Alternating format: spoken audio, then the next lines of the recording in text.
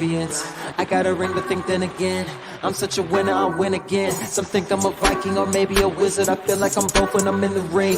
Victory brings serenity. I give them a three-piece, that's for the three-peat, and then I leave with the Trinity. True baller got all the amenities. All the others just wanna be mini-me's. Haters mad when they in my vicinity. What's up, everybody? Welcome back to day 2 of Acquisitions Week. Today, I'm going to be calling sellers live using speed to lead. We have a track record with speed to lead. Quite frankly, we have some pressure on us today because we've never gone live using speed to lead and not gotten a deal under contract. So today is it's a big day, right? I mean, this is like, I don't know. I talked to Gene the other day. He feels like we've done like 50 lives together. I don't know if it's that many, but it's a lot.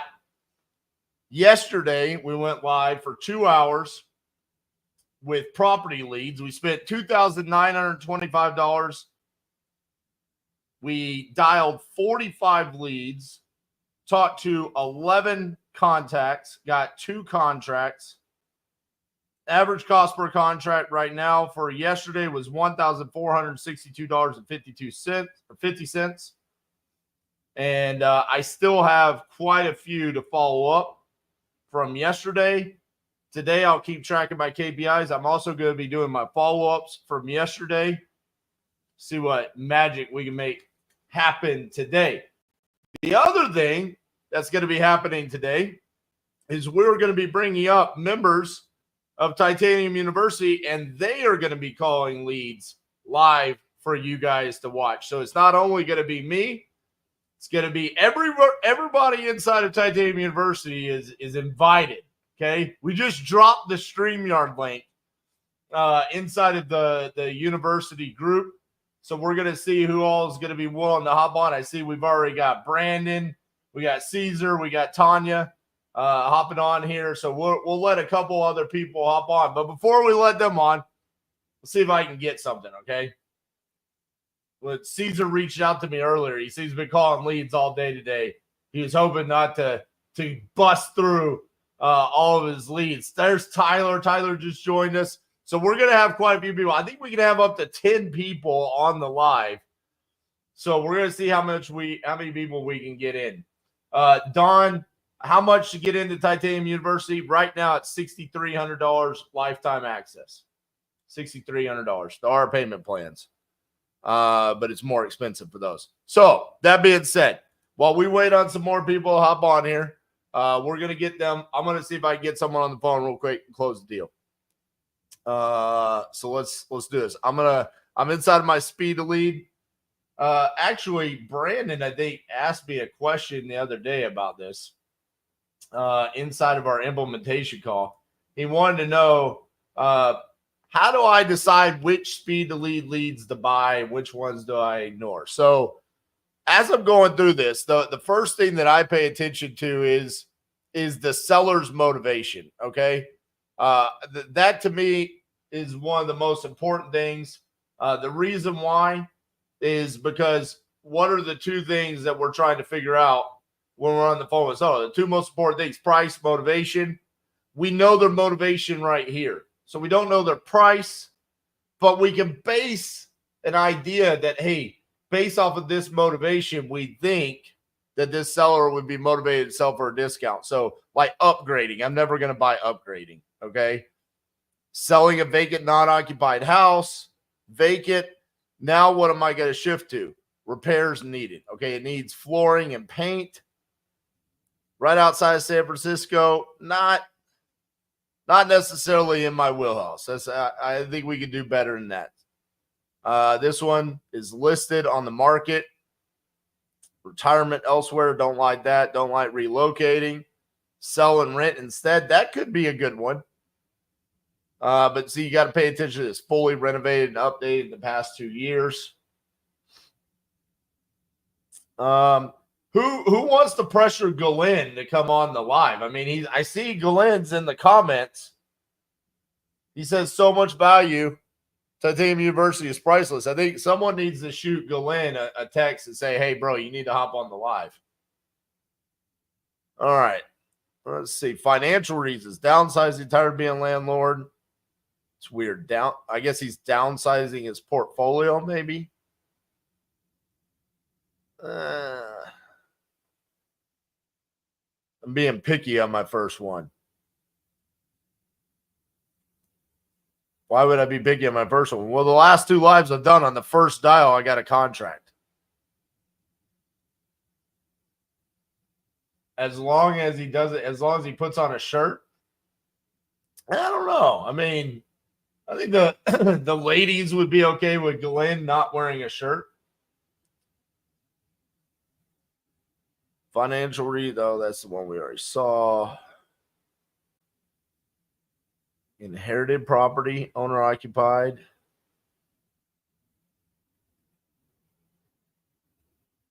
Buffalo, New York, financial reasons. Yep. That's the one. We're going with that one.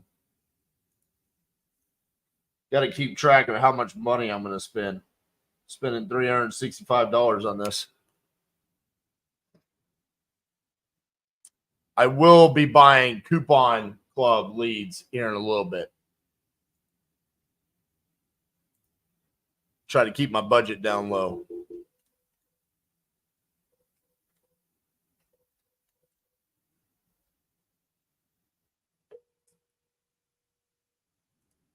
$6,300, Matthew. Lifetime access.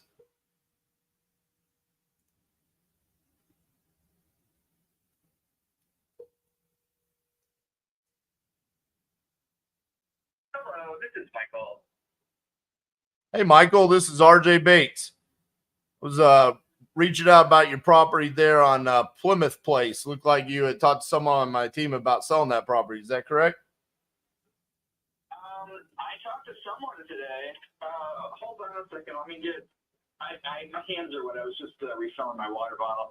No worries. Looked like you talked to Alex earlier. Fair enough. You know when you call me, you know what the caller ID says? Titanium? That's correct. That's because my company is Titanium Investments. Sounds bulletproof. Yes, sir. All right. So, what do you want to know? How much do you want for it? So, I quoted her the wrong number when she called earlier. The number has been 170 for a while, and I just.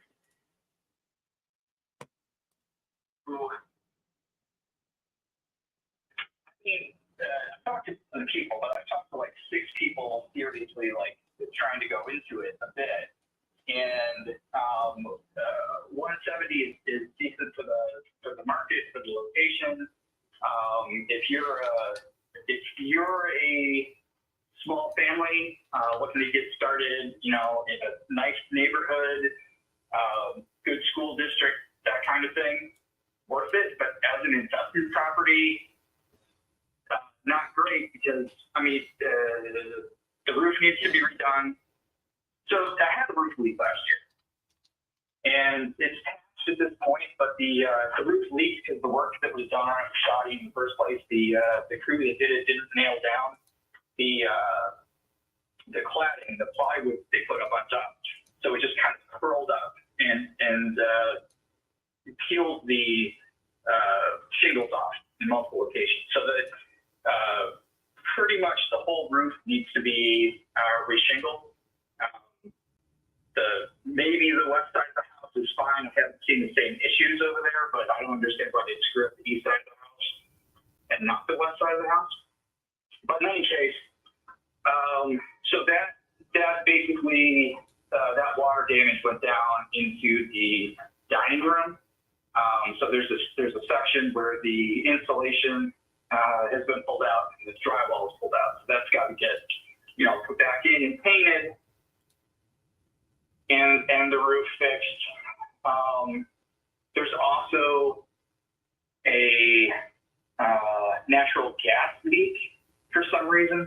There's just a very, very, very slow natural gas leak. It's got to be fixed before the natural gas can be turned back on. Anyway, if someone is serious about wanting to do it, I'd be happy to move forward, but as an investment, it's a lot less of a sure thing, given that money's got to go into it before you can get anything out of it. Well, I mean, we're pretty used to that. I mean, that's what we're used to doing is fixing things up and, you know, kind of earning that equity, that profit that we make off of it. Are you saying just because of the asking price of 170, it's just there's not enough margin there? That's what I'm saying. That as an individual home buyer, it's a little bit easier to stomach. You're going to live there, but if you're looking to turn around and resell, or you're looking to rent it out, or what have you. Are you not at all concerned about that, about the bubble topping soon? It looks like it's been so strong for so long. It's just, listen, I'm not trying to talk you on your thing. You do your thing. To me, it's just starting to.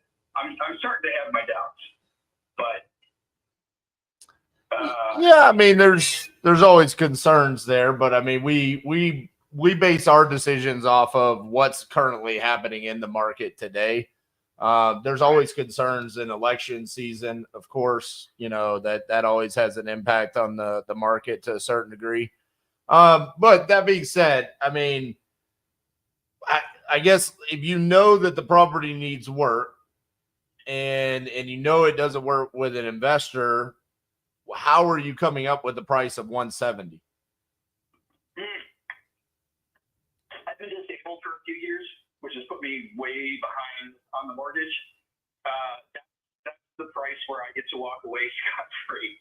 So I've been, I have an unusual medical issue taking a long time to figure out, and I'm hoping treatment's going to start being effective soon. I'll get back to work, and in a better world, I just get back to work and I pick up payments and I stay in the house that I, lived in for the last 15 years. Right. 16 years. Anyway, I would prefer, but so when you say at 170, I don't know when I get to be ready to go back to work. You know what I mean? when you say 170, you get to walk away unscathed. Is that what you currently owe, or would that be kind of putting some money back into your pocket a little bit? It's real close to that line. It's a point. So when I started talking about this a year ago, I've been taking these calls for a while now. Right. That was going to give me a little bit of margin to get out, and I haven't really. I haven't reassessed where the market has moved in terms of what's the value of that property and that location. I can tell you that if it were me and I wanted to make profit in that spot, I would take that building down and put a new one up. But there's no reason you couldn't put. There's no reason I see that you couldn't put a two-family home in that spot. It's a lot of space. It goes back pretty deep, but in any case, I guess I'd have to look at it because I know that even at that price, I've gone over that at this one. I'm going to owe more than I'm going to owe just a little bit more than that. That's just. Well, the reason why I'm asking is because if 170 doesn't work as a cash price, I mean, there's potential that there's something that can be done creatively if you're open to it. We would have to go through the details to see if it would work or not. But the first thing that comes into mind would be potentially buying the property sub 2, which is kind of us just taking over the mortgage. But that would only be if we could turn it into a rental, really. Because there's not enough equity there for us to flip the property. So how much is your monthly payment on the mortgage? It's been under 1,100, but if I were to get a new deal to get back up and current, it would be it'd still be under 1,200. Okay. looks like rentals in that area for similar properties are anywhere between 1,400 and 1,600. Does that sound accurate? Yes, that's correct. So you say it's currently under 1,100. But you have some arrears, correct? Yeah, like about 160, 170. Well, no. I'm saying like how far behind are you? About 3 years. Oh, So here's the thing. I didn't expect to get this far into the call, and so I haven't researched going down this route for 6 months at least. And kind of like going between health crises. So like if you really are serious, like I can take another look at what is real.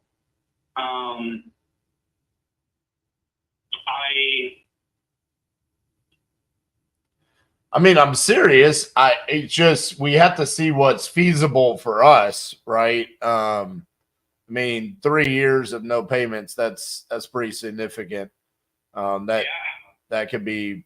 Now, that being said, there are properties around there. I'm trying to understand. Like, there's an active property that's 0.3 miles from you on North Forest Road that's active for $350, and it's pretty similar square footage. Yeah, it's a nicer house, though. Yeah, it's on the other side of. I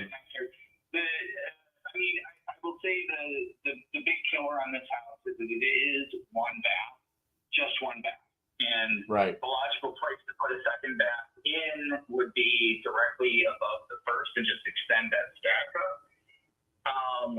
But it's kind of like a cave in that section, but without dormers. When I originally moved in, my plan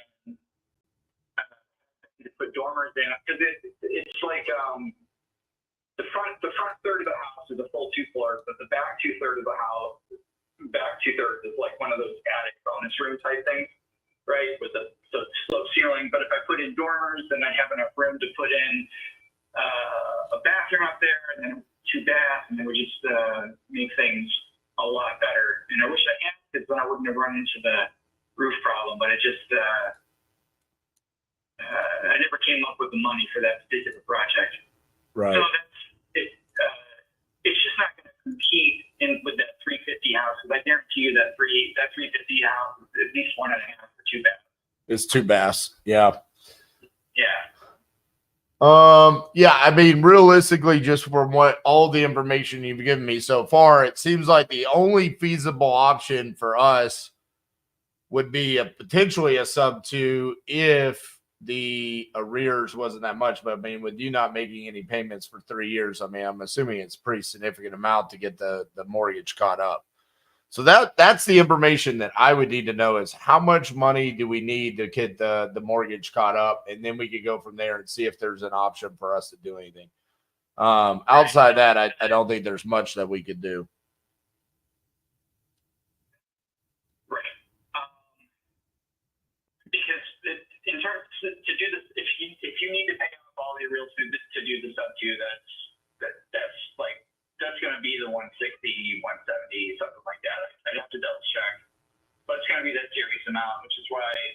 So like me as the resident homeowner, you know, I'm looking at programs where I can refinance that and just get in there, stay there from there, and the bank is essentially, they're not having an easy time pulling the house out for me. So I've only got that flexibility because it's in the situation that it's in. Right. So I think we're saying even taking over the mortgage isn't really an option. Probably not. Yeah, probably not with that. I mean, I would say if you have the ability to refinance, I mean, that does sound like the best option. But How much does it cost to set up a new house these days? Or is that waiting years to get the crew out to do it? you mean to like tear this one down and to rebuild a new one? I mean, it's going to be pretty expensive. I mean, Well, you're talking about hundreds of thousands of dollars. Right. I guess my question is like,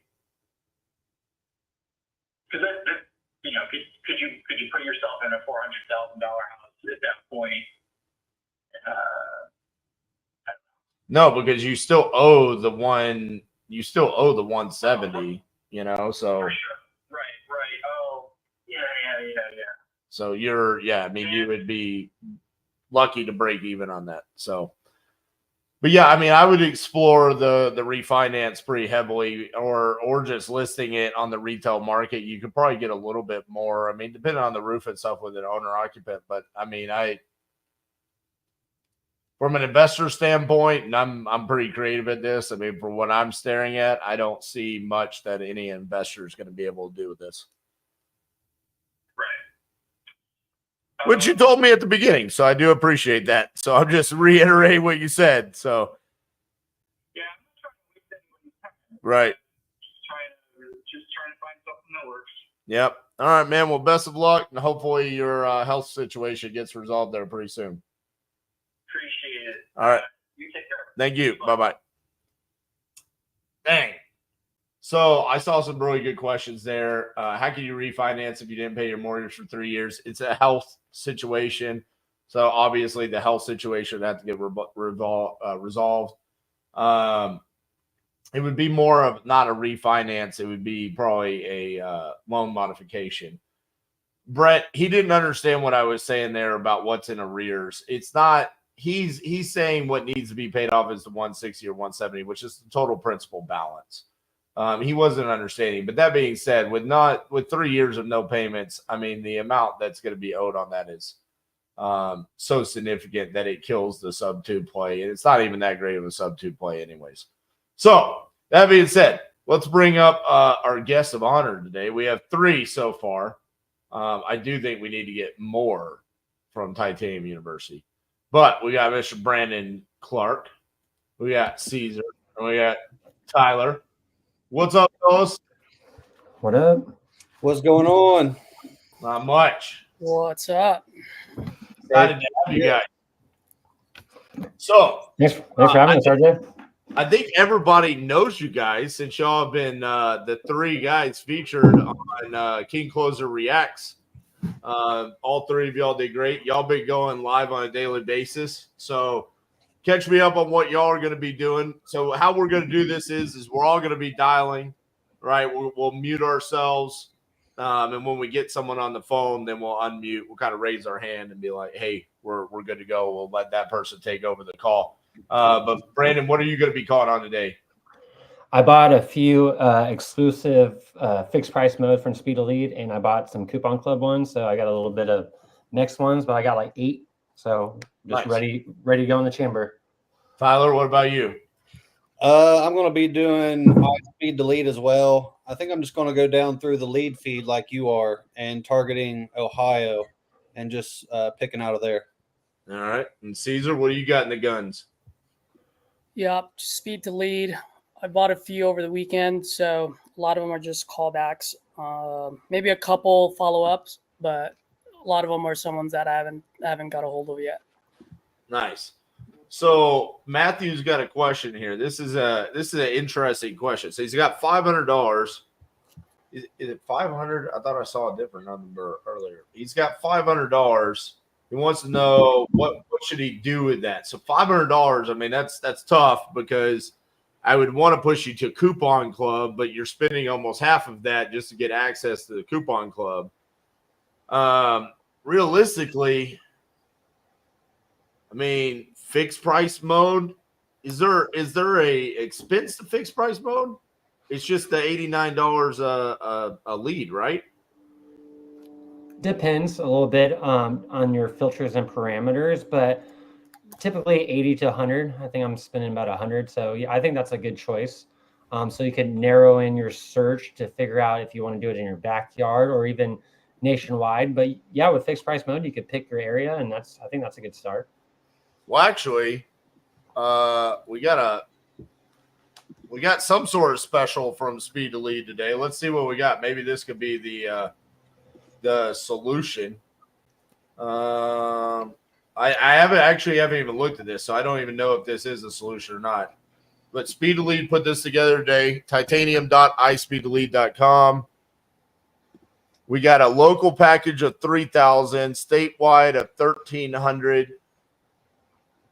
We got a national package at 1,185, a silver package at 1,000. That's the lowest. 1,000 is the lowest. So they've got the other packages down here, Coupon Club and stuff like that. But yeah, that's the cheapest that they have on today's package. Which, by the way, I know inside of the university we crush it with these specials that Speed to Lead puts together. They always give the best specials out there. So definitely check this out. I'll put the link in my my comments there for you guys. But yeah, let's get to dialing. Sweet. Do it. Let's see.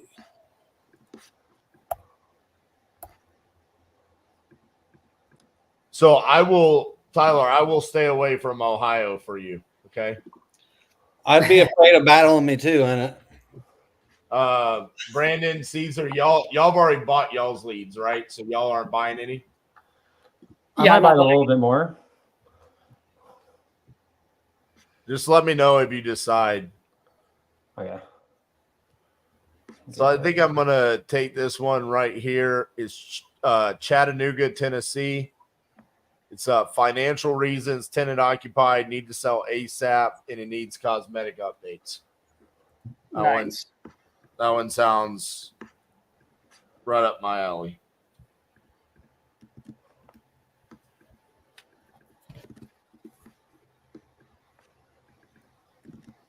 Let's see.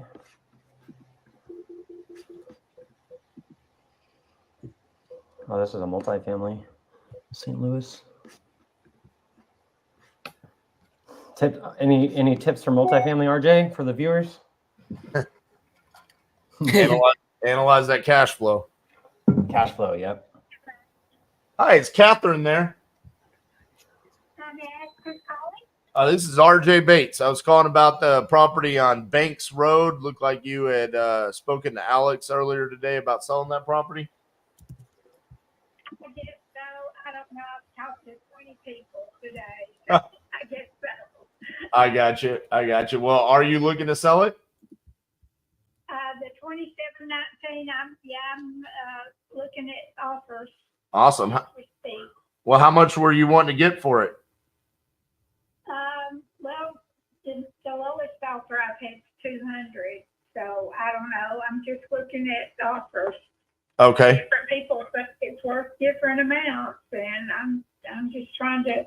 Plus, I want to know what they're going to do with it, so I'm eliminating a lot of them. Well, what am I allowed to do with it? Well, do what? Well, you said you're eliminating them, so I just want to know. I don't want to give you the wrong answer. What am I allowed to do? Okay. Well, I don't want any group homes. That's okay. I definitely don't do that. Okay. I don't want what do you call those, yurts? I had somebody offered me over $300,000, but he was going to put in yurts. You know what a yurt is? I do know what a yurt is. That's a very strange thing to want to do with this. I know he's going to use the existing structure for like a meeting area, like a common area with the showers and I don't know. I think they were going to prepare meals. I don't know, but I live in this community. I can only imagine being driven out of the community if I sold it to them. So anyway, I just want to sell it like a normal piece of property. The property itself is worth at least 200, and it's like the building is a bonus, but it's worth probably 100 something. I don't know. I have no idea. It's manufactured home.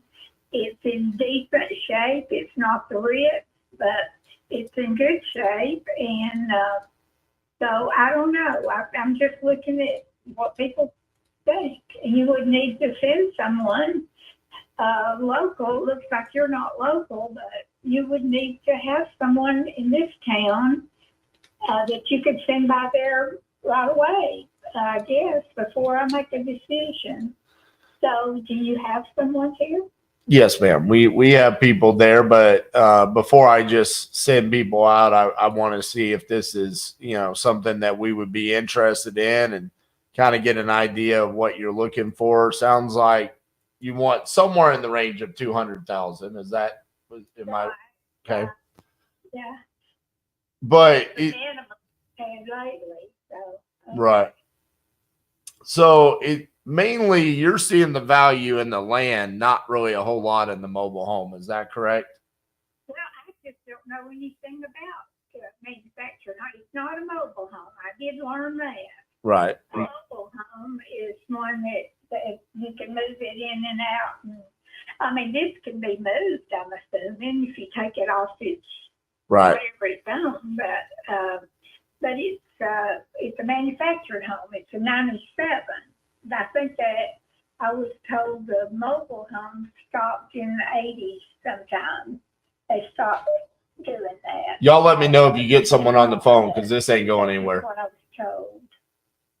So You're on it? anyway, I don't know anything about manufactured homes other than if I get somebody from Florida, and I think that's what's happening now. I'm getting 20 calls a day at least, and the people that got their homes were destroyed, they did that during Katrina. They all came up here and wanted a place to live, and I think that may be what's happening. I don't know. People trying to get out of Florida, but that's all they want is a manufactured home. That's what they want to buy. Gotcha. So You probably know all that. I don't, but you probably knew that. yeah. So from my side, I'm an investor. You know, I'm looking for something that we can fix and play. This is Tyler Osborne. I was giving you a call about your place there on Oxford. Looked like you had put it in here. You was looking to sell it. Sorry about that. My computer. Okay, awesome. I mean, what were you looking to get for it? I mean, I'd like to at least get 130 out of it.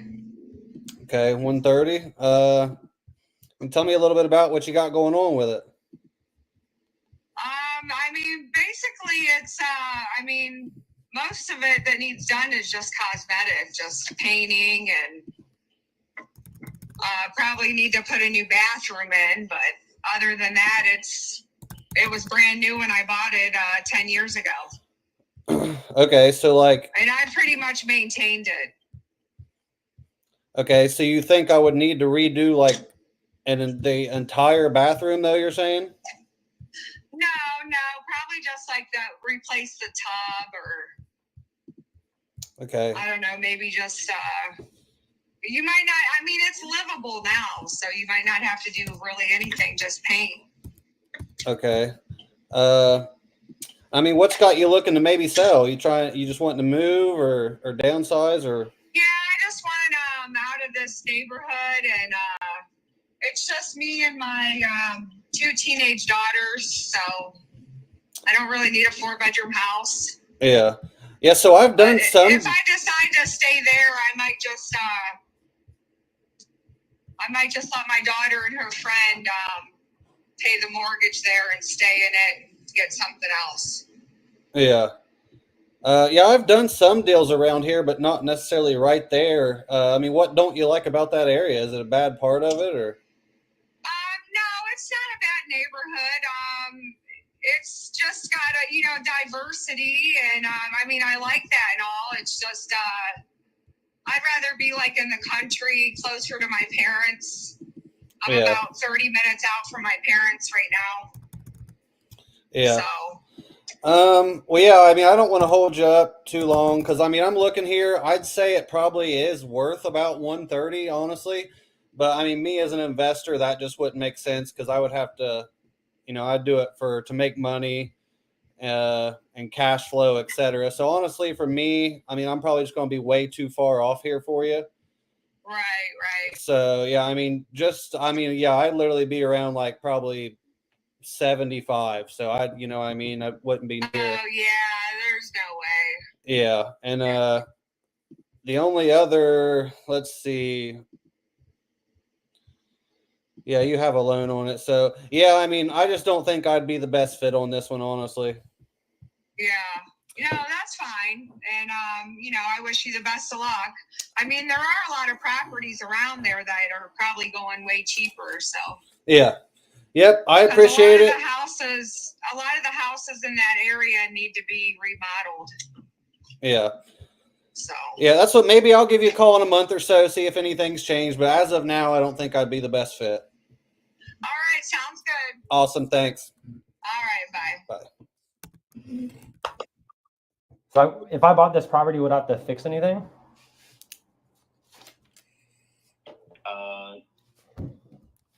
Yes, everything. Oh yeah. Tell me a little bit about that. Everything, you have to fix everything. Is it tenant occupied, or do you live in the property? Nobody's there. Oh, so it's empty? Yeah. I gotcha. So you're looking to get 55. Let me see here. Let me see here. So pretty much a full gut job then. Is everything pretty original there, or have you done anything to the property since you bought it? Nothing. You haven't done anything? Okay. When's the last time you had renters in there?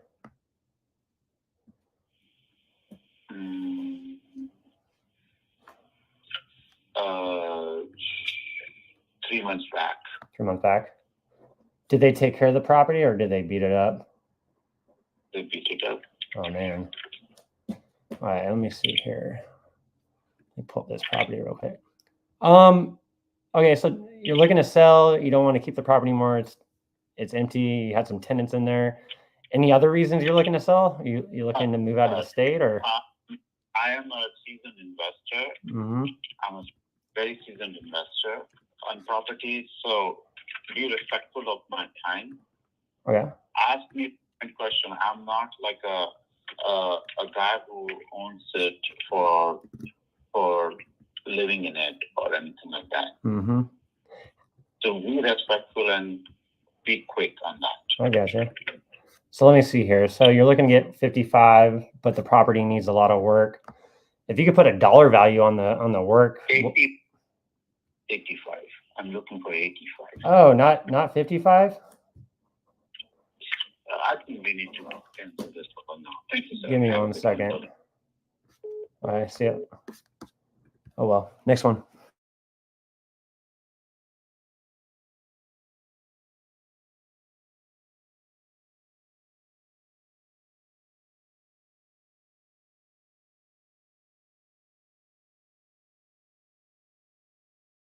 Anybody on a call? Let me call the next guy. It's ringing right now, so we'll see. I think Glenn's on a phone call. I think so too. I swear that guy said 80 or 55. I was like, that could be a good deal. But he's asking for pretty much ARV. Oh, wow.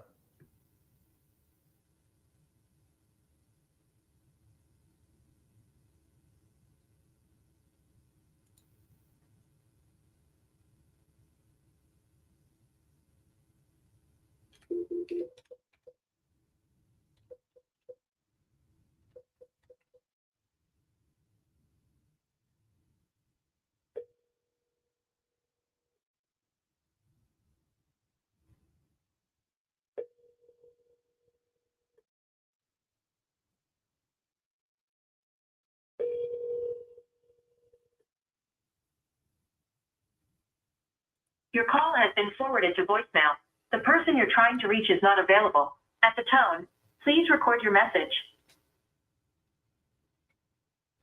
It's a great question, Cassie. I'd also like to know why Glenn is not unmuting himself.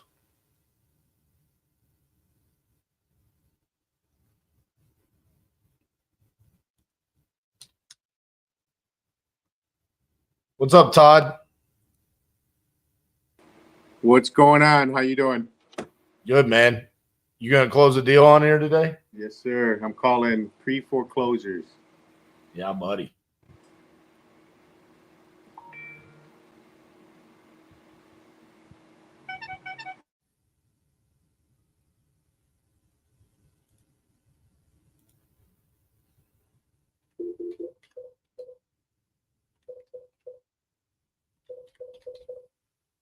Yeah, first one I was a little nervous. It was a buyer's call, RJ. That's why I was not. It's yeah.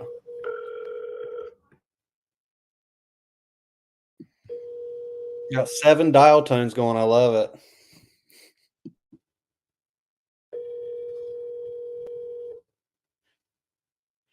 Hey, it's Shelly. Taking my bond.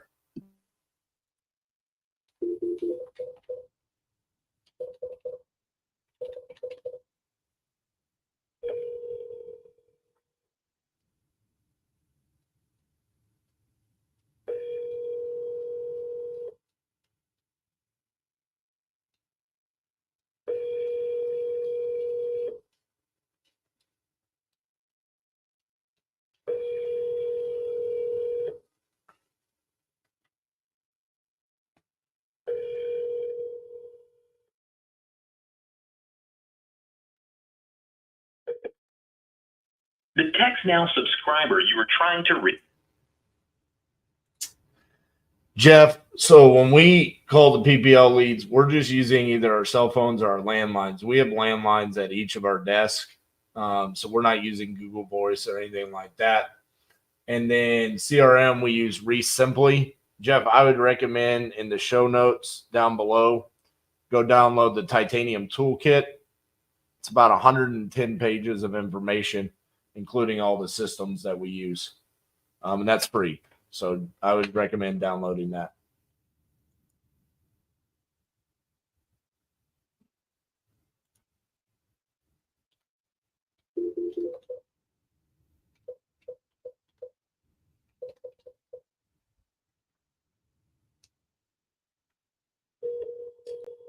Drew, almost everybody's calling speed to lead. Speed to lead is today.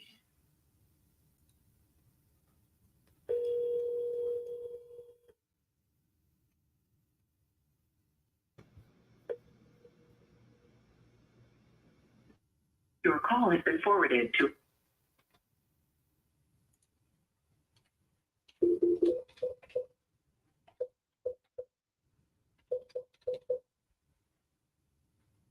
Your call has been forwarded.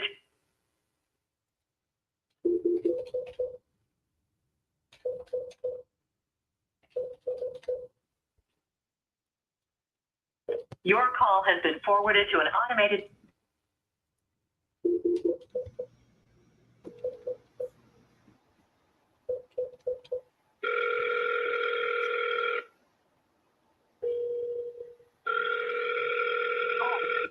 To an automatic.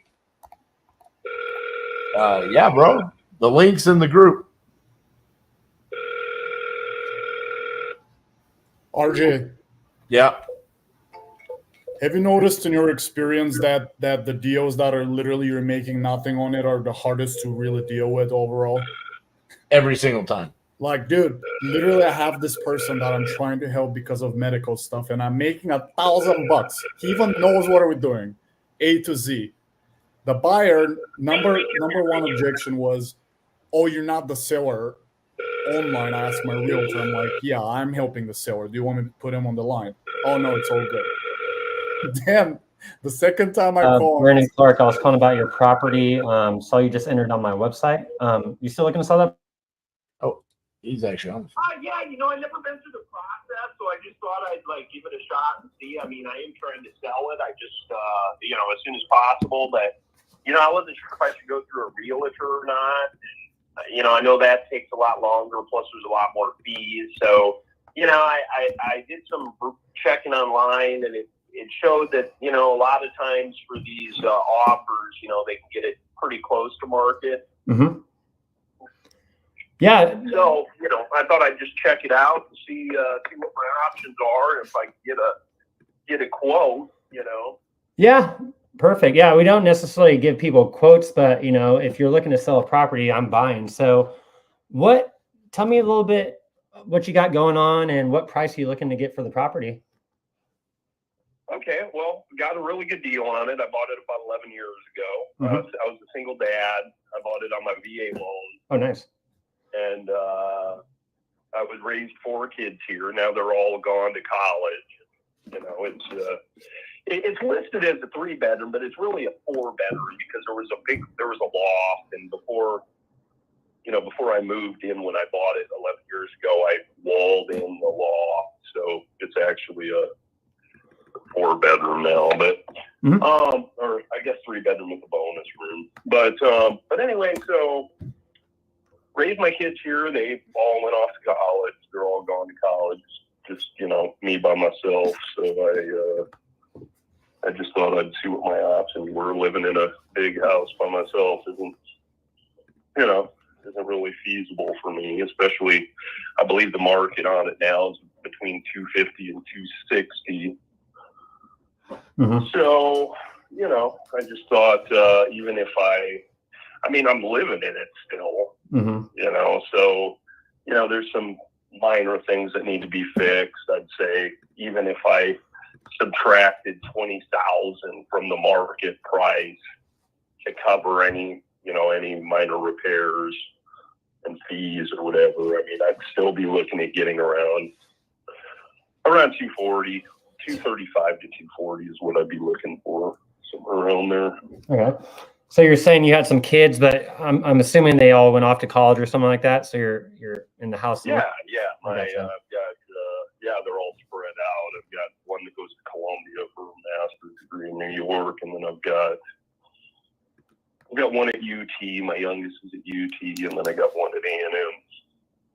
Oh, cool. So yeah, so they're all gone. So anyway, so I just want to know what my options were and what I don't really know how this process works here. So yeah, of course.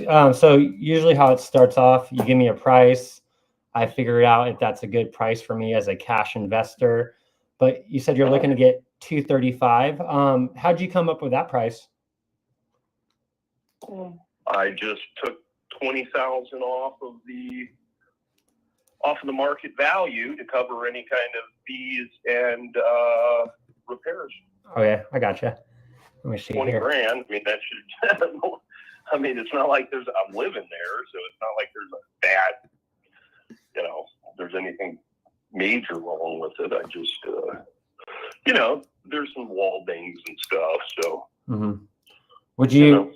So if I bought the property, I usually fix up properties and either flip them or I put a renter in there. So if I bought this property, what kind of fixing would I have to do to it?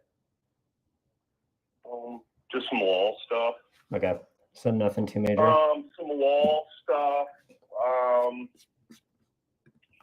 I just had a new coil put in on one of the blowers, one of the air conditioning blowers. One of the coils kind of, I don't know, got a leak and it wasn't fixable, so I had to put a coil on it. The AC units could probably use cleaned.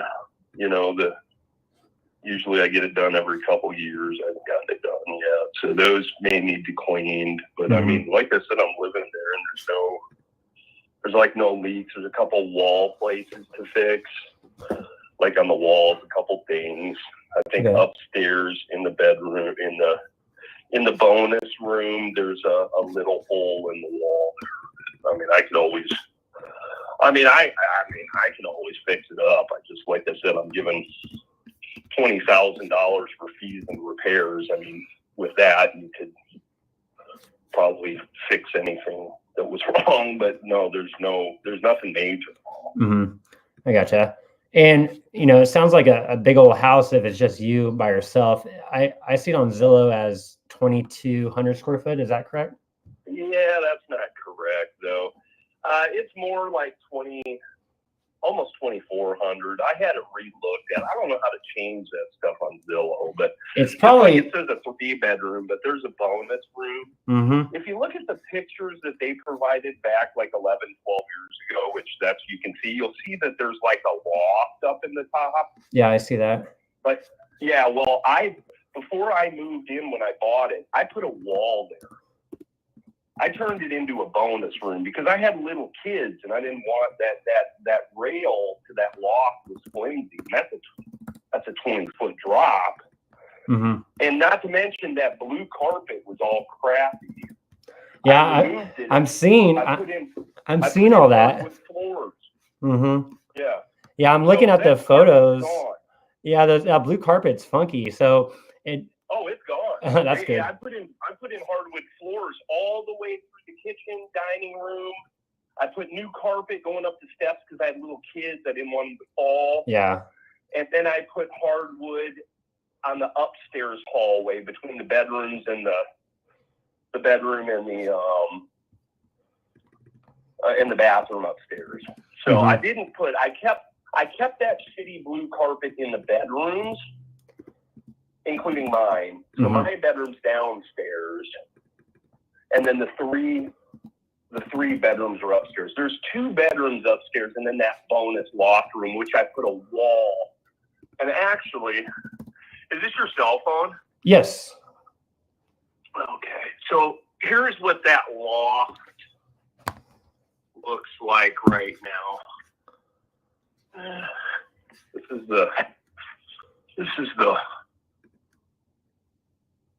That's the wall that I put up there. See, that works. Might not work if I'm on the phone, but yeah. So I'm just running some numbers on my end. Are you in a rush to sell the property? Because, I know you said you're looking to get 235, but based on that area, I'm seeing a lot of houses selling for 216. I'm seeing some selling. Yeah, not a 2-story. There's only 2 mm-hmm. 2-story houses on this block. Okay. And the one next to me sold about 6 months ago for 260. 260. And my house is better than theirs. Okay. See, my house's market value was around 270, 280 a few months ago. Okay. Well, I don't know, maybe 6 months ago. But yeah, if you look up the history on 729, that's the house next to me. Mm-hmm. And that sold, I don't know, they're trying to sell it again, I think. They put solar on it just recently, and they're trying to sell it again. But they bought it, I don't know, six months to a year ago. They bought it for 260 or 270. Mm-hmm. Yeah, I see. But my house is better than theirs. Mm-hmm. So bigger, and there's only 2 2-story houses on this whole block. I got so you. You need to kind of compare. Like, mine's got a fireplace. I don't know why they got a fireplace here. It's so hot here. I mean, literally, you could probably use it maybe 2 weeks a year, Yeah, it's but already. I've never used. I got you. It's never been. What would you say? Yeah. What would you say your property would be valued at? Like, if you did all the repairs and you fixed it up and got it market ready, what would you think the value of your property would be at? If I got it market ready, I would want the market value, which is around 250 something, 253 or 256. Yeah, that's kind of. That's what I'm saying. Mm-hmm. That's why I discounted $20,000 because it wouldn't cost you $20,000. I got you. Yeah, I got the same number as you, around 250. But just by doing the math, like, if I think this property is worth 250, I got closing costs, that's about 17 grand. I got holding costs, that's about 12. I will put some money into so I will put money into this property, probably about 25K. So, if I gave you your asking price of 235, let me see here real quick. I would actually lose money. So as a cash investor, I'm buying the property as is. I'm paying all the commissions. I'm paying all the closing costs. So for me to buy this property as a good investment, I would have to be lower than that 235. How much lower? Well, I don't want to poke you in the eyeball, but I'm just based on the math, and if your property is worth 250, I'll probably put 25K into it, closing costs, holding costs, for the numbers to make sense. The last market I checked on it was 256. So yeah. Well, you're dealing with a cash investor that's, will buy as is. So you're basically paying for conveniency. So I'm not sure if I would be a good buyer for you, but at least I could let you know where I would need to be on a cash offer. Yeah, of course. Let me see here. Because let's see here. Let me see if 200 works. I mean, I always thought it saved closing costs if you did it direct to direct. But a lot of times, well, I'll either rent this out or I'll flip it. So it just depends on, my exit strategy. But typically I run it as a flip just to make sure I have some meat on the bone. But let me see here. Do you pay it off or do you get a mortgage on it? I might buy it, fix it up, then maybe refinance it and throw some renters in there. The reason why I ask is because I have a very low interest rate right now. Sometimes I've looked online, and sometimes buyers, they'll do it through a trust. Yeah. Because I have such a low interest rate. What's that interest rate? I'm 3.25%. Yeah, that's pretty good. $960 right now. And you got that VA loan, so that's pretty good. Yeah, that's what I mean. So I might have another option because, a lot of sellers I talk to, I can't buy their house because they want kind of market price or maybe a little bit lower than market price. And for me as a business owner, I need to make money. So I need to buy properties at some sort of discount. So I'm not a buyer for everybody, but I do have a solution for you possibly. Let me at least work the cash first to see if a cash will work. For me to buy this property cash, I would need to have it at probably about 160. 160? Yeah, that's just how the numbers work, for a cash investor. That's 70,000. That's if it's 250, that's 90,000 less than market. Yeah, well, no way that'll. Well, yeah, that's why I was saying I might not be the buyer for you because I got closing costs of 17 grand, 25K worth of rehab, holding costs, because money's not cheap right now with the economy is so shitty. So, I might have another option if you are in a rush, but have you thought about maybe just getting a real estate agent instead of, a cash investor that, might. Well, no, I thought about it. I just thought it's weird. Like when I was looking to maybe get a realtor, I kept getting these pop-ups on the internet about, hey, they'd be like little commercials. Hey, we went directly through a cash buyer and they got us really close to market. Like, I'm sure it's just a ploy or whatever. But anyway, I'm like, wow, that's kind of weird. And I mean, it makes sense because it should save a lot of closing costs. Plus, it saves me my half of closing costs with like having a realtor. Because I mean, that's what, like 3% each or something. Yeah, and it's just if I have a property up in Richardson, that's my primary residence, VA loan. But if I'm buying this as an investor, I need to make money. So if I was just buying this property to move in the property, it'd be a different story. But for me as a business owner, there just has to be meat on the bone. So I don't think a cash offer would be your best bet.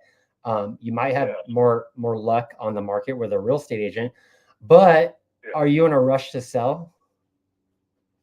I mean, I don't have to be. I mean, like I said, I'm just kind of shopping around to see what my options are. I mean, if you tell me what the other option is, I can kind of tell you. Well, there's a few options I have up my sleeve. A lot of times if cash doesn't work, and a seller is motivated and they need to sell, they have a good mortgage, I can take over that mortgage. It just depends on if the seller, it's pretty much like a Hail Mary usually. If the seller is motivated to go, they don't want the property anymore, they don't want to go with a real estate agent, and the cash isn't really hitting. One option I have is to come up a little bit in price is just take over that VA loan because you do have a good 3.25%. So for me, that would be a good buy. Just if you're interested in going that direction. Oh, you mean like doing the trust, where I assign the house to a trust, and then you take over the trust?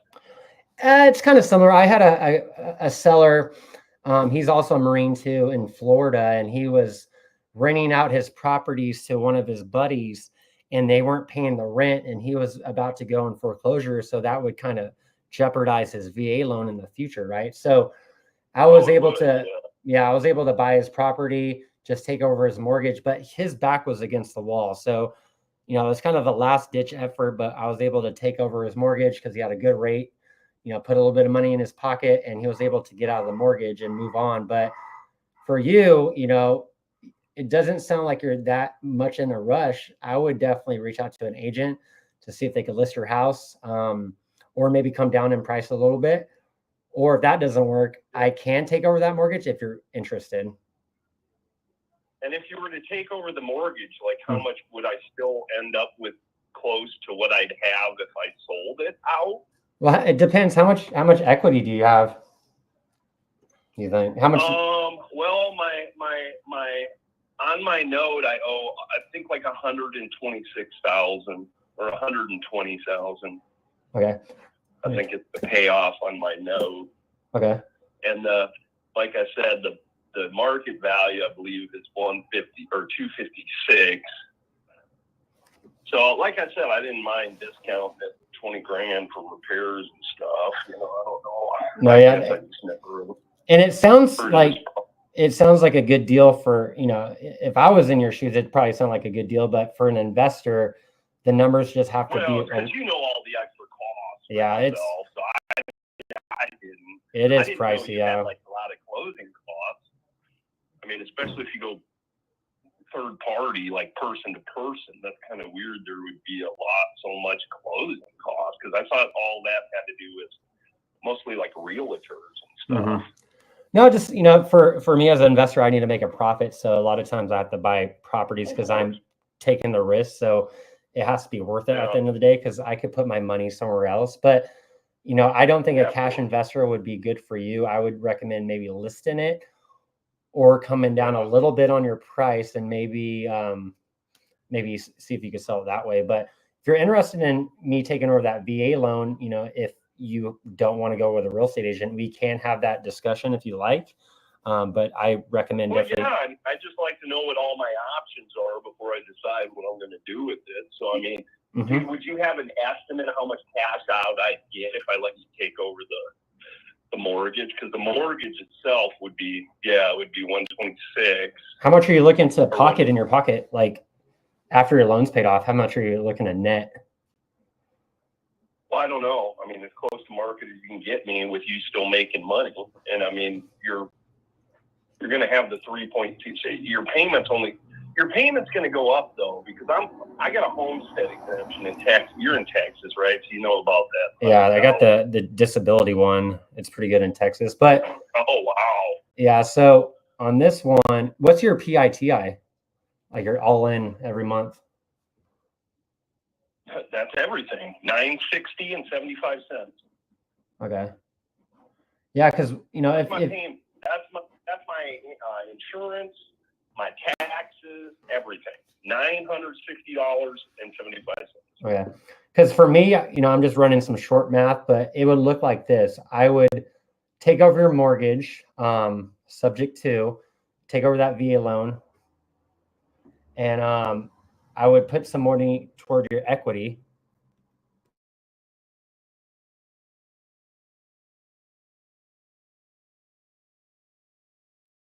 Okay. All right. So I just want to make sure that I understand. So you bought this property, you were going to fix and flip it, and it's not going to work out. You need to get rid of it. Once you get rid of it, you want to be a wholesaler. Correct.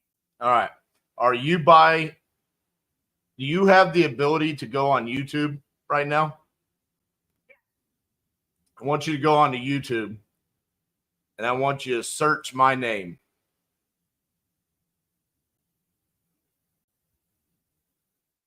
My name is RJ Bates III.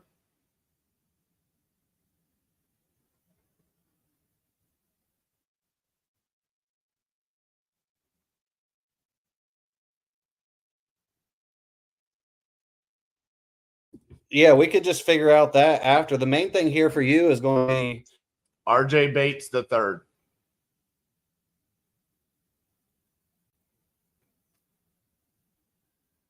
You're going to see a very good-looking Viking man. That's me. Did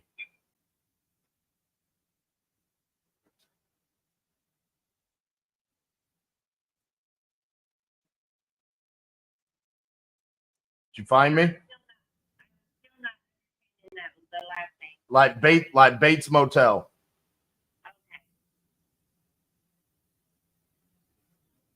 But I'm not crazy like Norman.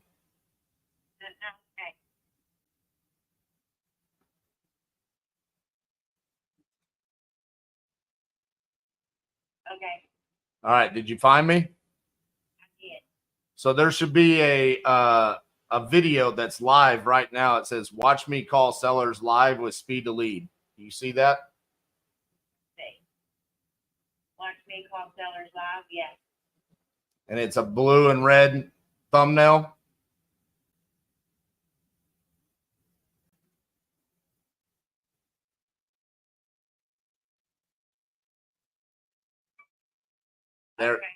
There I am. Hi, we're live together on YouTube right now. So you see all these people right here? Yeah. All these people are inside of my community. I'm their mentor. I've taught them how to wholesale, and all of them, what we're doing right now is we're calling sellers to wholesale. So here's what I want to do, because I love a cool story. Cool stories are what make life. Okay. So how about I help you dispo this deal? Okay. Is there any chance you could turn down my volume on YouTube? Because it's reverberating through the microphone. But I help you get rid of this deal for whatever you're in on it for. So you don't walk away with any cash. You can recoup whatever you've got in on it. And for the payment, for whatever you're trying to make on this deal, you're, instead of taking money, you become a student inside of Titanium University, and you join these people, and I'll teach you how to wholesale. So you stop flipping houses and stop losing your ass, and you actually make money just like all these people.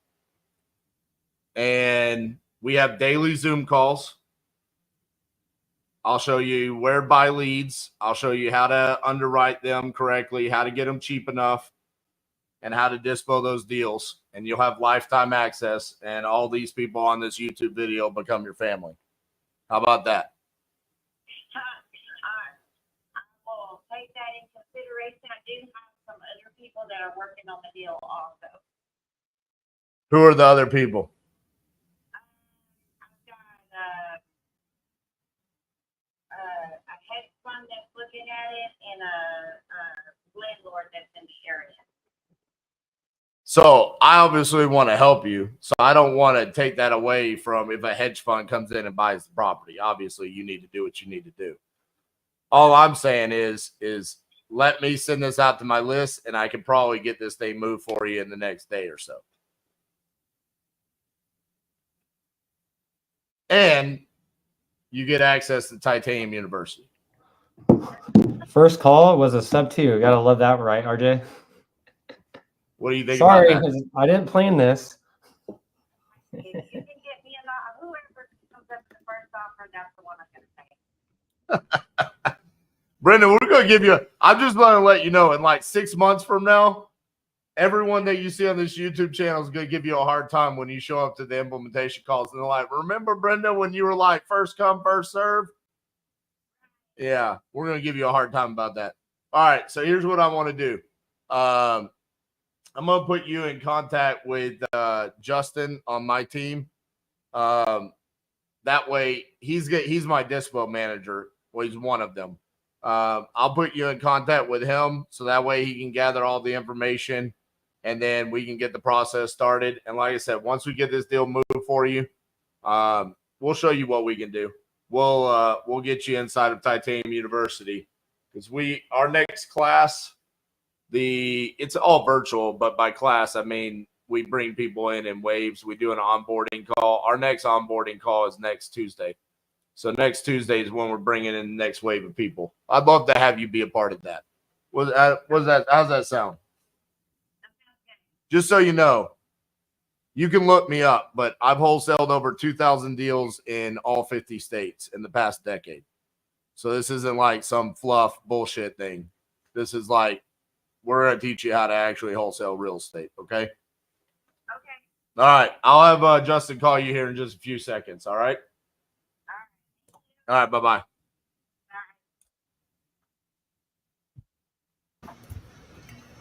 Brenda, welcome to the Champions Group. Champions League, my lady. Tyler, are you on a call?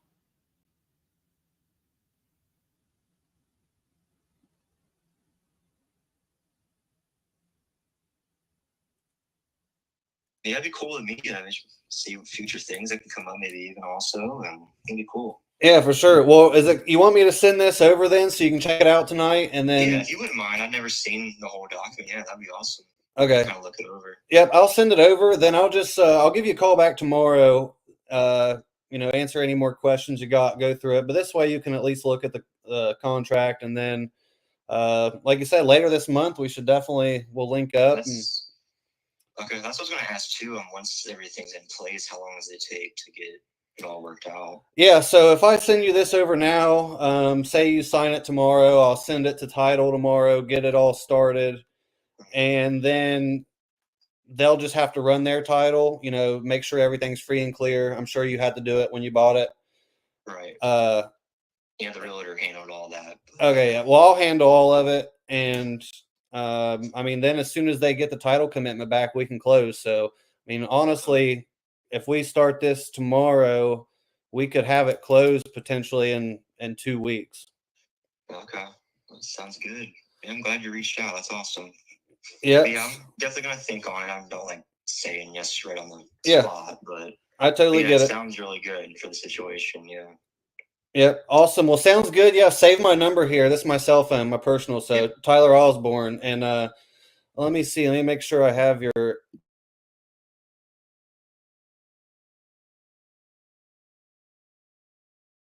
Yeah, that's fine. No problem. Okay. Yeah. Just text me that. I'll get this over to you. You can check it out. Then I'll just circle back with you tomorrow. We'll figure out what we got going on. All right. Sounds good. I appreciate it, man. Awesome. Thanks, Andrew. Yeah. Thank you. You have a good one. You too. Bye. Bye. That a contract, bro? Yeah, he's not 1,000,000% if he's about it. It's a seller finance deal. I know that deal in that area. I could sell that in one call. So, he's a new flipper. He's a rookie flipper is what it is. So that's what mine was. Yeah. So it's kind of helping him out. And the only way his numbers are way off. But like I told him, I broke down seller finance. He only wants 10,000 down. I take the rent, cut it in half, and then subtract a little more, and then offer that for a month. So, but yeah, I'll have to send that over to him, kind of make him feel more comfortable tomorrow about it and really explain it. But sounds like someone that, I could definitely partner up with on multiple things. He's right here in Akron. So nice. So you missed it because you were closing that one. My rookie flipper is in over her head. She doesn't have the money to finish. So I offered her, let us dispo the deal because it's local to us. Mm-hmm. And I said, but you take no money. We take all the money and we'll let you in Titanium University for free. Because I told her, I said, you need to learn wholesaling, right? And she's like, when I get done with this, I'm only going to do wholesaling. And I was like, well, I had her come to the YouTube video. And I said, you see all these guys? These are all the people inside Titanium University right now. That's what we're doing. That's what I teach them how to do this every day. Said, so you could come join us on a daily call. So that's awesome. Yeah. Also, that lead I just sent, I'm about to send, it was a $29 coupon club lead also. So there you go. Raylan, we're doing it right now, bro. We're all using Coupon Club on different leads.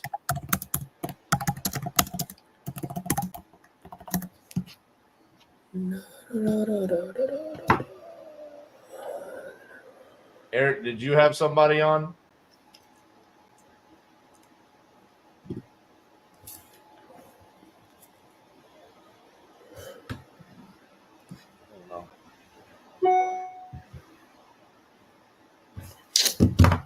Somebody needs to get someone on the phone.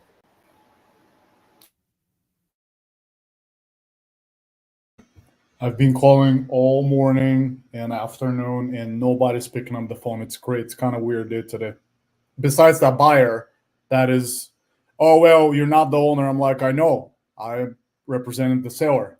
Then I call him back. He's like, wait, it's not listed. Hey, Mark, this is RJ Bates. I was calling about your property there on Lakehurst Court. Looked like you had spoken to Sam earlier today about selling that property. Is that correct? Yeah. Awesome. How much were you looking to get for that? I'll leave some meat on the bone for you, and I'm being completely honest. I need 624, and you take over and you sell it for 780. 624, and I sell it for 780. That sounds like a hell of a deal. What do I have to do to get to 780? Just come in and do a little bit of cosmetic stuff, a little bit of this and that. Let me ask you this. Where are you based out of? Fort Worth, Texas. Okay, well, that's good. I got a lot of family down there in Texas, so I can relate to you very good. How do you feel about ADUs? I've done quite a bit of business in Hawaii, so we were pretty accustomed to having to do ADUs out there. So, well, this house has the perfect layout for an ADU. The guy that built it, his name was Jeff, and my family home was right next to this one. So when his wife put this up for sale, I ended up buying it, and Jeff was in the construction field, so he made this house very solid. But what he did with that garage is he made it perfectly square. But if you were to take your body and just imagine that your chest is the garage and put your arm out straight, he made an indentation like that that's probably a 7 by 14, which would be a perfect cutout for a kitchen. Okay, and you already got a bedroom and a remodeled bathroom downstairs, and then there's the cutout so that you could actually have laundry room down there as well on that first level. So I was going to convert it into an ADU myself, but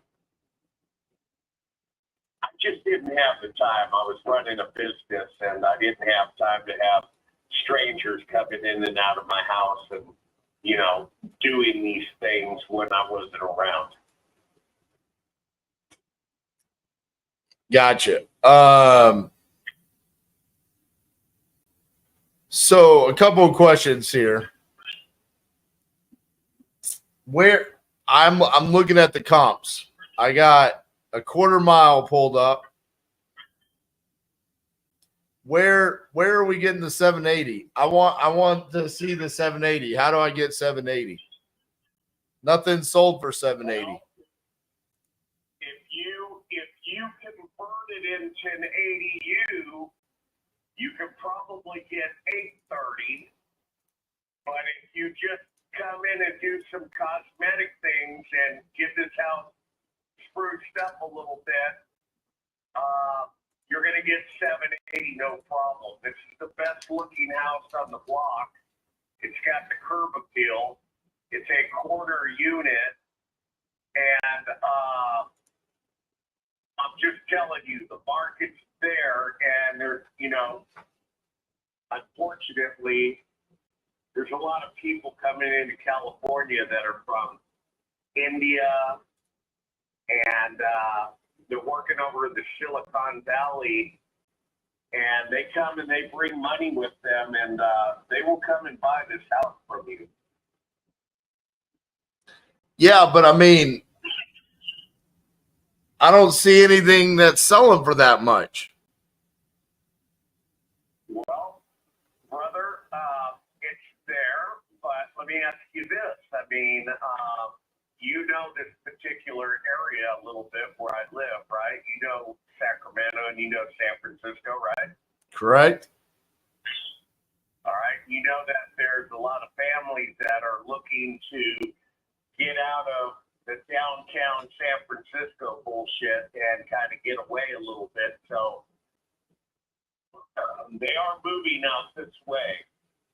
Now, for you to finish that ADU, you're looking at investing about $35,000. It's already got the 5/8 sheetrock up in the ceiling. The walls are already textured.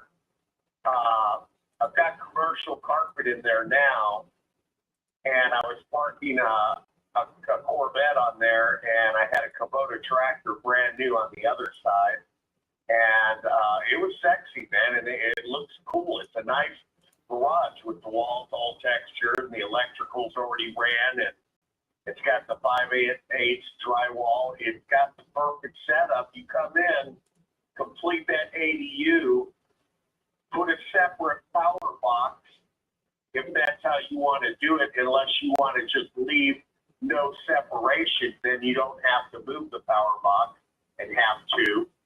But you don't have to move the original one. It's right there on the first floor. But I'm just being upfront with you. If you come in and you drop 50 G's into this house after paying me $624, you're going to get about $820 for this house, having that apartment downstairs, because people are going to love that. They can rent that thing out downstairs. People have told me, man, you could get $2,400 a month. I go, yeah, but I wouldn't do that to people. I would probably let some college person come in or do whatever, and give them a break. Maybe let them rent it for $1,950 a month, and I would pay the difference on the mortgage and just live up top. They can live down there. But if you sell to the right family, I ran into this girl over at Home Depot. She told me her cousin was looking for that particular layout because she wanted to have her mom live downstairs. So you will get $830 if you convert that ADU. I'm not pitching you heat. I'm telling you the truth, and it's real. If you don't do the ADU, then there shouldn't be any problem with you getting $750. I want to believe you. I can't believe you. I got to believe what I see. Every software that I have, which I have every software that I could possibly have, does not show me any house of your square footage selling at that price. Well, they're not ADUs, though. I'm talking about any house at your square footage has not sold remotely close for that number. So I'm going to have to pass off of that. All right. What are they selling at? Give me a ballpark. 680, 546, 675. Oh, 675. I don't think they're as nice looking as mine. I mean, are they corner lots with palm trees that look like they're resort style outside? And I mean, I got a palm tree that's outside. They're your neighbors. I mean, look at your neighbors' houses. I mean, they're those houses. Like right there. Like the ones that you drive by to go to the grocery store, it's those houses. So, I mean, for me, bro, I'm not anywhere close. I mean, I'm going to have to pass on this one. All right? That's okay. Hey. Appreciate you. Not all deals are good deals. So, I mean, Absolutely. For me, may not work for you, okay? I'm a businessman. I was in I mean, 32 years. I accept the no as gracefully as a yes. I walk in faith. God will put the right buyer in front of me when it's time. Amen. When it's your office, right, brother? And just to give you a little history on my ancestry down there in Texas, my great-grandfather, 16 generations back, founded the first town in Texas, which is Nacogdoches. Okay? And he wrote the first Texas law.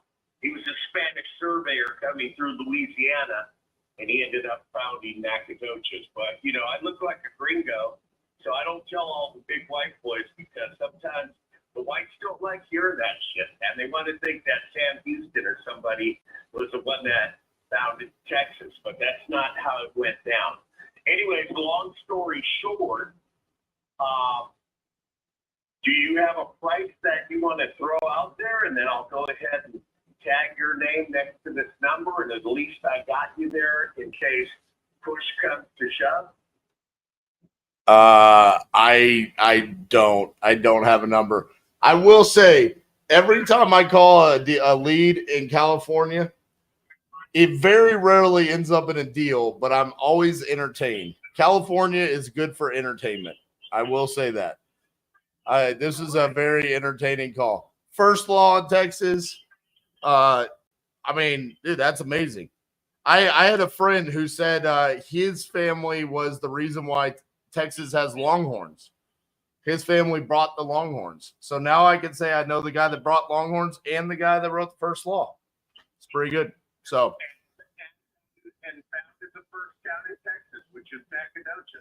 I basically have talked to the people that created Texas.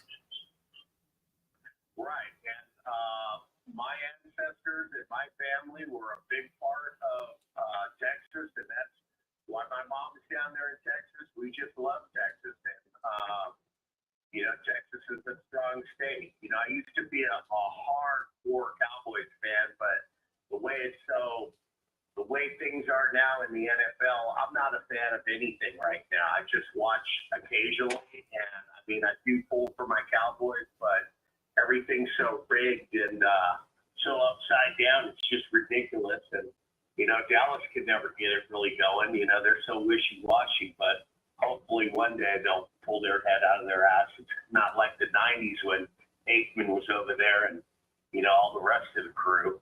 But I got my pictures with Tom Landry, and I used to go watch them when they were out there in Thousand Oaks and Oxnard and those areas. They'd come out to the training camps when I lived over in L.A., and I was over in Woodland Hills. Hey, you keep your head up, man. You're a businessman. You got a powerful voice, and you're, God's going to put the right deals in front of you. I want you to call me, though, one day and check and see what's going on. We might be able to work some business. I don't know why you won't throw me a price. What do you think? I'm going to just tell you, hey, come on over and steal this house for $600,000 or something? I mean, where are we not clicking? Because I'm leaving meat on the bone for you. Man, you're an old school salesman. You do not take no for an answer.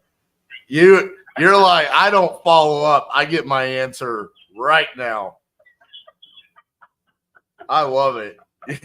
You're like, you're going to give me a damn number before you get off this phone.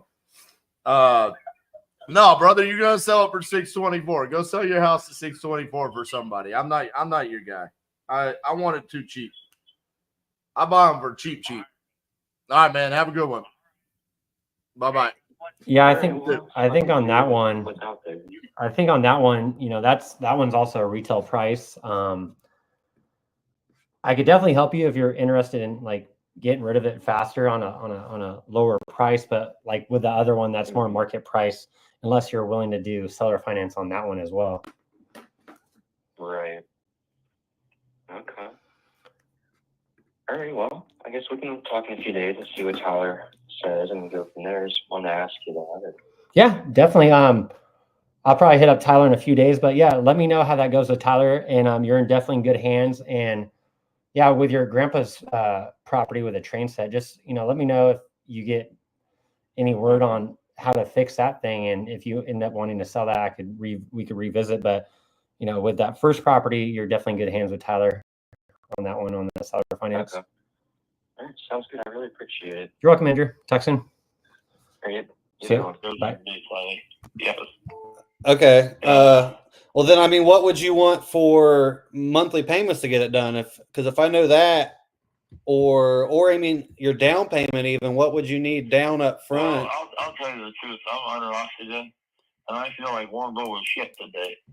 I really feel bad, and to go over some figures and stuff like that today is not a good idea. I really don't. On selling it? I do. I'm sorry. You said you don't think That's it's what I'm trying to say. Yes, I do not feel good. Yes. Okay. Well, awesome. Sorry for bugging you then, and hope you feel better. All right. Thank you. All right. Bye. That guy literally just told me he wanted to seller finance, and then you unmute me, and he's like, "Who's this?" You got bamboozled by the YouTube. I know. Dude, Hey, Tyler, I called your lead that you just locked up. I was like, you just talked to someone? And he's like, yeah. I was like, oh, what's his name? He's like, Tyler. I'm like, oh, that's one of my buddies.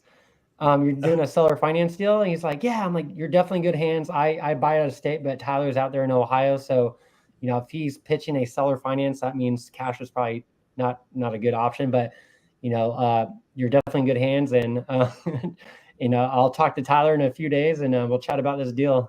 Andrew? Yeah, it's funny, huh? Yeah, that's what he has his email. Yeah, Eric, he has are you on a call? Who? Eric. I can never tell if Eric's on a call. His mouth's always moving, though. Like, are you just always leaving voicemails, bro? Or he doesn't respond to me. He just has the video muted. Just wave. Just dance.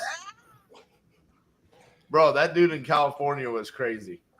I didn't hear that one, damn. Hey, RJ, look, this guy, I love this guy. I probably can talk to this guy forever at the line at the grocery store. But, dude, if you speak a Northern African squirrel language, you get 930.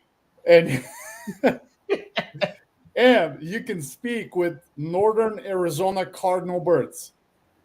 You can get 946 for this one, man. He said, does that? I was going to ask, where was that guy from? What part of California? Sacramento. Yeah, I figured. He's like, does that house have palm trees? I love when Bro, it's your neighbor. Like, I don't know. Go outside and look across the street. Does it have a palm tree or not?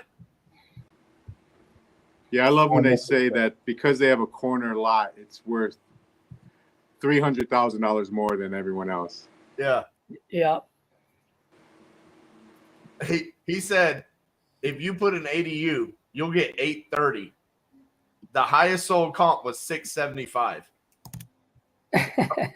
I'm like, we're literally jumping whole $100,000 brackets. Yeah.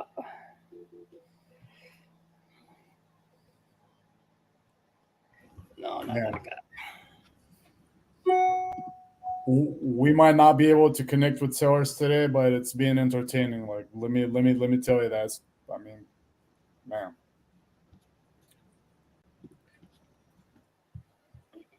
This is RJ Bates. I was calling about your property there on Redbud Street.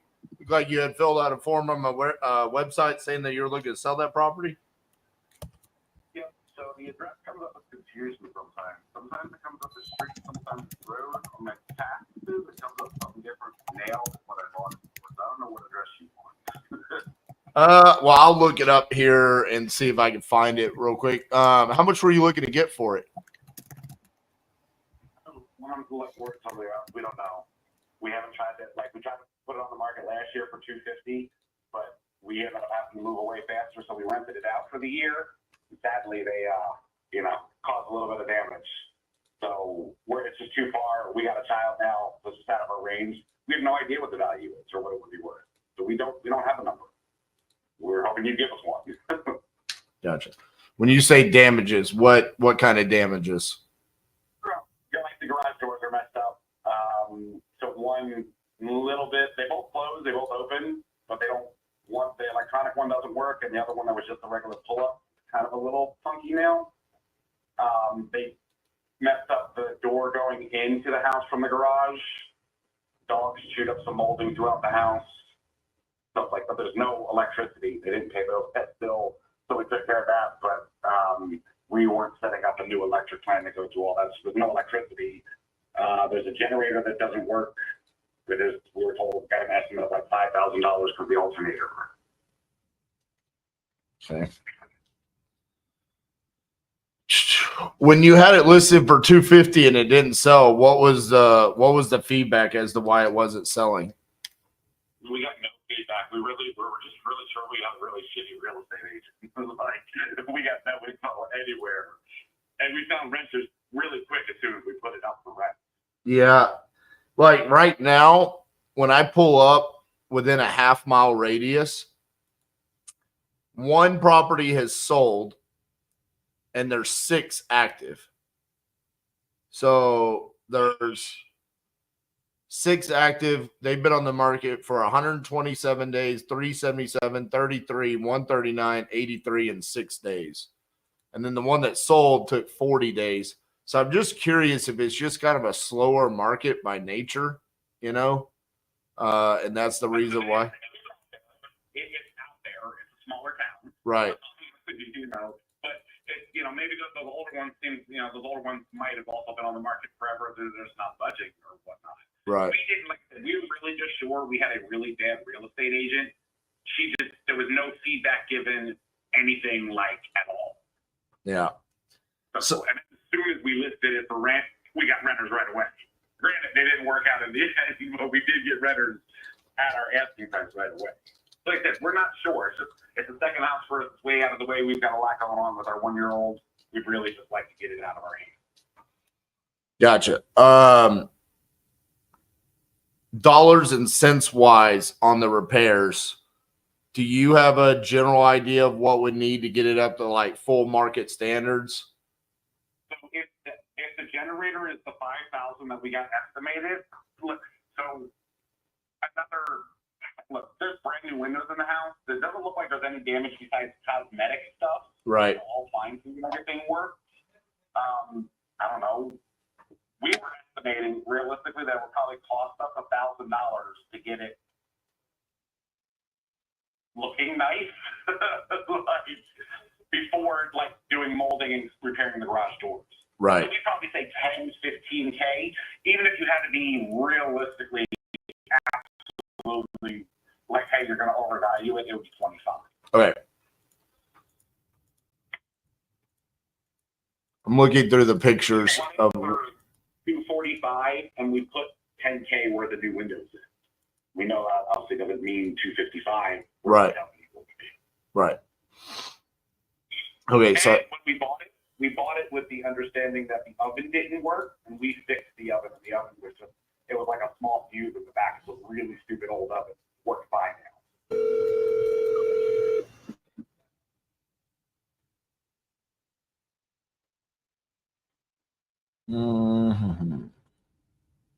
I'm looking through some of the picture. Well, I just looked through y'all's old pictures, which I know it doesn't look like that, but at least it gives me an idea of what like the finishes and stuff like that. Now I'm looking through the properties that are currently listed and trying to get a comparison between the two. Yeah, so the only real update on the house, it is older, is it has tankless hot water heater and the new windows. Right. And the newer upgrades, like the fridge was brand new, washer and dryer newer. Like we're leaving all that. We don't take anything. Okay. I've got a pretty good idea of that.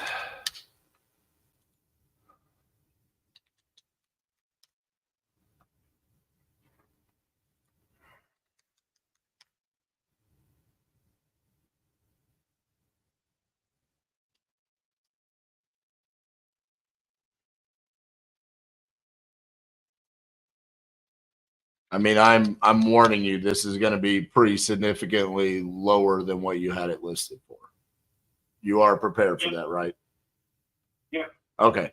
I just like, I want to preface that by saying, like, as I'm punching in, like, we're not going to be coming in at 250, because that's probably what I'm gonna. Yeah, I'm probably gonna fix it up and sell it for that. That's what I would want to sell it for. Based off of like 20 grand in repairs, I'm probably gonna want to be somewhere in the 160 range. We have 192 on it. We'll fix it up ourselves and get 230. Yeah. Yeah. I mean, it makes sense. All right. Thank you. Bye-bye.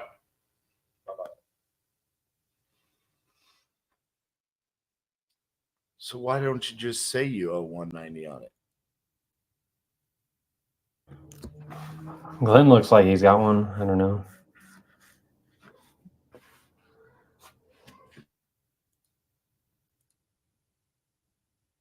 I can't unmute him because he muted himself. I hate when that happens.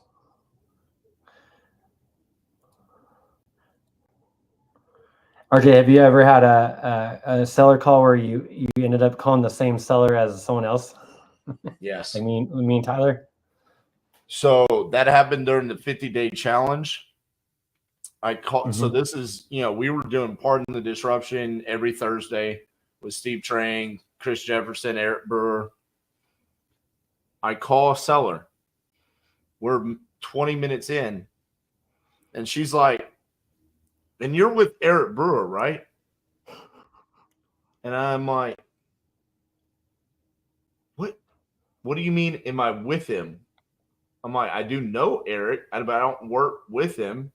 She's like, "What? You're not on Eric's team?" And I'm like, "Are you messing with me right now?" Like, I'm like, I do a podcast with him every Thursday. Like, did you go look me up? She's like, "No, I talked to his team earlier today. I thought you were with him, part of his team." I'm like, "No, I'm his competitor." And I was like, "No, he sucks. You don't need to go with him." We started dying laughing. That one was weird because it's like, how would it have been a random person? Because the lead was in Florida. He's in Pennsylvania and I'm in Texas, and he doesn't do virtual. So I don't even know how his team talked to her. That one was weird. That's crazy. But no, Yeah, I heard about you. Yeah, I heard you talking about the lead with Tyler. Yeah, I think he said something about seller finance or something that I forgot what he did. I'm like, what is his name? And he's like, Tyler. I was like, oh, cool. Yeah, that's my buddy. If he sent you an offer, you're in great hands. But he's like, I have another property. I was like, okay, well, tell me more about that one. I don't know if Tyler got into that one, but that one still wants over asking or over ARV. So I was like, dang it. Right. Let's keep calling.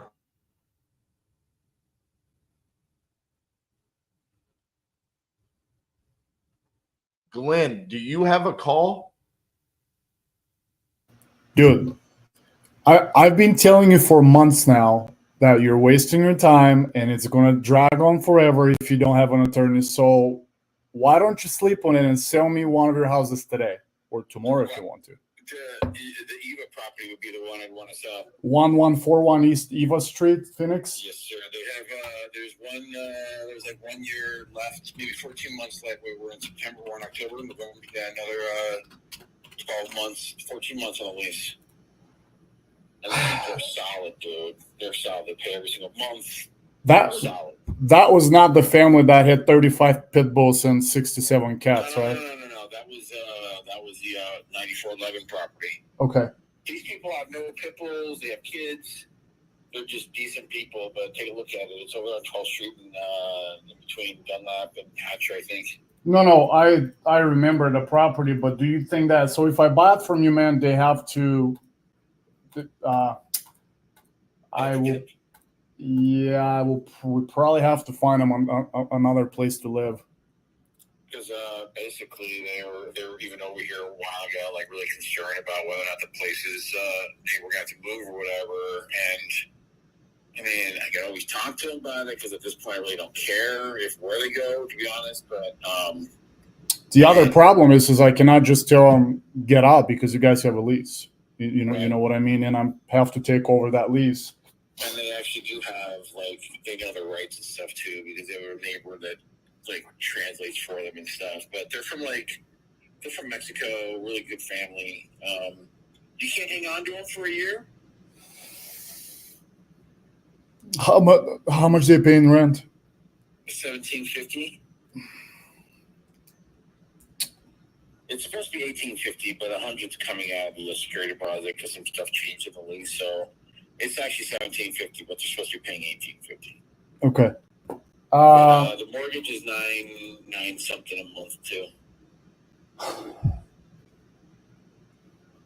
How much are you owing on that mortgage?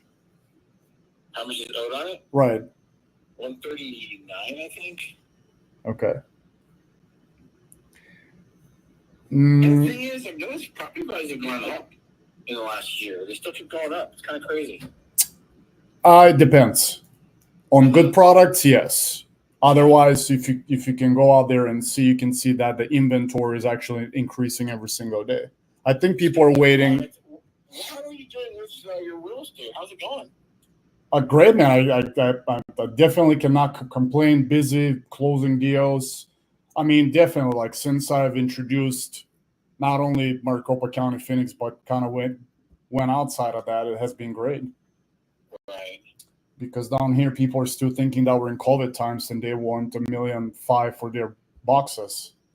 Right. So, and that's not happening. So I have to go out. So it's been great, man. But yeah, I have some money hanging around, and I'm like, let me call Tommy and see if he wants to sell me like one of his houses, because like I told you before, I don't think you're going to go too far with insurance companies and lenders, dude. Those people have money and they're going to argue with you in court, and they're going to wait forever.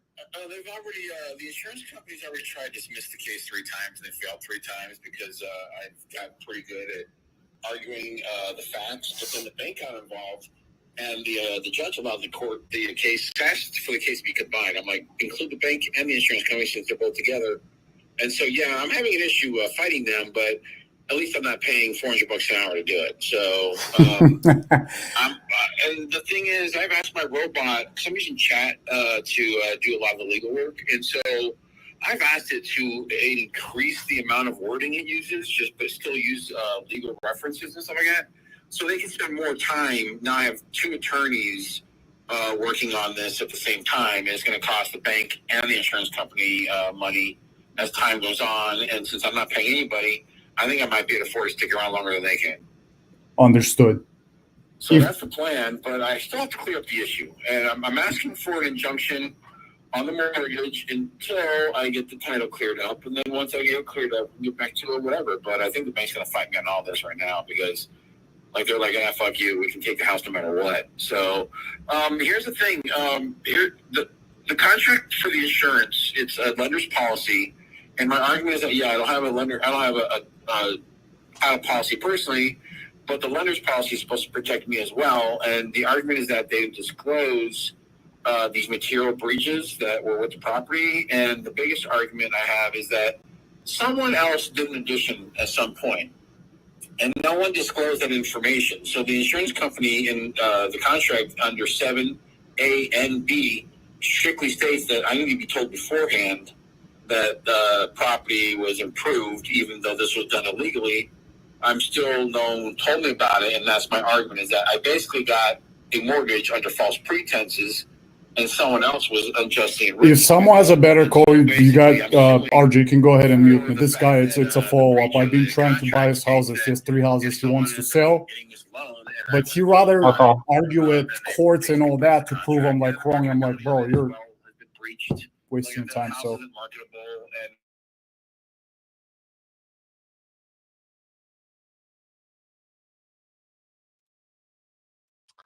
All right. We'll wait on someone to get a call going.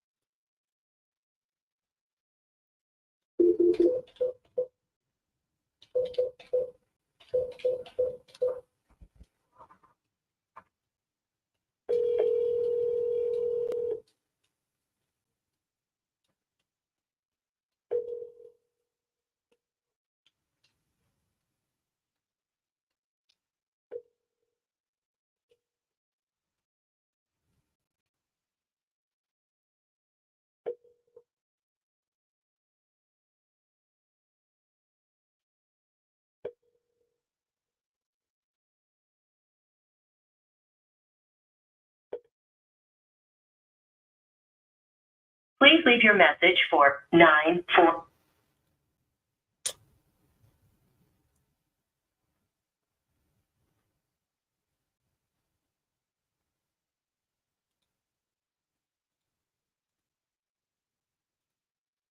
Need to get one.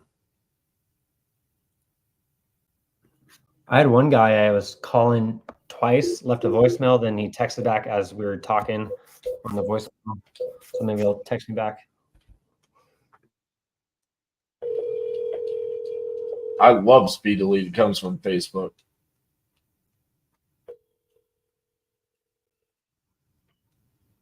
Hello? Hey, is Matthew there? Yeah.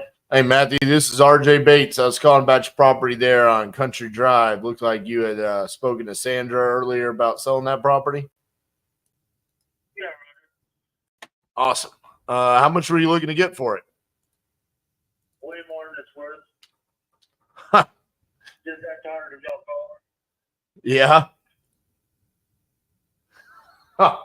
That would be a refund right there, in case anyone wants to know.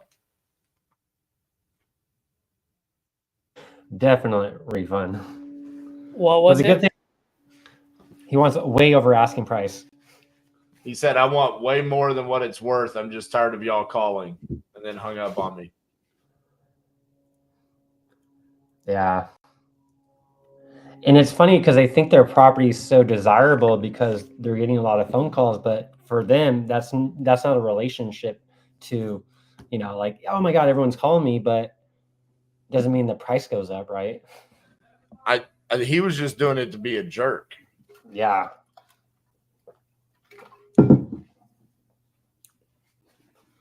I think a lot of these sellers have the false hope when they get a lot of calls, but then you got to educate them, right? RJ, like, beat them with one price. I think some people just think they're funny with cold callers. Because that's what that was. That was a cold call lead. Oh, okay.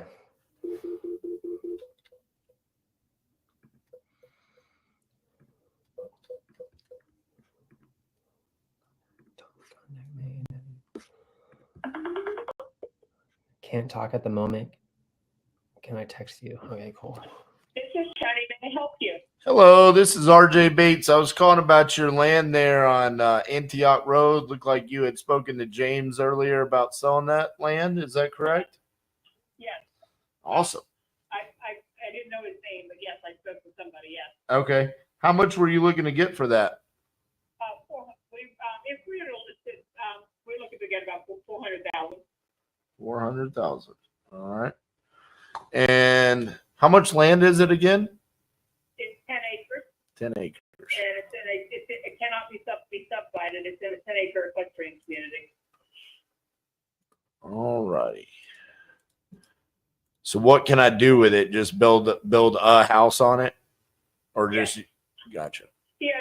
Most of the houses are probably in the $1 million to $2 million plus range. Some of them have that land is flat, it's rectangular, it's got trees, it's wooded, it has not been cleared. A lot of the houses have barns, or they don't have a lot of horses in it. But some of it they kept it wooded, some keep it land. There's detached garages or outbuildings. It's at the foot of Bull Run Mountain. So part of the community actually goes. This is at the base level, but there is part of the community that goes up to the top of Bull Run Mountain. Okay. But I'd say most of the houses, there's a 3,000 square foot minimum to build on. But most of the houses are probably, I'm going to guess, 5,000 plus. Our next door neighbor that built on our house, next to our lot, he probably has a 3,500 to 4,000 square foot house maybe. And then the other side of the house is actually I don't know if you looked at the plat, but the other side of the property is actually the back of somebody's yard. So the house is already built, but it's not on, like our land enters off of Antioch and then hits Lightning. but the driveway and the address is Antioch. Well, one neighbor, it's the back of their property, so it won't be built on. The other has the house. Okay. It only has pipes and electric. You'd have to put in a well, and you'd have to put in septic. Gotcha. But it's one of the few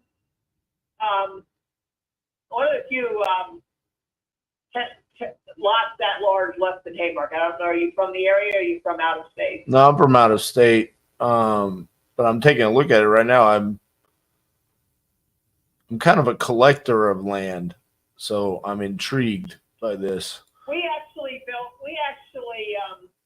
My husband and I bought the house when we thought we were going to, he works for a builder, and we built the house I'm in now.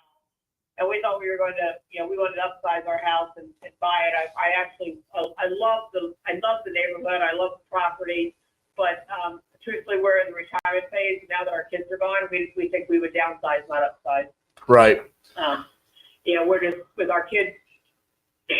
Sorry, we got one that's out of the house and married, the other that's graduated from college, and then we'll move out. We don't need a 5,000 or 6,000 square foot house anymore, and so it's escalated in value. But if you're not, do you have other property in Haymarket? Are you familiar with the area or no? No, I don't have anything in the Haymarket. It's a pretty growing market, and that's why we don't have a mortgage on it. We don't have to sell it. It's an investment property for us. We're not retired yet, so we don't need the income. So we're not looking to fire sale it. We've had a couple people offer fire sale prices, and we don't have to sell it, so we're not going to do that. Because I sincerely believe if you did your homework on this county and that property, the property value will continue to go up. I think we probably would if we do sell it, we'll take that money and probably invest in a smaller property, probably further outside the area where we can build a smaller house. We can't build the size house that we want to downsize to in that community. We want a 1-story, 3-bedroom, and it's just not right for that community. I mean, we could do a 3,000 square foot, but that wouldn't really do the community justice, and we don't want that large of a house. It's the only reason we're selling it. So let me ask you a question, because you said a couple of things right there that kind of triggered me to ask this question. You own it free and clear. You don't need to sell it fast. You don't want to fire sell it, and it's an investment property for you. Have you thought about seller financing it? Haven't talked about it. I mean, I don't. When you think about seller financing, what terms do you typically see yourself doing that at? Well, how long? Well, we could do it for whatever term length. I mean, obviously for me, the longer the better, because it lowers my monthly payment and it also gives you more interest.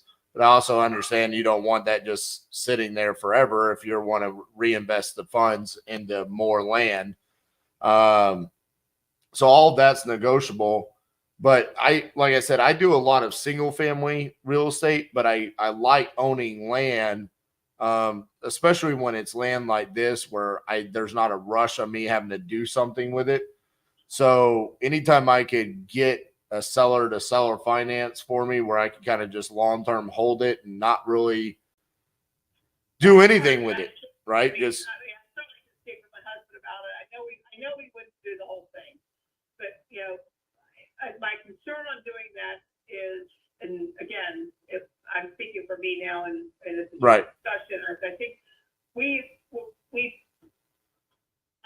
I'm 60, so we're not retired yet, but I know that money will be earmarked towards another piece of property to buy as when we do retire. So we're not in a single family home now. Right. But I can see us, whether it's a lake or possibly out in the Shenandoah. I mean, I can see us turning that money into, now we have the resources available to look at our next move. So what we could do there is we could do like a 20 or 30 year amortization with like a 5 or 10 year balloon whenever you anticipate wanting that money. So you could make interest on it in the meantime. And then when you need it, you would know that that balloon date is coming. So that could be kind of a one way for us to navigate that situation. Because what are you thinking in the next 5 to 10 years you would want that money? It would be 10. I really honestly think it'd probably be 3 to 5. 3 to 5. Yeah, and that's my. I mean, I totally. I mean, I'm in a business where I do a lot of. I'm a manager. I'm a sales manager, and we have people buying and selling businesses. So I totally get the concept of owner financing, and we get the interest on the bank. But my time frame for owner financing probably, I don't know that it will align properly with owner financing too much. I don't know what your receptiveness would be. Obviously, it would have to be with the right sale price too. But you know, I don't know what if there's the ability to do a pretty sizable down payment and then spread it out. I guess until I do what what you were willing to pay for it after you've done your homework on it, I don't know. You know, and then we'd have to, that's who you are, but from a security perspective, you know, that's another concern for owner financing to get the money. You know, obviously first time talking to you, I mean, you know, owner financing for somebody that we don't get the money on it, that screws us. So, yeah, I can't tell you yes and I can't tell you no, but Right. Well, obviously, we would do it through all of the legal means, right? You would go into first lien position.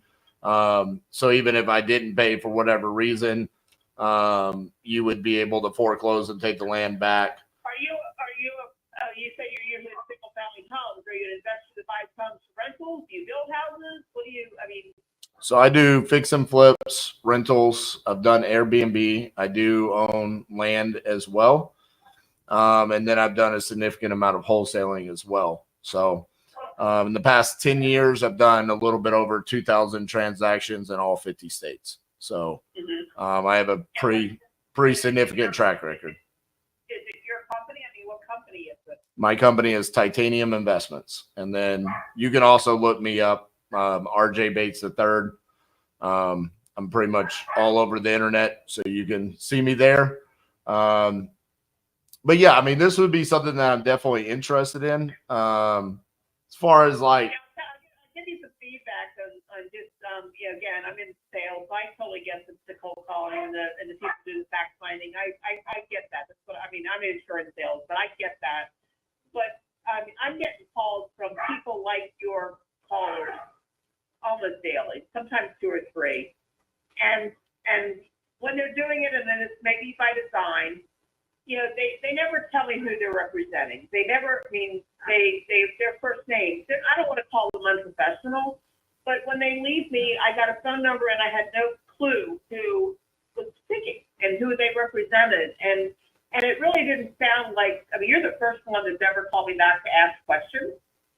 And I hire telemarketers all the time, so I get it. And I train this with my agents, but just feedback to the people that are doing representing, you may get more receptiveness to people wanting to give enough information for you to call me with a little bit more coaching on the way they approach their calls.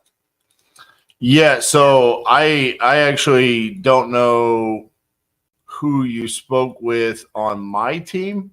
I think earlier today, I think you spoke to James. But I think we only spoke to you once. No, that's my point. Yeah. This isn't specifically about James. Gotcha. I never know who might call me back and who they're representing, because there's so many people. I must be on some list somewhere because I haven't listed it anywhere. If I wanted to list it, I have a real estate agent I was going to list it with, but I haven't. We haven't made that decision yet.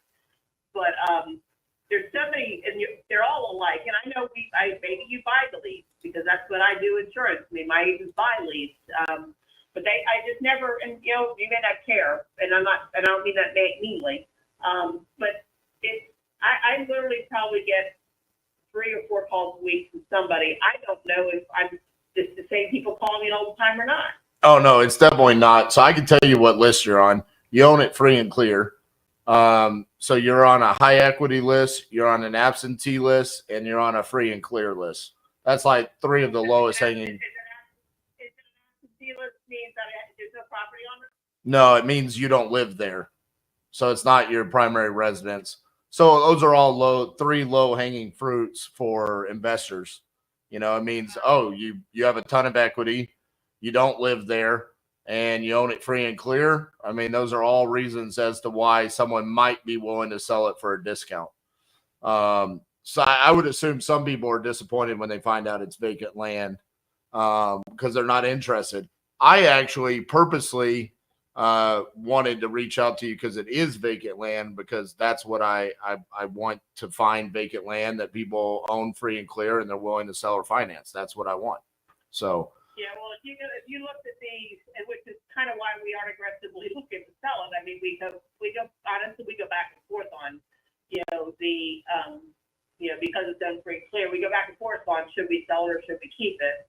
And it's kind of one of those things, if we find the right, we aren't, and I tell this to most of the callers, most of the telemarketers when they call me, this is not a fire sale and we're not looking to give it away. And I know what the assessed value is, and I know if you did your home, if you were able to do more digging into Haymarket, Virginia, you would see the growth in this area is just astronomical. And we do go back and forth on, would it be prudent of us to keep it or prudent of us to sell it? And so I kind of entertained the calls, just not to waste anybody's time. But if I did get somebody who was seriously interested, it may be to our best interest to say, all right, we have the opportunity to do this, and then we can put our money in the bank, and then when our opportunity comes available, we don't have to scramble and we're going to get the money for it. That's probably the reason we would sell it is if we could put it someplace and so that it gave us the flexibility of, okay, we found this house at this lake we want, or we found this house in the back of the mountains we want. We don't have to leverage ourselves again. That's probably why we might consider selling it if the right person came along.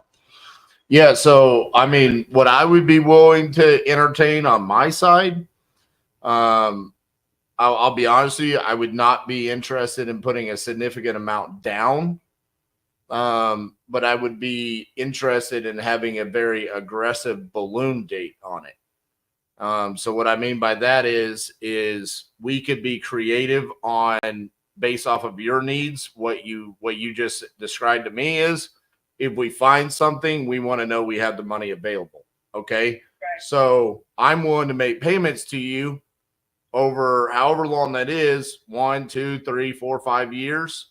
And then when you say, hey, I need my money, then we put together a plan of, we have 3 to 4 months to either refinance, sell, do whatever we want to then cash you out. I'd be interested in doing something like that. I don't know. The only reason why I don't want to put a significant amount of money down on it is because that's kind of anti what I'm wanting to do with this land. My land plays is all about buying it and holding on to it for the long term to gain the appreciation. So when I'm your age, I sell all of it and I have a ton of money, just like what you're doing, right? Right. So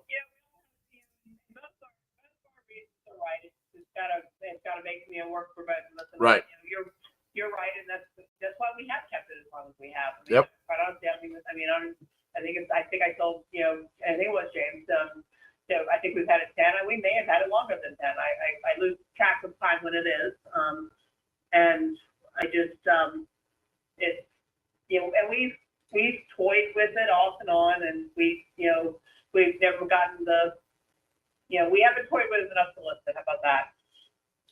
Right.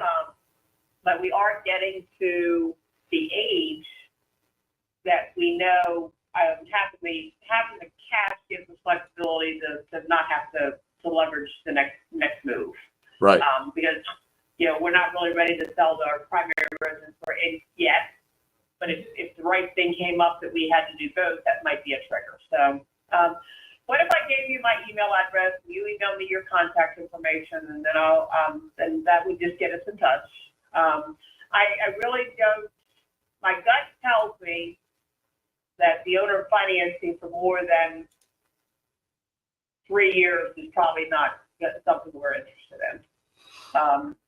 What kind of down payment do you see yourself putting on it if there was an owner financing ability? To be honest with you, I'd want it as low as possible because that's what I do with these. Like I said, I appreciate that. And from a security perspective, I'm not.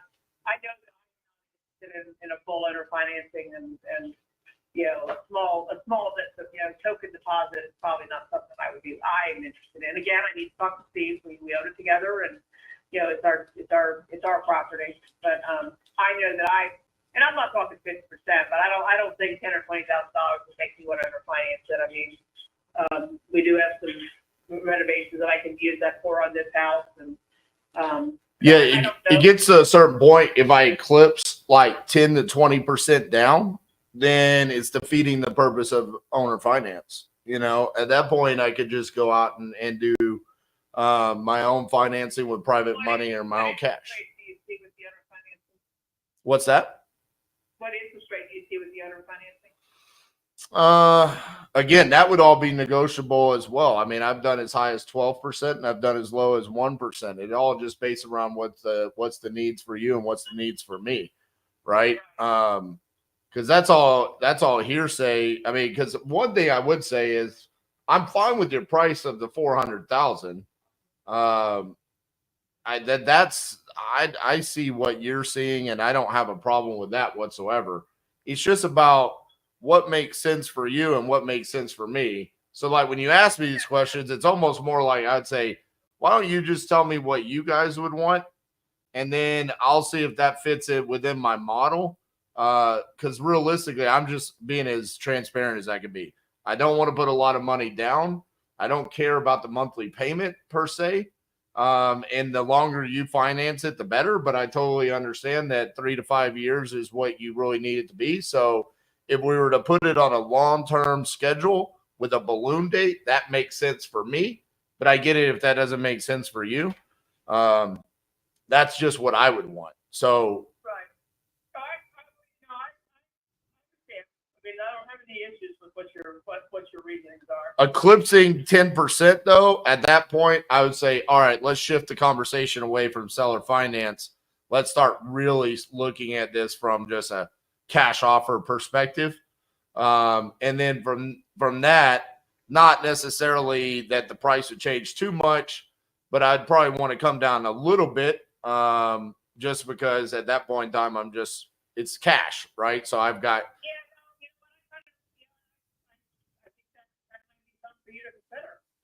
Right. Every time I get one of their, one of the calls, and I appreciate them doing it, they always ask, well, what's your bottom line? Well, I'm not going to give you a bottom line. You give me a cash offer, and then we'll look at the offer and consider it. Yeah, I mean, And I like to, we can all say that, that's where the sales, and I get it. But who's going to give the first discussion?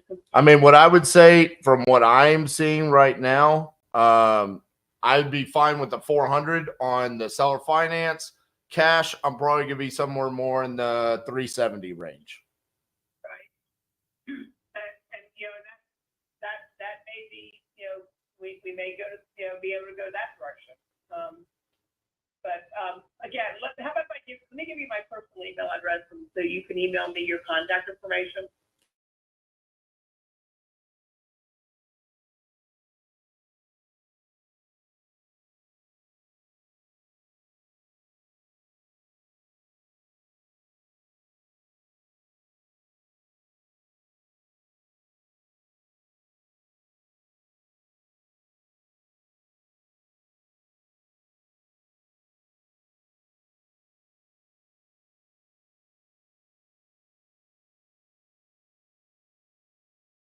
As wife, and we go out for in.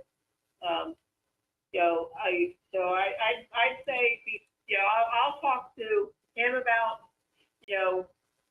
owner financing, what that looks like, and you be thinking about what your cash offer is. There's no real estate, involved, and we'll go from there. What's your time frame on when you decide you want something? What's your time frame on closing?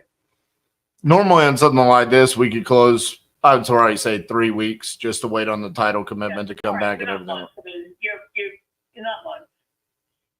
What's that? Not months. Not months. No, 3 weeks. Yeah. Yeah.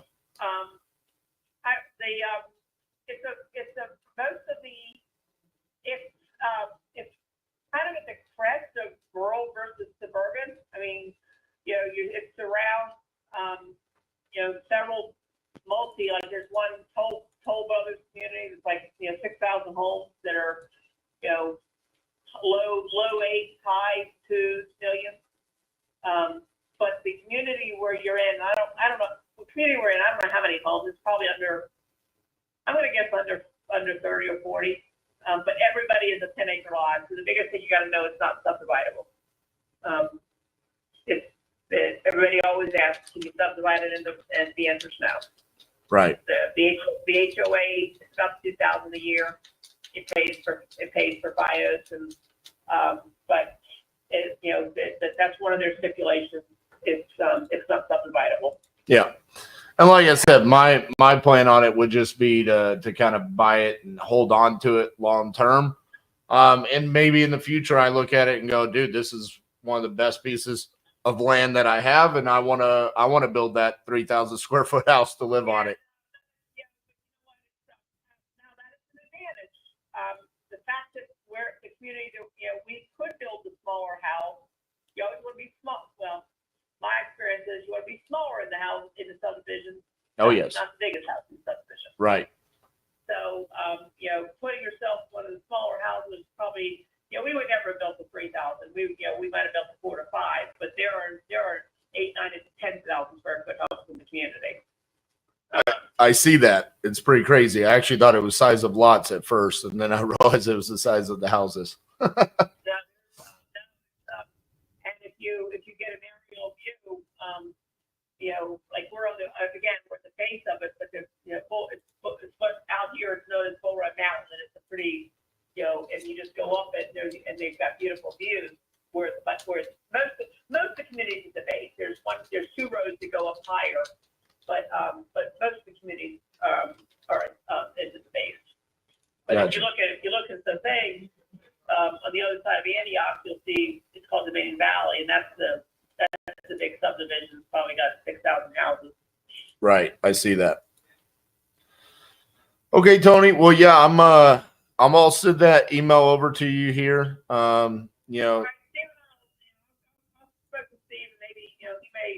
He may end up being the one that gets back to you.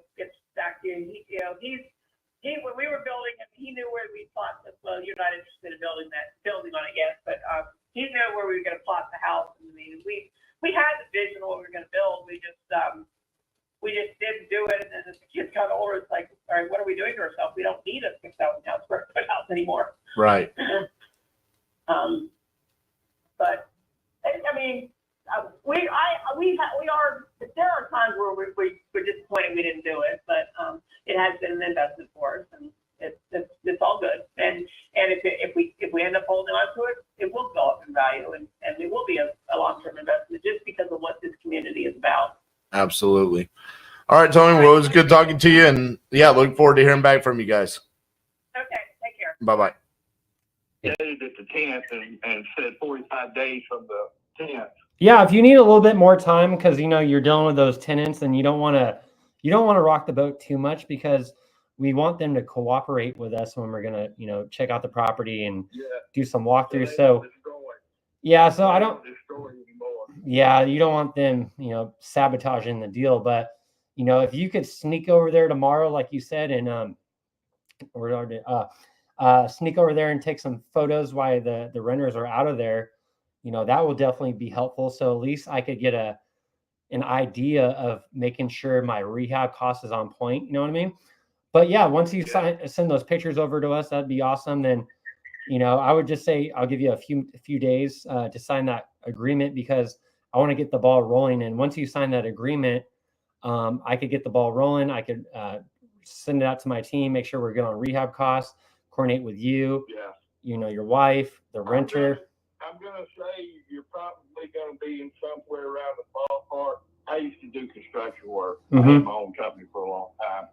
You're gonna probably be in the ballpark of 45 to 50 on the remodel. I'm gonna say somewhere in that ballpark. Yeah, we're almost spot on. I had about like 50K. You know, I like to be a little conservative on my rehab. Yeah. So, you know, for us, That depends on how much landscaping you do, as far as, you know, around in front of the house, bushes or whatever, and getting this, if the dirt's still there, getting it put where it needs to be, and the topsoil put on the top of it so it can start growing grass. You see what I'm saying? I got you, like leveled all out. Picture of the yard. Yeah, I get your picture of the front yard, the backyard, the house, front, back, two side, two ends. Okay. Yeah, that would be super helpful, just so I could get some eyeballs on it. So let me think. I don't think I put an expiration date on that contract, but could you and your wife, let's just say today's Tuesday, you think you could have that signed by Friday? Is that enough time to give you? I believe so. Okay. Yeah, so I can get it done by then. okay, cool. Because once you and your wife sign that, I could get the ball rolling and make sure title's clean and ready to go. There shouldn't be any liens on the property, right? There's no liens on the property. Like I said, we took out a home equity loan about, I don't know, a year or maybe two ago. And we took it out for $70,000. Well, we used most of it, and with the way the renters have been paying back, the interest, the late fees and the interest on the loan is just eat us alive. So yeah, I think I still owe somewhere around 69. 69. At the bank. So you're just getting enough just to walk away from the property, pretty much, almost, huh? Yes, sir. I gotcha. Absolutely. All right, cool. Yeah. And we've owned the property for over 20 years. When I first bought it for my wife, I bought it for my wife. And we moved into it. Like I said, it was in immaculate condition. And like I said, my yard was, I mean, you could have put pictures in the Home and Garden magazine with it. My yard was immaculate. Yeah, a green thumb, right? Yeah, boy. We planted all kinds of little trees and like I said, roses forever. You know, so yeah, we had a big old nice yard. Awesome. There's a little over 2 acres with it. Okay. With the property. Oh, cool. Let me write that down. 2 acres. Nice. And it's got that pond back there too, right? No, the pond's not ours. The pond belongs to the neighbor. Okay. Our property line runs right at the edge of the dam on the pond. Is there? I think last time we talked, for some reason I have like it has a barn. Is that accurate, or is that on the other property? There's a shop that he put on the property without permission, because the lease states that any improvement to the property had to be given in writing before they could do anything, like any home improvements or anything like that. I had to authorize it, or my wife had to authorize it in writing. And one day it just appeared there. One day I drove by and there's a crew of Mexicans out there putting the shop up. You're like, what the hell is going on? 25 by 24 shop. Okay. With roll-up door, windows, and a regular door. So, and they're not going to take that, right? They're going to leave that there, or what do you think? I have no idea. But with as much money as he owes me on some other stuff that he's done, like I bought a brand new tractor at John Deere last September. Well, it was used. It was a one-owner tractor. I paid $19,000 for it. Okay.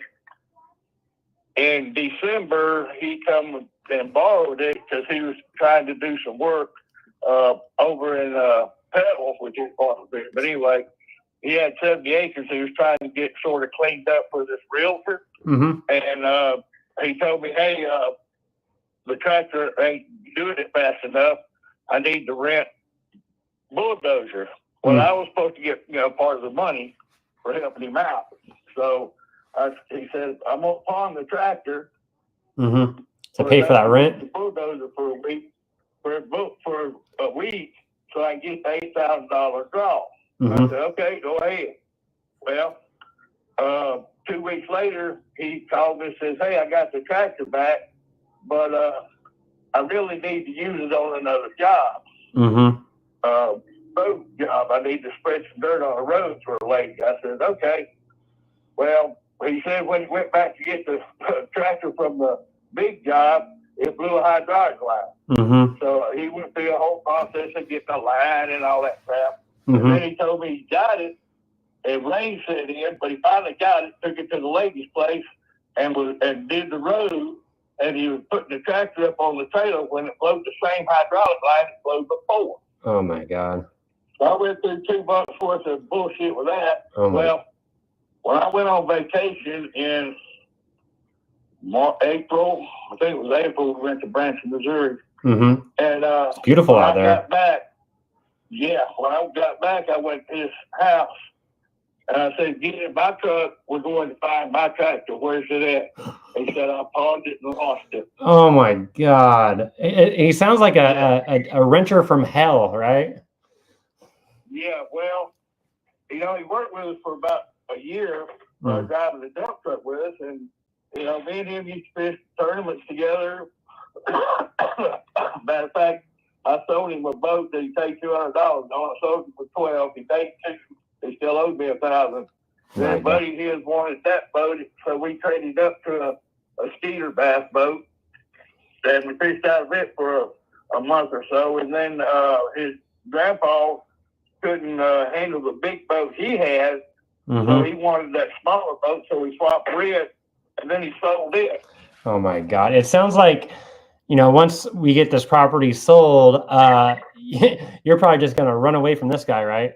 Once we lock up this deal. Oh, yeah, I hope he moves to a whole other state. Mm-hmm. Yeah, I would just recommend. Yeah, we'll take it. I've been so close to killing him. Oh no! Don't do that. Then we can never buy the house. Yeah, right. You don't want to catch a case, right? Well, yeah, it doesn't matter one way or the other. My wife owns it. There you go. Her name, so it'll still work. I gotcha. Just hide in the woods, but like you said, Carl, if you could get some photos, like you said, tomorrow, and sneak in there when the tenants aren't there, that'll be definitely helpful. Then I could call you Friday and make sure we get some signatures on the agreement, and we could just get the ball rolling. Because we don't want to rock the boat with the renters, but let's just take it easy with them, just so we don't spook them, because a lot of times they won't be willing to show the property, and we're going to need to walk the property. So, we're not in a rush. We'll just take it easy with the renters. But if you could get those signatures done by Friday and some photos sent over, then I could plan with you, your wife, and the renters to send my team out there to do our walkthroughs, and we could just keep the ball rolling. Okay. Awesome, Carl. Will do. Awesome. Well, I'll talk to you soon, and I'll look for those photos, and we'll talk Thursday or Friday. Okay. Thanks, Carl. Talk soon. Take care. Bye. Bye. Oh man. Okay. Cool. Is that a contract? So that was a contract call follow-up, and the seller is dealing with his tenants that kind of pay rent, kind of don't, always borrow money, never pay back. And he says, hey, Brandon, I saw that contract you sent over. Me and my wife, we're good with it. We reached out to the renters and said, hey, we're going to sell the property. You need to vacate, right? We're going to give you their 30 days notice. They had a fit. They said, well, we have a lease purchase option and blah, blah, blah, blah, blah. And he's like, that's not in the lease. So you guys got to go. So he's an old school Marine guy. We're shooting the shit just as long as I could until that call was ended, so I could jump into it. And he's like, I want to get rid of these renters so bad. I almost ended up killing them. I'm like, oh my God. But he said he needed some time. I didn't want to rush him too much, but I said, hey, do you think we could get signatures at least by Friday? He's like, yeah, that sounds good. Then we could schedule some walkthroughs.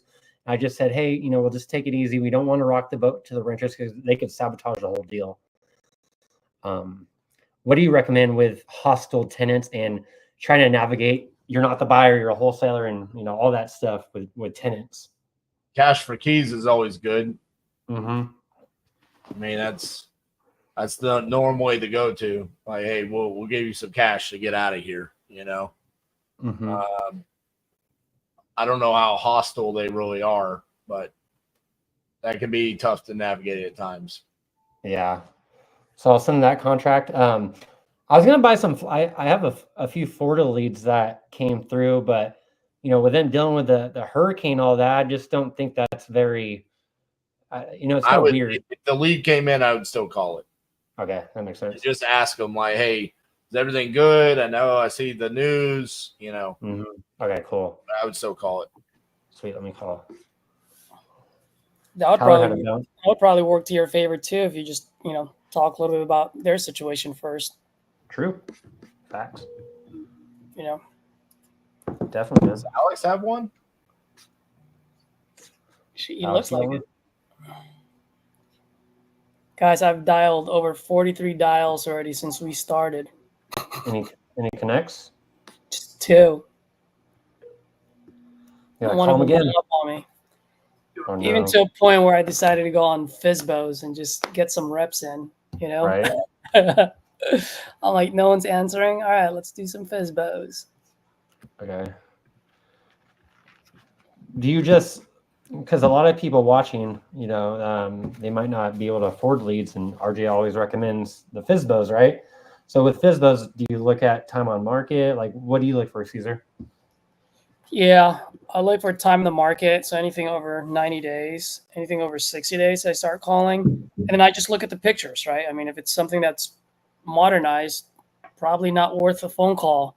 I mean, I don't want to say not worth a phone call, because if you're starting, every rep is a rep. But I wouldn't call them first. You know what I mean? I'd call an as-is property, been sitting there for 60, 90 days, 120 days. I mean, RJ always talks about right motivation, wrong price. I mean, if it's been sitting there for 60, 90 days, they might start going from right motivation, wrong price to right motivation, right price, So just give yourself a higher chance. It's all about timing. Like today they'd be like, this is my price. This is $250. That's it, right? Tomorrow it could change. Like that could be the tipping point, Yep. Like we're trained in tech sales. Like you just keep getting after them, right? Just never know. Let me call this Florida lead. Tori, I have not gotten one locked up today. Justin's working on the one with Brenda. That could technically be one. So for those of you that might miss that, Brenda is a new fix and flipper. She bought the property. It's local to DFW. She's in over her head. She wants to get into wholesaling. So I made her a deal where she lets us sell the property. We take the entire assignment fee. She just gets her money back. And then we'll let her into Titanium University and we'll teach her wholesaling. Justin's working on that right now. Did she take that deal? She was a little bit weird about it. She said, first come, first serve. Hey, Howard, this is Brandon Clark. I was calling about your property in Bottega Springs. Are you still looking to sell that property? Where did you say it was? You own a property off Gulf Lake Circle, is that correct? Yes. Yeah. You still looking to sell that property, or are you guys dealing with a hurricane right now? I know. I just want to make sure you guys are good to go. Yeah, no, it's in a good spot, and yes, we'll entertain an offer. Oh, cool. How much are you looking to get for the property? About $430.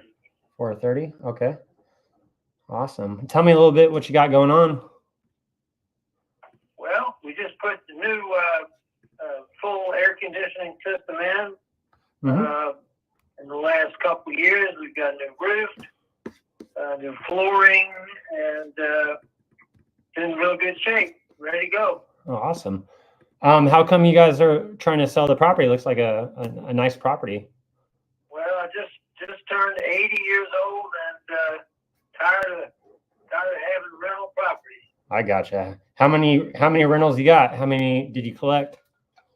Well, we sold all but this last one. Oh, so you got one left to go? You got one more? There Yeah, you go. we had 13.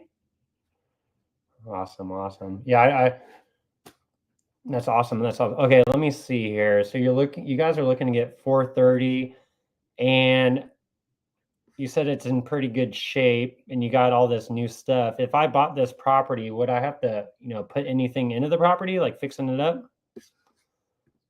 Nothing major, no. I gotcha. Okay, let me see what I got going on over there. Because I'm just thinking, for me as a cash investor, I need to see if this is a good deal. And it looks like you're looking for close to retail price.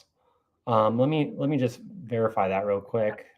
How soon are you guys looking to sell? 2 doors down from us sold for over 5. Mm-hmm. 500. 500K. We're priced low, actually. Less square footage than what we. Oh yeah, it had less square footage than we had. Yours is a little bit bigger. Ours is bigger. What I see, it's a 3-bedroom, 2-bath, 1,600 square feet. Yep. Okay, cool. Let me see here. So, just by looking at that neighborhood, give me a second. My computer's acting up. I see houses selling for, in that area. Let me see. There's one that sold for 307 off of Maddox Lane.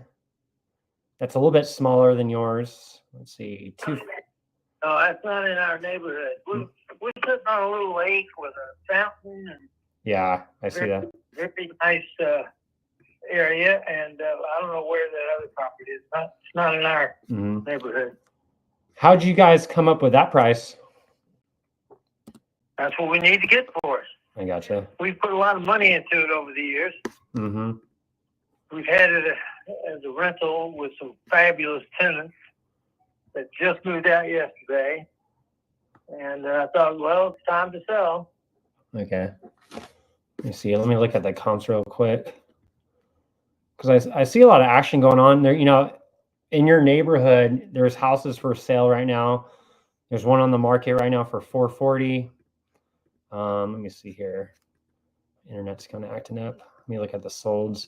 I'm just thinking as a cash investor, I to be honest with you, I'd have to be a lot lower than that because, the property doesn't really need much work, and I'm looking for a property where, I could fix it, put some money into it and make a profit. But I feel like you might have better luck on the market. Have you reached out to a real estate agent yet? I've done the thing. I got.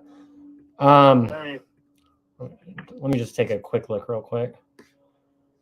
Let's see. I will say this: we've got 3 companies that are willing to pay our fare and what we're asking. Oh, you already got some offers? I just put, yeah. Oh, awesome. The tenants just left, so I haven't thought about putting it up on the market yet. But if I find somebody that'll buy it as is, etc., for our price, then I'll sell it. That makes sense. That's simple. Have you got any offers around your price or at your price yet? Yeah, cash. Why haven't you gone with them? Those sound like good offers. Well, I hadn't been home in 5 months. Mm-hmm. I hadn't been back to Florida, and I just been busy elsewhere. That's all. I gotcha. Let me see here. Yeah, I was just gonna say, if those offers are higher than what I could do, I would definitely go with those because at 430, that's pretty much on market with an agent, with a retail buyer. Me as a cash investor, that's gonna be a hard number to come up to. Yeah, I noticed your number is from California. Is that where you are? Yep. I buy out of state because California is not really friendly to us investors. You probably know that. I do. I do. I used to live in Oakland, Mm-hmm. California. And actually, I love it out there. But then decided to settle in Florida. Yeah, I think that's probably the best bet, right? Yep, I think so. Yeah. How long you been? If you Mm-hmm. if you come up with a better offer, then we can do business, and I'll hang up. Yeah. Okay. Yeah, Howard, I would just go with those higher offers. If anything changes, let me know. Yep, too high. Okay, I'm off the phone. Man, I'm striking out on my vacant lands. You're getting all land. Are you like going in intentionally and picking land? I Yeah. gotcha. That one was a lot in Charlotte. I thought that one would be good. Dude, her tax assessed value was $39,000 in 2022, and in 2023 it shot up to $140,000. So she's like, I want 150. How does that happen? Is that I wrong don't data? know. or- I asked her. I said, "How did this happen?" She goes, "I don't know. It's just worth that now, but it's not." So I'm like, "Ma'am, all of the lots around you are selling for $65,000." She's like, "There's no way I could do that." And I'm like, "You've owned it since 1993. You haven't done anything with it, and all of the lots around you are selling for $65,000. Yet you want 150. It's just not gonna work." Yeah, it's hard.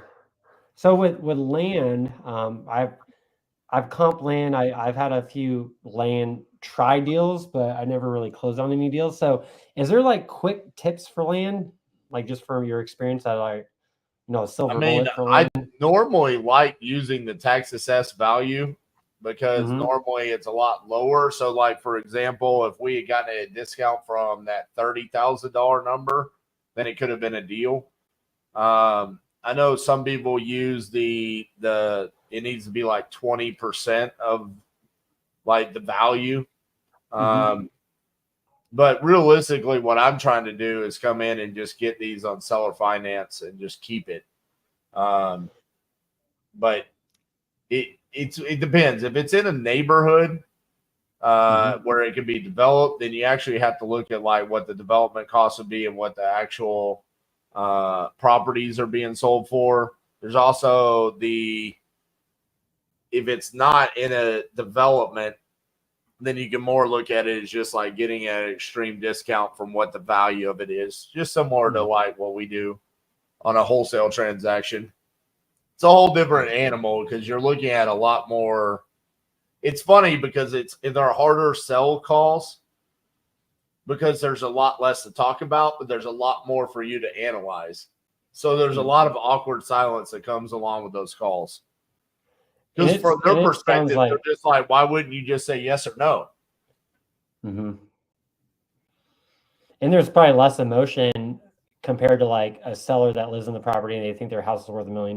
But with land and you're pitching seller financing, do you see that the sellers want a high down payment, or with those types of sellers, they don't really care about a high down payment compared A lot to of times, if the motivation exists, then I can get them for no money down. Mm-hmm. Those are the ones where you can really get the no money down seller finance. So no money down, but they're getting a good cash flow on the payments every month, and they're happy with that. Yep. Makes sense. Eric, are you gonna get Eric and Alex? Are y'all gonna get someone on the phone? Eric's like, I'm gone.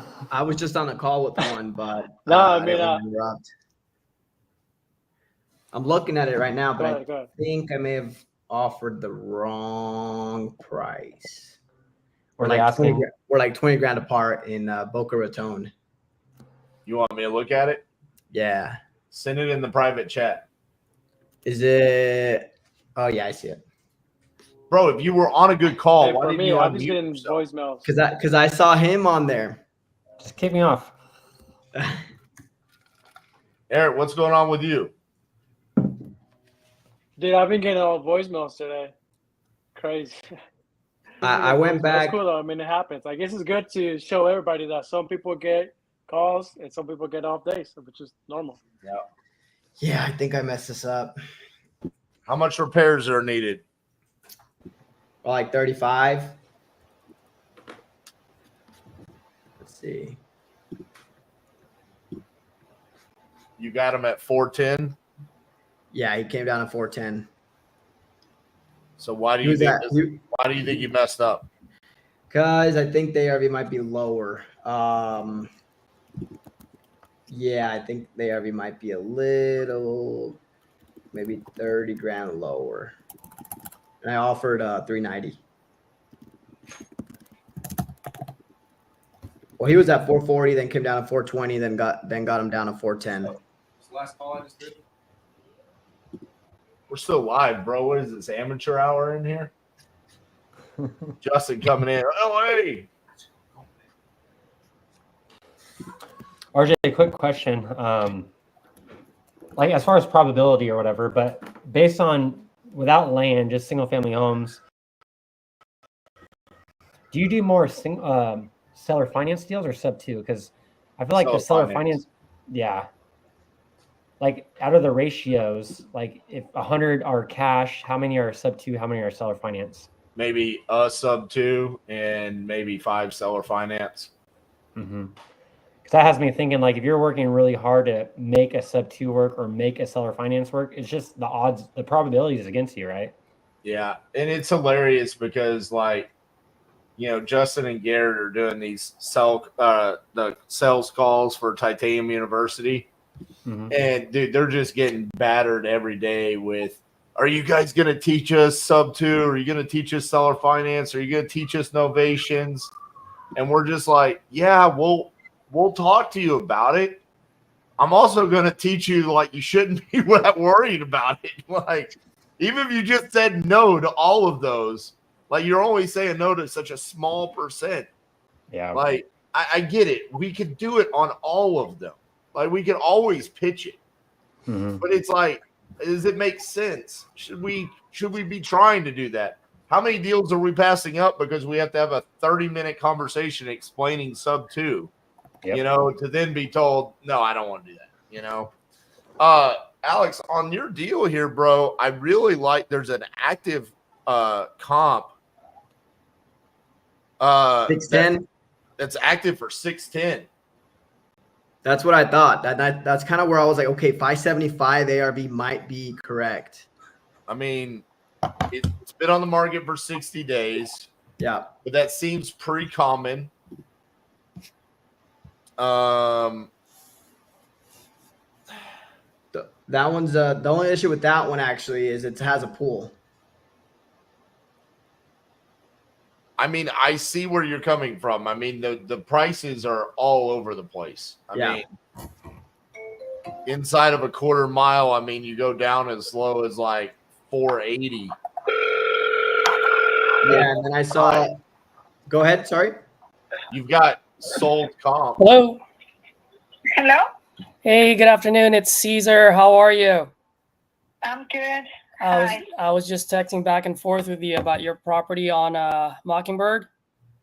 Yeah, there's a family that they've been there for like few years already, and they've been renting it. But I wanted to get the money to use it for something else. So I do want to sell it, but I kind of feel bad for them, but because they wanted to buy it, but they don't come up with no money, and I don't know. Yeah. I don't think they're gonna be able to buy it though.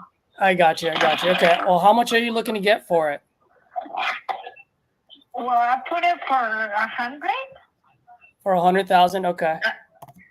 Yeah, it's in like the house is it needs like cosmetic work because you know how mobile homes they kind of get deteriorated if you don't like paint it and stuff like that. Well, I guess any house, right? but I mean it's not like I got some pictures, so I don't know if you saw the pictures inside. Yeah, so, you only have a few pictures on there. Quick question for you, by the way, before we keep going. Do you guys own the land, or are you guys renting the land? No, own the land. You own the land. It's Okay. with the land. Okay. Yeah. Just wanted to make sure. All right. Can you tell me what you got going on as far as the? I know you said lipstick touch up, but if you can give me a little bit more detail on the property, that would be great. It's got a window unit. It doesn't have a central heater, and it's got it had a washer and dryer room, but I think what they did, they canceled them. I don't know if they left them there, but the connections were there. The space was there, but I don't know if they did it like a little extra room or they converted it to a room. But I know it's got, I don't know if they cancel it or they keep having a washer and dryer, but it had the connections there. Got it. So, got it. And it's got a 3-bedroom, 1 bath, and it's got a kitchen, living room area, and kind of like a big porch in the front, but the back is just a stairs. You don't have a porch in the back. It's just a little door and stairs. Got it. Got it. Okay. And that's it. It's got a nice 1 bathroom, but it's big. So it's just a 3-bedroom, 1 bath with a kitchen and like a living room and a dining room with a small dining, like a small dining with the kitchen together. Got it. Okay. And is this a double wide or a single wide? Single wide. Single wide. Got it. Okay. And I know you've had it. I'm looking on Zillow right now, and you've had it on the market for over 100 days. Have you had other people walk the property, or? I have somebody that wanted to buy it, but Paul, it's Alex. the people that wanted to buy it, We just talked about that property over off of Granite Street. they wanted. Right. Yep. Is this a bad time? No, go ahead. I have a better picture. All right. I know you said you went to sleep early, so I wanted to make sure you weren't in I bed. don't want to sleep this early. I got you. I got you. Well, hey, look, I went over it. I don't think we're too far off. And again, I appreciate you for coming down and wanting to work with me on that. Would you be against meeting at 397,000? No, I would not. Not at all. No interest. Okay. What's the absolute best you could do for me on that one? No, I think we better have that discussion. All right. No, I mean I want to get something done here. We're only a couple thousand. I need to go. I have to do something. All right. All right. I'll call you back tomorrow then. All right. Bye. All right, bye. Didn't go too well. He didn't like that one. So, but if I put it self-finance with my owner and I just collect the money, then that's probably what I'm gonna end up doing. But I'm not, I took it out because I'm like, I'm gonna wait. But because I had another property that I have another property that is going home. So if I don't sell that one to an investor like right now, within this month, maybe I will put that one like that. But Got it. I'm waiting to see if the other one goes out first. Okay. Quick question for you. The tenants that you have on there, how much are they paying per month? 900. 900. But this is this has been like 5 years already. Yeah. And are they on a month to month? Are they on a month to month now? Yes. Yes, I did have 2 contracts the first 2 years, but I haven't done another one yet. No.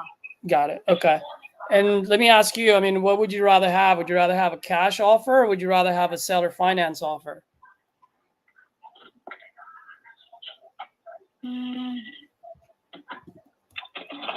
don't know. I can look at both. I don't know what will be better. Yeah. Because if I'm going to get a cash offer with a ridiculous number, no.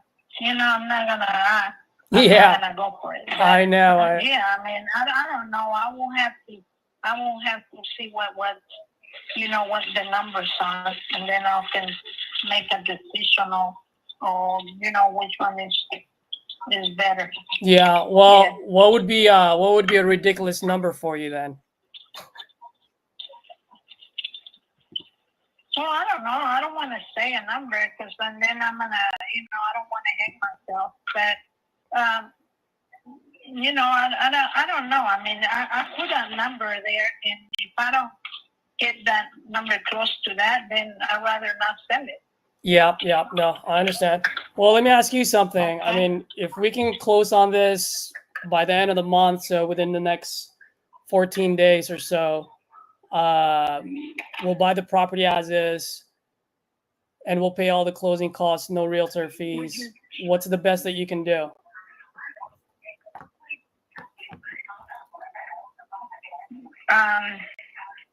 What would be the offer that I can go? Oh, I don't know. I didn't hear that last part. Yeah. I was just asking if we can do, if we can close on this in the next 14 days, buy the property as is.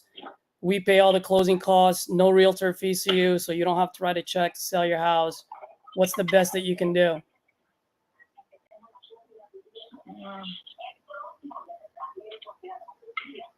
Well, I don't know.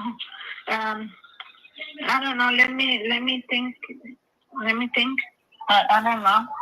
Yeah, I mean, it doesn't sound like you're really. I know you've had this property online, but just from our conversation, doesn't sound like you're really looking to sell, or are you? Right. Not really. Okay. No, I am, but not for a number lower than what I saw. Which is what, so you're saying you have no wiggle room? You won't go anything less than 99,999? That's what I said. Let me think. I don't know. Let me sleep it over. I don't think so, but I don't know. I mean, I don't want to say something now and then later on, why did I say that? I don't know. Yeah. No, I understand. I got you. Well, just to let you know, I mean, we can do cash or we can do seller finance. Obviously, it's got to make sense on our end too. Just like you, I'm an investor. So if you want me to meet you at your number, I just need favorable terms, so in that way I can cash flow. Okay.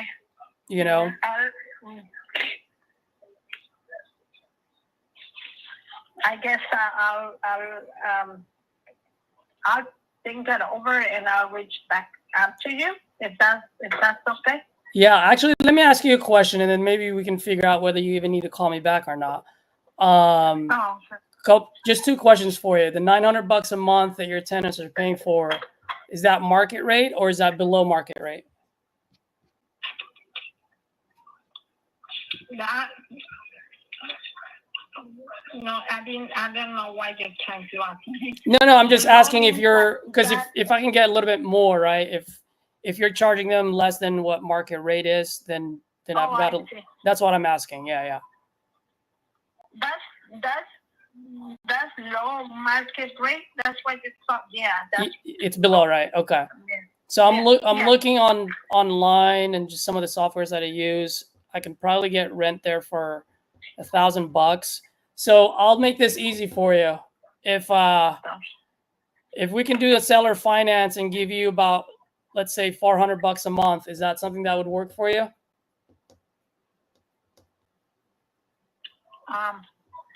Yeah, but tell me again, $400 a month for the house? Yeah, I'll put some down payment, right? So we'll agree on a price. I'll put some down payment, but what I'm saying is, in order for me to cash flow on this, I need my monthly payment to you like around $400. Is that going to be doable for you or no?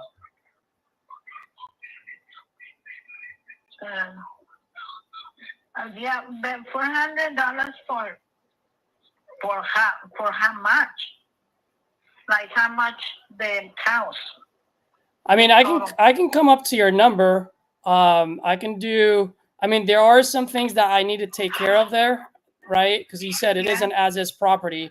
So I'm just looking at some of the pictures based on your square footage. It's probably going to cost me an extra $10,000 for me to fix it, just so that I can raise the rent up.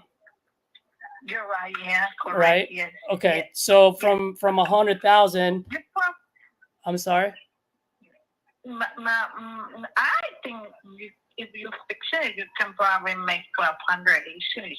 But that's what I think. I don't know, because that's how much the rent costs, like now at the apartments and stuff like that. Yeah. But I don't have the money to fix it. I don't have the money. Yeah. And on top of that people don't have the money either, so they're just there, I guess. Because even, even the 900, sometimes they're here for a hard time. They always pay me. I'm not gonna lie and say, oh no, they're not missing any rent. But sometimes I have to hey, if you don't pay me on time, I'm gonna charge you late fees, because they charge me late fees. Yeah, So absolutely. I'm not gonna, but all those things, sometimes I have to kind of tell them, because I don't like them to get behind like that. Because I work. I said, you work. You have 4 weeks of the month. Don't come up with that last week. I don't like that. So I'm thinking, if I raise the money to them, they can't even pay me 900. About make me think they're gonna pay me more. So I'm like, well, I don't. Yeah. If I fix it, first of all, I will have to get them out, because they're not gonna. They can afford. I don't think they can afford more than what they pay. Well, Or they absolutely, don't want to pay. I don't know. you're 100% right. So that's what I'm saying. So I'm gonna have to fix the place up, which is gonna cost me probably 10 to 15,000, right? So that I can get the rent up. I mean, at the end of the day, what I can do is I can do 85. I'll pay all the closing costs, no realtor fees. I'll put a down payment of 5,000, and then I can give you a monthly payment of $400 a month. Okay, but the total price would be 85. 85, yeah, because it's still going to cost me 10 to 15 just to fix it, so that I can actually get someone to come in there and pay $1,200 a month. Right.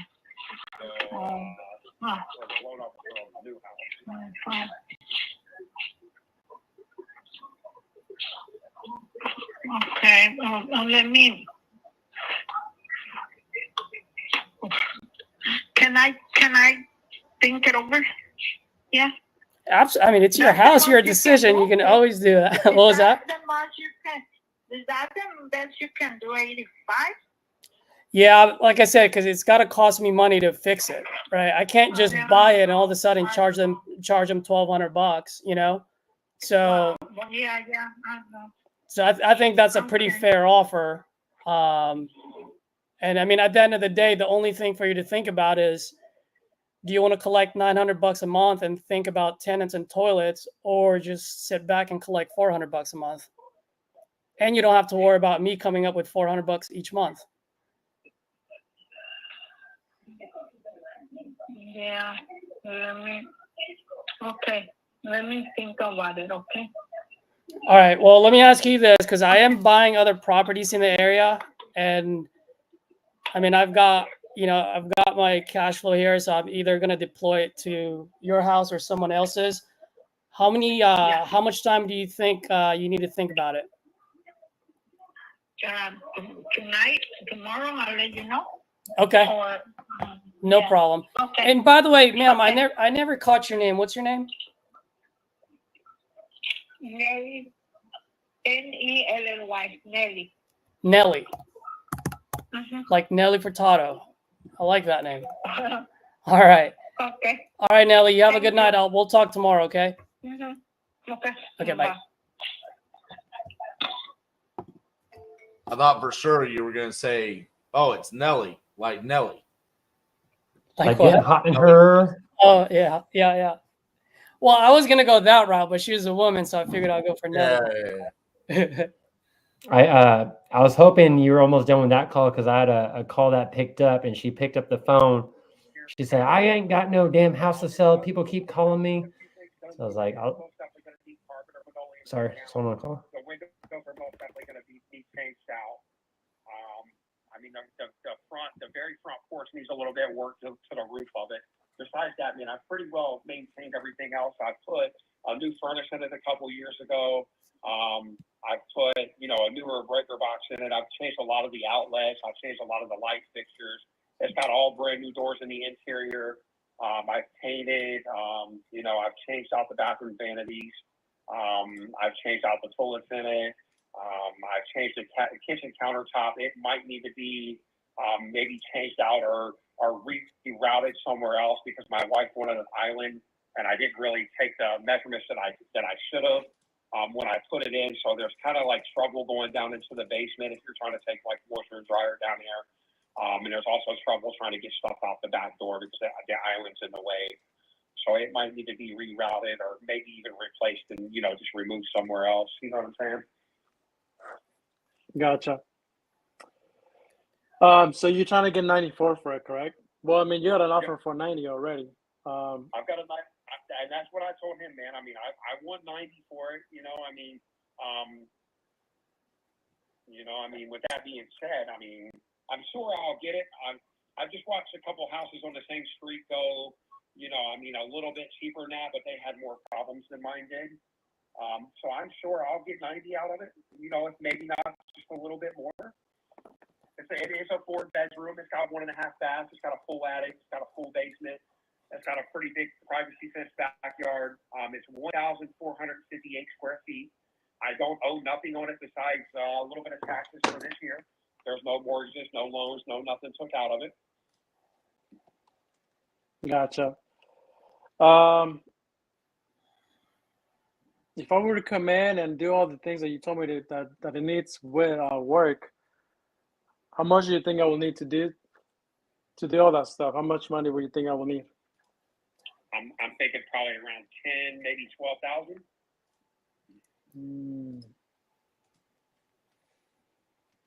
That's a little bit low, right? Hey, listen, if it's something that's not in your budget or something you're not interested in, man, you're not going to make me mad by telling me that. Like I just told you, man, I've got about 60 or 65 people required about it. I hear you. Well, regardless, you need it to be after the 31st, right? What's that now? You need an offer after the 31st, right? Well, correct. Right. Yeah, man. Let me look into the numbers. 90 is like extremely tight. If I were you, I would take that 90 and run with it. That's you know what I mean? what I'll do. Yeah, because I just seen a house on Zillow, man. It was completely gutted. They got 80K for it, man, and it needed a lot of work. So with that being said, and it was on the west side of Dayton too. So it wasn't in as good of an area. So with that being said, I'm not no dummy, man. Like I do drywall and painting. And, yeah. I'm constantly messing with people that mess with realists. So I know what I have here. I know. Yeah, I get you. Why don't I do this? I like the fact that you have some time for us to look into it. Maybe I just need a little bit more time to look into what you're looking at. Okay. On the 31st, you tell me that on the 31st I can call you and then put my agreement in there, right? 90,000. Okay. Is that what you're telling me? Yes, sir. Okay. Let's do that. So, I definitely got a little bit of time to again run the numbers. And yeah, on the 31st, which is about 2 or 3 weeks from today, I'll give you a call and see how things are going. Is that all right? That sounds great. Awesome. And I appreciate your time. Thank you for everything, and God bless, okay? You too, man. You have a nice day. I appreciate your phone call. Thank you. You too. Thank you. Bye-bye. Bro, I thought Stan was joking in the comments earlier where he said he closed one in the backstage. Mm-hmm. I was like, yeah, but you're not in the backstage. And he's like, no, I am. I don't know where he is. Do you think maybe he got the wrong link? Maybe he jumped on like mine or Tyler's or like Caesar's old links, I was like, dude, go use the link inside of the group. And he's like, I did. I'm like, bro, you're over there closing deals. I don't know who's backstage you're in, but you're definitely not in mine. Who's backstage? I sent him it. Let's see.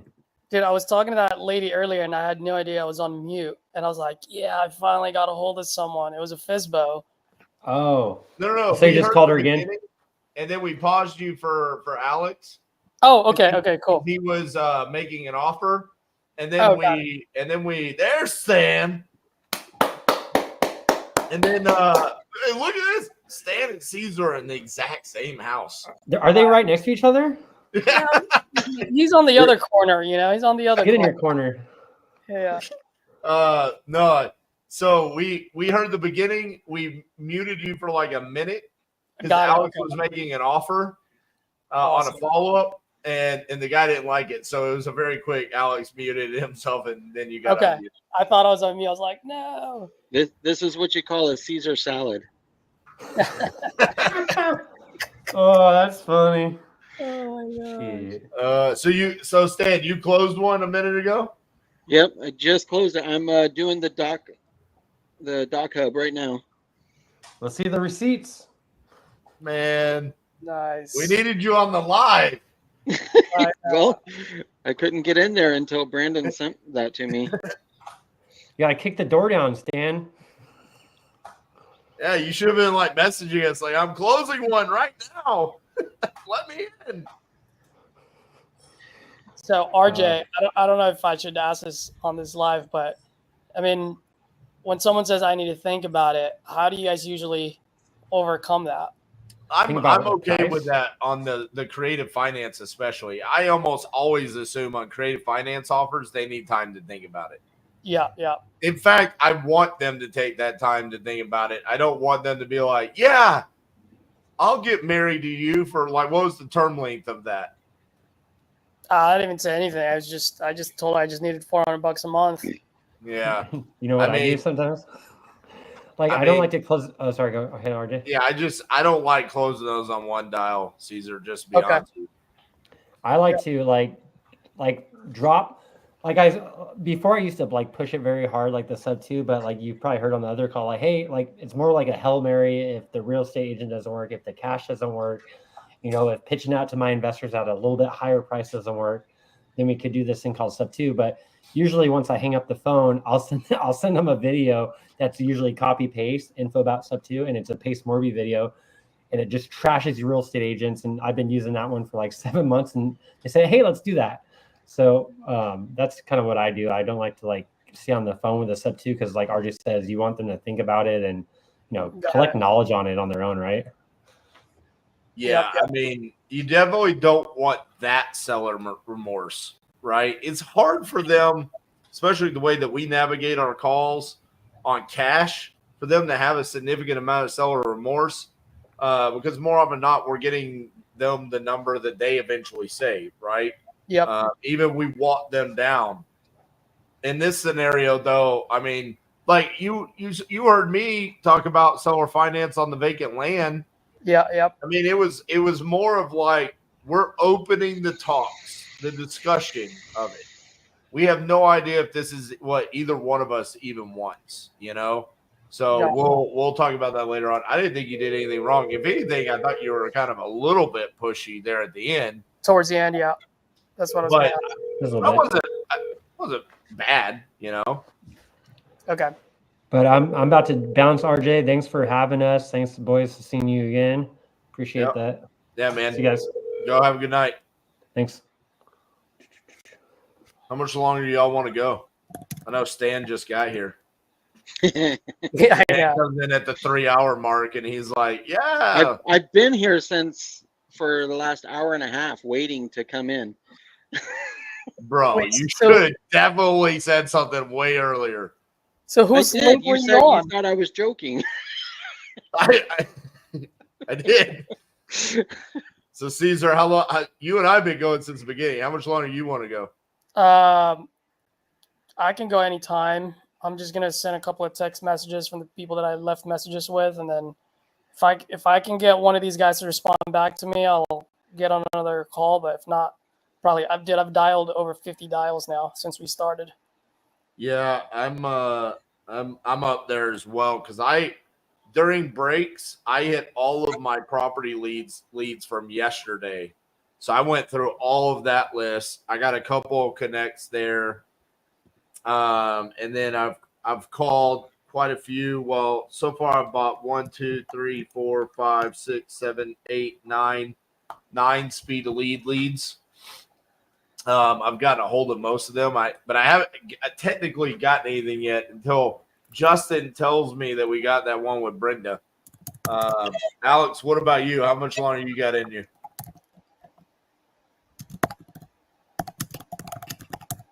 Alex.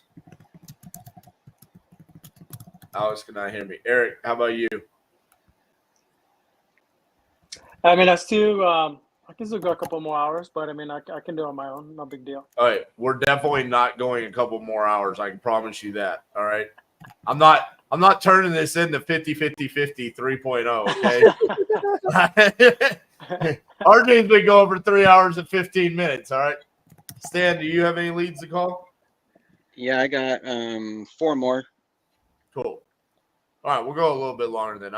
I want to get somebody. I need a good call. I mean, I've had a couple of like, all right, something could come from that, but Yeah, same Yeah, here. honestly, me too, man. I've been getting voicemails all day.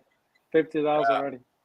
I don't like to end the day that way. It just feels weird where it's like, at least something's got a vibe, you know? Oh, that's the reason why I couldn't just say, yeah, I'm going to get off now because I want to leave on a high note, you know? Yeah. But other than that, I mean, this has been great, RJ. Thank you. I really appreciate it. And I'm sure a lot of viewers appreciate it because it's like watching high stakes poker, you know, like where all you see are the good hands, but then but they've been sitting there for 8 hours and they're just folding every hand, you know, so it's the same thing. Yep, exactly. That's why I said that on one of my reels lately where it was like you watch one of my reels or a YouTube video of me closing and you'd be like, well, all RJ does is close. And it's like, yeah, but that 15 minutes came from an 8-hour live. You missed the other 7 hours and 45 minutes of me not getting a deal. Like, there's not just magically. Now, yesterday, yes, on my first dial, I got a contract. That doesn't happen very often. You know, Yeah. I mean, it's like, dude, sometimes it takes days like today where you just grind away and eventually good things come from it. Yep.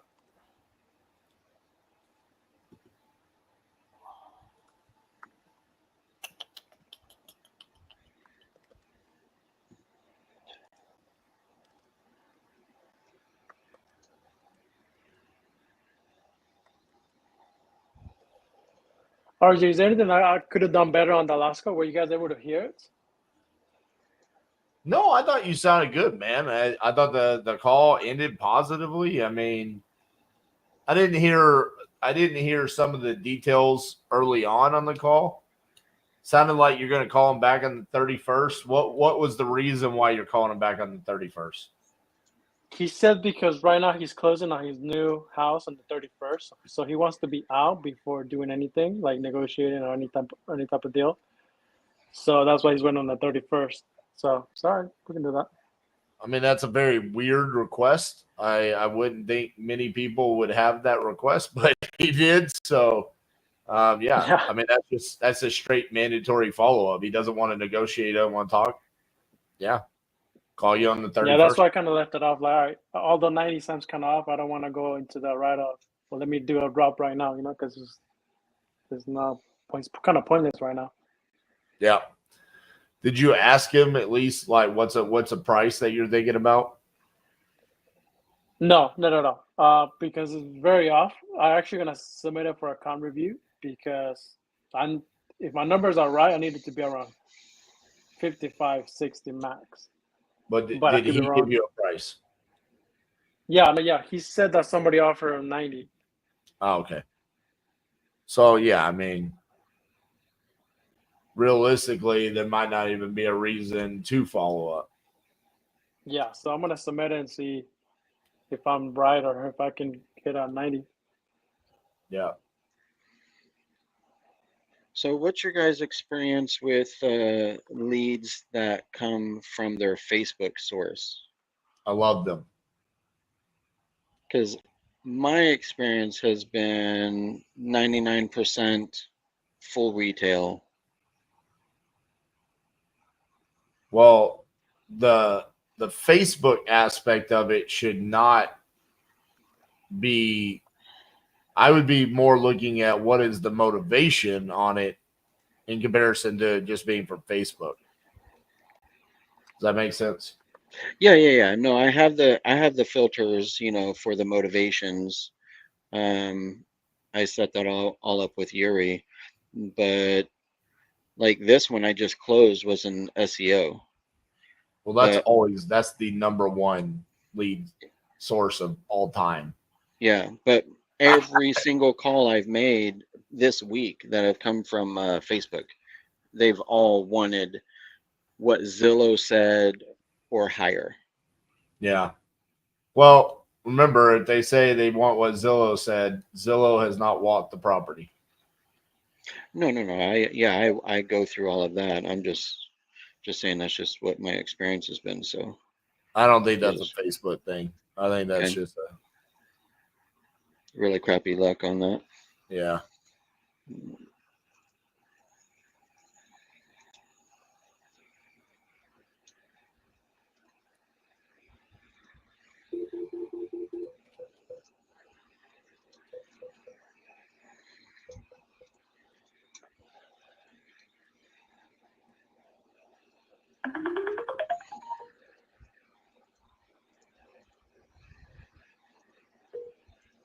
Stan, if you get somebody, are we going to be able to hear them?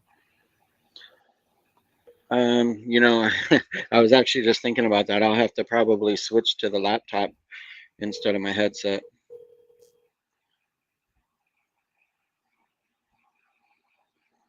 Hello, you reached Greg Town with Snap.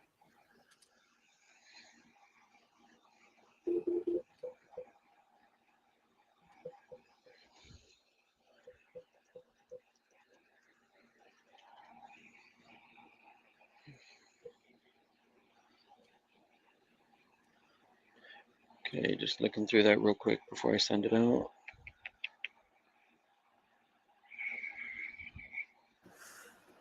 Yeah, I had to put you guys on mute. I was on the phone with Hector, JVing a deal together. Hey, is Dean there? Speaking. Hey, Dean, this is RJ Bates. I was calling about your property there on Hatfield Street. Looked like you filled out a form on the website saying that you're looking to sell that. Is that correct? Yeah, Awesome. How much were you looking to get for that? about 225. 225. All right. Well, tell me a little bit about what's going on.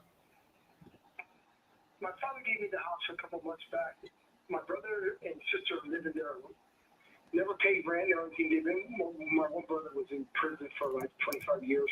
My other sister, she got in trouble. It was like $397,000 for the state of Arizona. So she can't have the house. I tried to be nice. They were rude to me. They treated me like shit during my dad's funeral. I was gonna, I've been paying the taxes on it and the property taxes and the insurance. And then I find out the insurance has been on take care of their car insurance too. They never gave my dad the money. They might have paid electricity and water, but that's all they ever did for him. Jeez. Exactly. She has $60,000 a year job. She had no bills, except for her restitution and her credit cards. But come on. Yeah, that's pretty crazy. I didn't want to get into this big old family argument. I just want to get rid of the house. I was going to keep it and let them stay there. We'll make sure it all gets paid off. But no, they did me dirty. I'm not going to play. I'm too old for that shit. I want to get out and get away from it. So is anybody living in it right now? Yeah, my brother and sister are. Okay, so if you sell it to me, do I have to get them out or are you going to get them out? You would have to get them out, which shouldn't be a problem. Should be a 5-day eviction notice thing, because I don't own it. You would. Okay. What's the condition like? Really good condition. The two bathrooms have been remodeled within the last year. The roof was done in 2019. It has a swamp cooler on top and an AC inside. The 2,011 square foot. The front was extended and his bedroom was extended, and it drew me like that. I haven't got any pictures because they didn't let me in the house the other day, so I'm like, I'm not going to argue with you guys. Okay. I was trying to get pictures of the inside of the house and so people could have them, or video, but I just don't want to argue with these guys. Okay. So if I'm going to buy it, am I going to be able to see it before I buy it, or do I have to buy it sight unseen? We're looking at sight unseen right now. I'm actually talking to the attorney. I'm waiting for my attorney to call me back so we can see how we go about doing this because I own the home now. Why don't you want to evict them? I'm trying to keep away from them because it's going to, Yeah. issues that are going on right now. You know what I mean? Yeah. And we just had the funeral last Friday. Oh, jeez. You know, I'm just barely, trying to get stuff taken care of now. Understood. How did you come up with the price of $225? Look, I'm not trying to become a fucking millionaire off of it. I just want to give her the house. It's because I know everybody in that neighborhood. I talk to a lot of my neighbors that I know, and a couple of houses went to some. How do you say developers or Investors? Investors, excuse me. Yeah, there you go. And I know one house that was like only 1,600 square foot, and they got 309 for it. I'm like, how the hell did? And then the other guy, new guy I met, he said he paid 313 for this, and I know their house is smaller than mine. Right. So I'm not trying to, like I said, I'm not trying to become a millionaire and get rid of it. Let somebody else make a little bit of money off it, and everybody's happy, right? So my fear is I'm $225,000 is a lot of money to spend on a house that I'm just taking your word for that it's in good condition, and I have to do an eviction, you know? Yeah.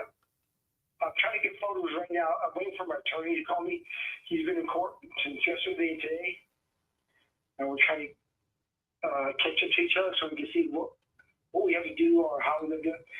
Somebody trying to say I need to go in as like a landlord, get quick stores. I'm not a landlord. I'm an owner. They don't have no lease or anything. Yeah, I mean, unfortunately, you might not be a landlord in your mind, but you are. I mean, you own a property and there's people living in it. I mean, that's called squatters. So you're a landlord. Welcome to the business. Oh shit. Yeah, and I've had people here that are all have made offers and stuff too just in the last 24 hours, and they're all saying, yeah, we'll take care of the eviction and stuff. I'm like, okay. That's all I want. Just give her the house and run with it. But like I said, I would like to get pictures. That way everybody knows what they're getting. Can you hear me?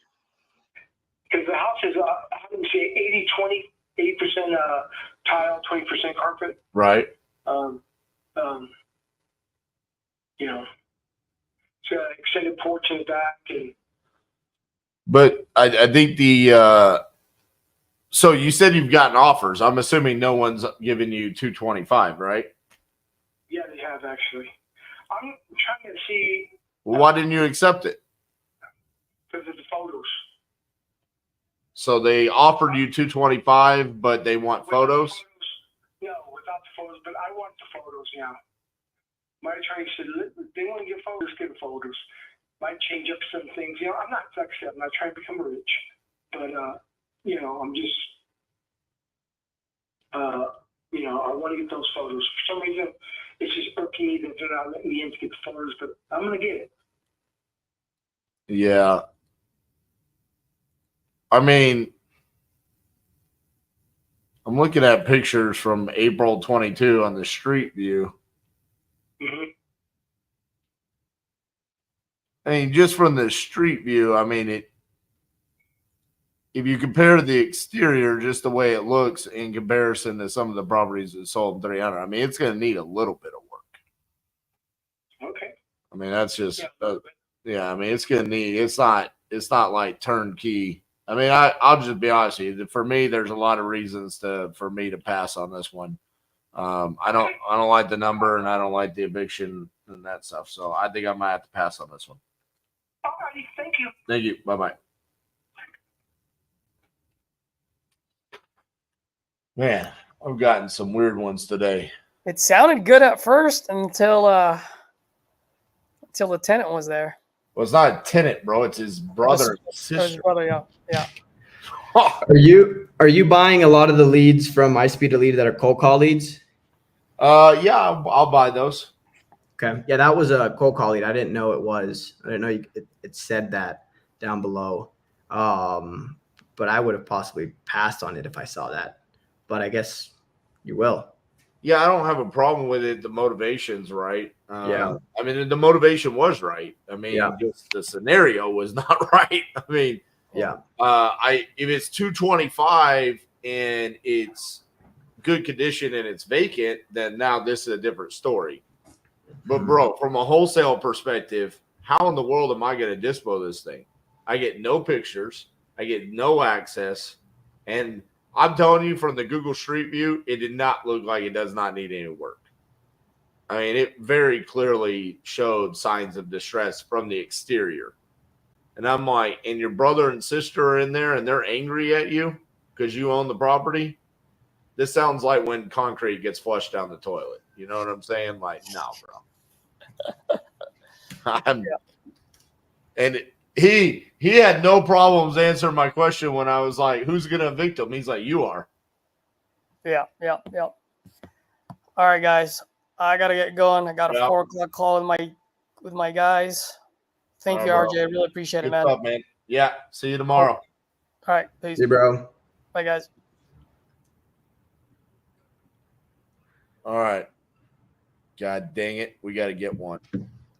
All right, let's get one.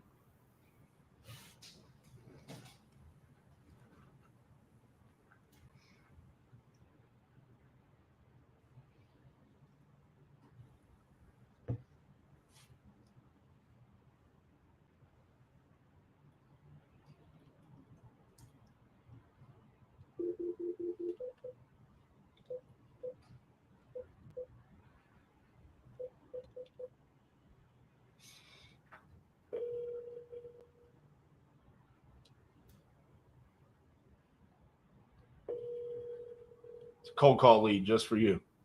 All right. I mean, I still do cold calling. Hey, is Patrick there? Hey, Patrick, this is RJ Bates calling you about your property there on Canova. Looked like you talked to Maria earlier about selling that property. Yeah. Awesome. How much were you looking to get for it? Well, I was going to have 50, but now I'm putting new carpet in and painting it. And I'm probably going to want a little bit more than that. Cash. What if you don't put the carpet and you don't paint it? If I don't put the carpet in and don't paint it, $50,000. All right. It's vacant, right? Yep, it's vacant. And it was a rental property for you? Yep, it was my first house, and I made it a rental property years ago. Gotcha. How much was it renting for? Well, it was renting way too low. That was part of the problem. I was only renting it for $650. Should have been about $850. Yeah. I tried to help somebody out, and that didn't do me too good. Understood. Hey, I got a call coming in, I think, from a doctor. I don't know how to put, but can you call me back in about 10 minutes? Yes, sir. Thank you. Thank you. Okay. Why does this have to be the smallest house of all time? Bro. This house is 504 square feet. What are we talking about? Can you move that? I guess it just depends where it is. Bro, you could bench press it. What do you mean? It's 504 square feet. Why is this a thing? Who built this? Oh, man.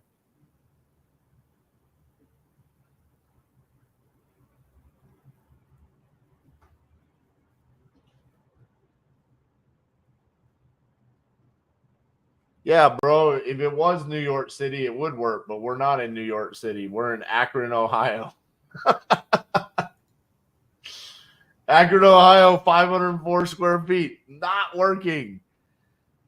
I want it to work. God.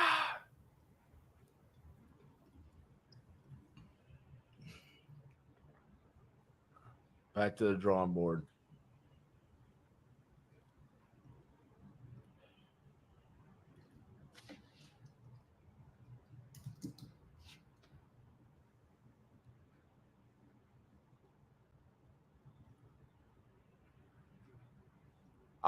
My plan on that one is I wanted to lock it up and then tell Tyler he left too early, but he gets to dispo the deal I locked up in his backyard.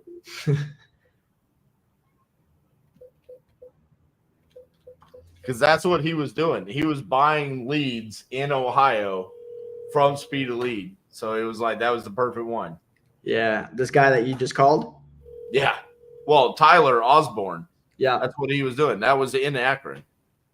That's where Tyler lives. Hello? Hey, it's Philip there. Speaking. Hey, Philip. This is RJ. Calling about your property there on Long Needle Circle. Looked like you talked to Rick about selling that property. Is that correct? That's correct. Awesome. How much were you looking to get for that?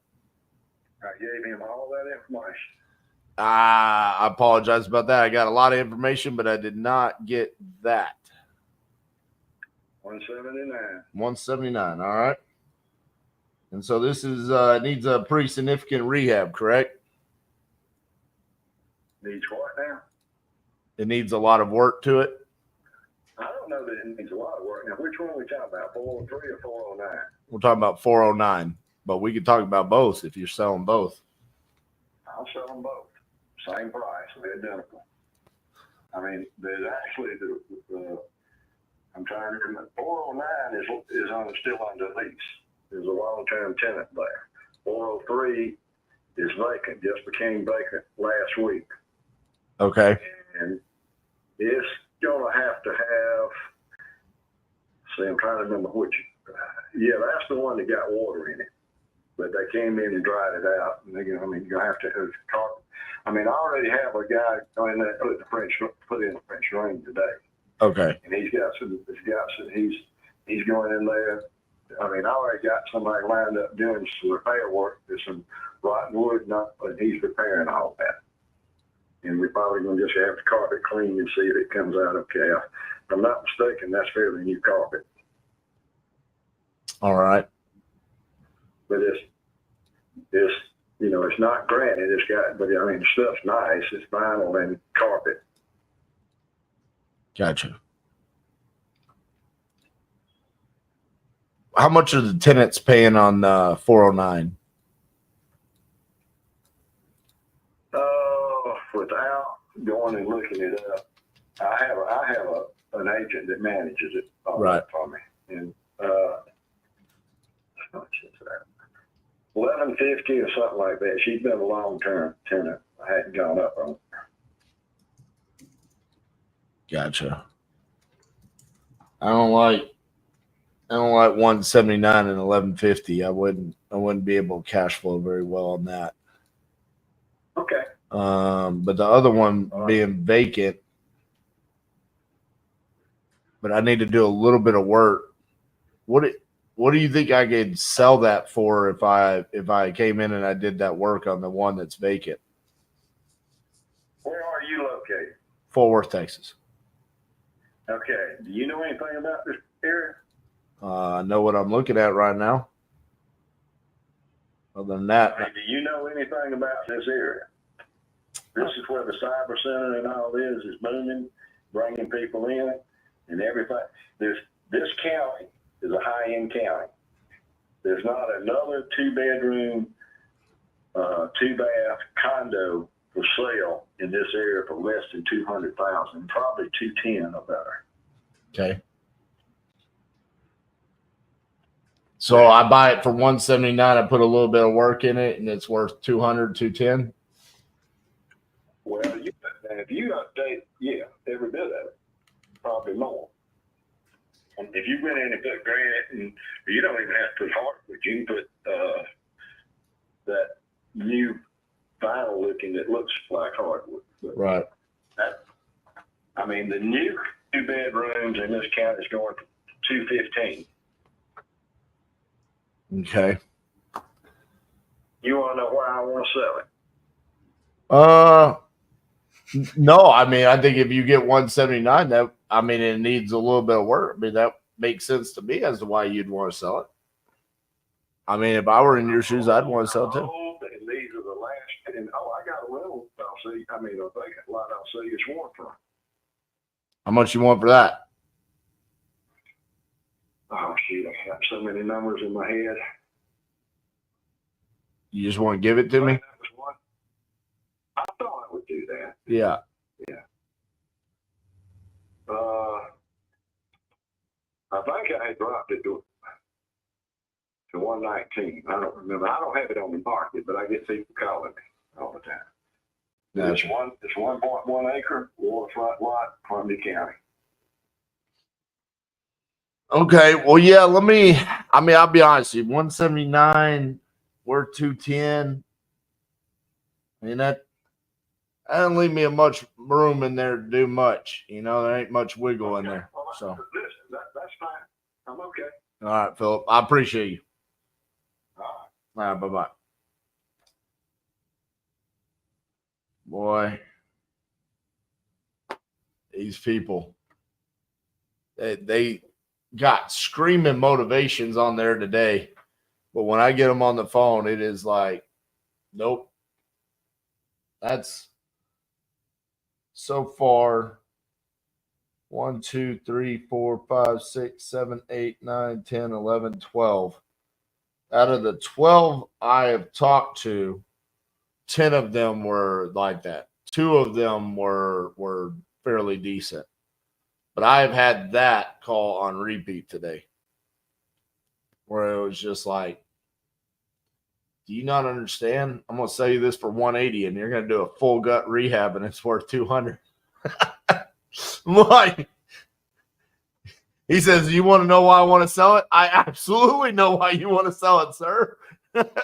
If someone's stupid enough to give you 180 grand, you should take it. Oh man, that's crazy. He said, I'm old. Man, good stuff. All right. What time is it? 6 o'clock? Come on, baby. We got to get one.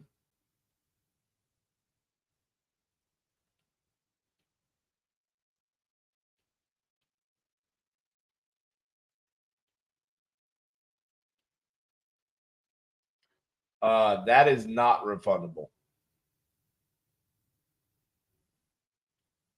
No, what's refundable is when it's listed and they said it wasn't listed.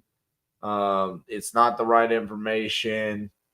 Or like earlier when I called and said, hey, you said you want to sell them, they were like, yeah, and I just wanted to waste your time. I mean, that's refundable. But them wanting full retail, nah, I mean, that's just take your kick in the shorts, move on.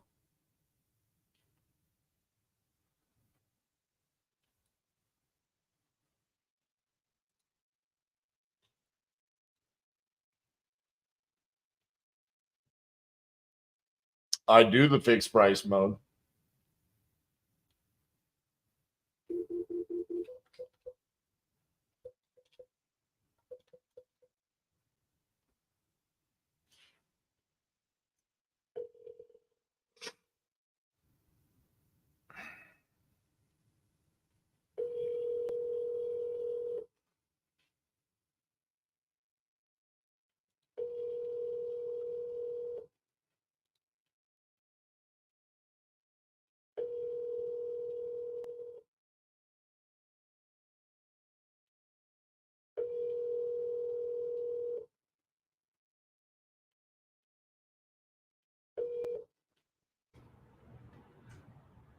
Please leave your message. Sorry, the person you are trying to reach has a voicemail box that has not been set up yet.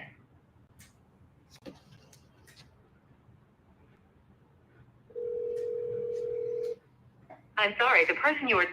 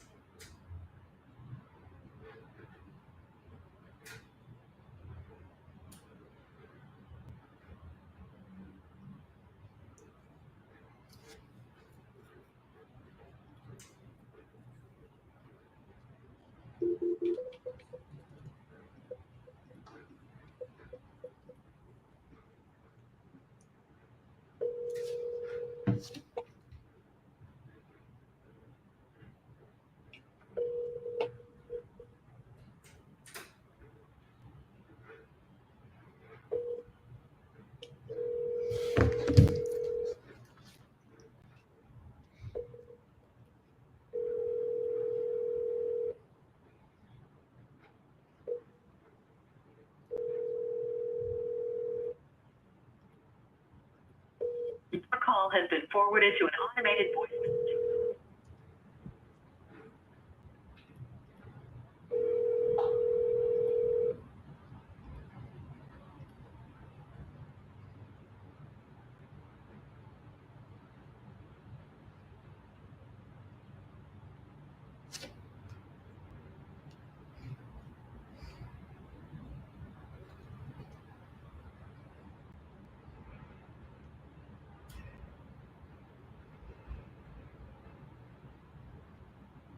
Probably not a good day to call these Florida leads, huh?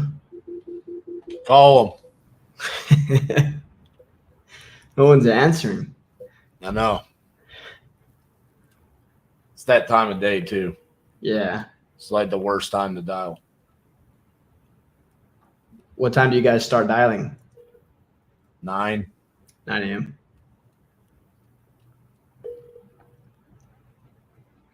So you get out on the tee box at what, 6 a.m.?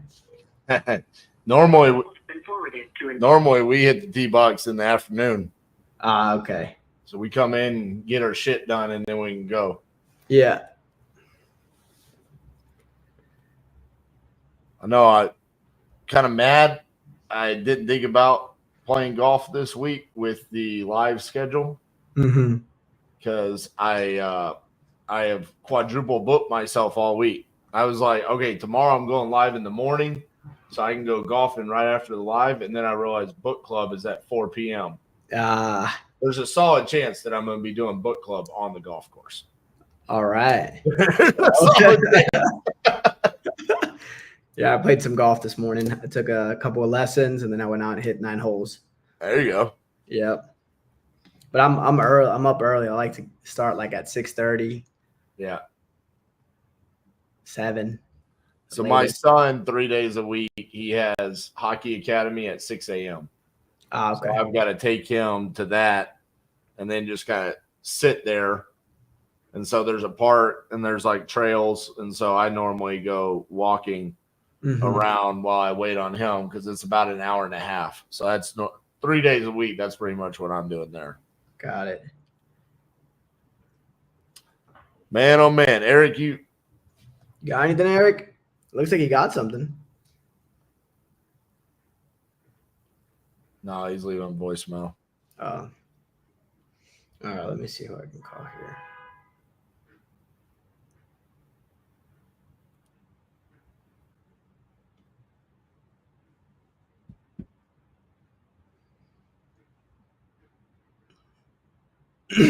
You want to try and call one lead I have?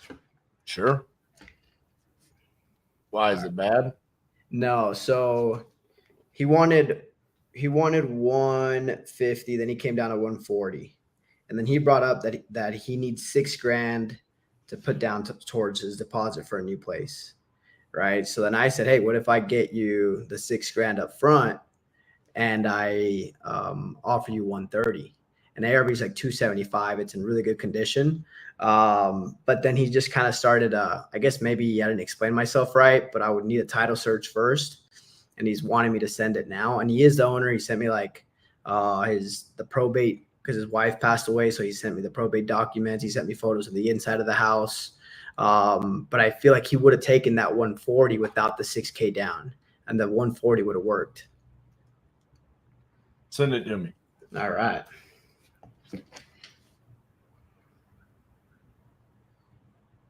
I have a preliminary title search going on right now too, but that's going to take a little bit. What's his name?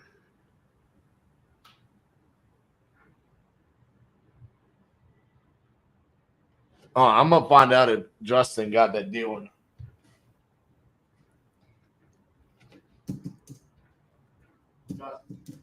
Got Brenda? You good?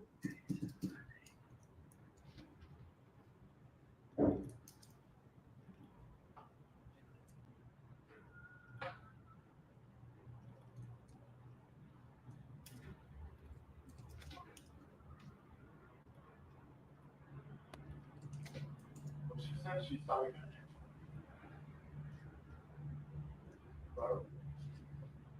I told her, I was like, well, I'm not going to tell you that you can't.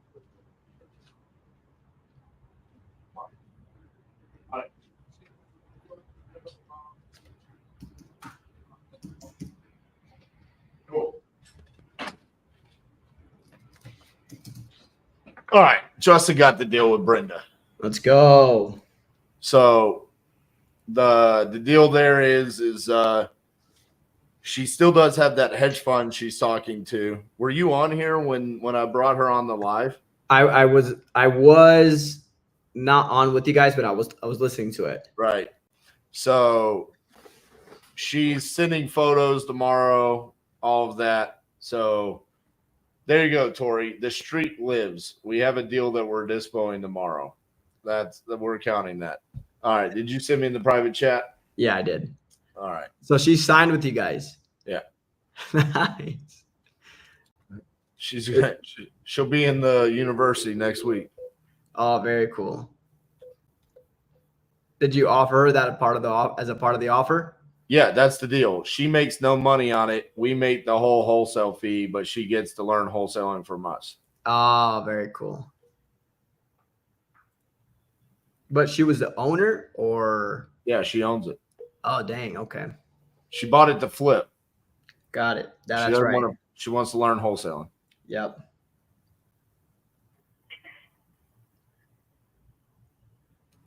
Hello? Hey, is Wayne there? Yeah. Hey, Wayne, this is RJ. I was calling about your property there on Lehigh. You still looking to sell that property? Wayne didn't like me, bro. No? I was an Insta hang up. Dang, we chatted for a while. Maybe give him a call back. We can hear you now, Eric. We cannot hear you. We could hear you earlier. There's a property lead.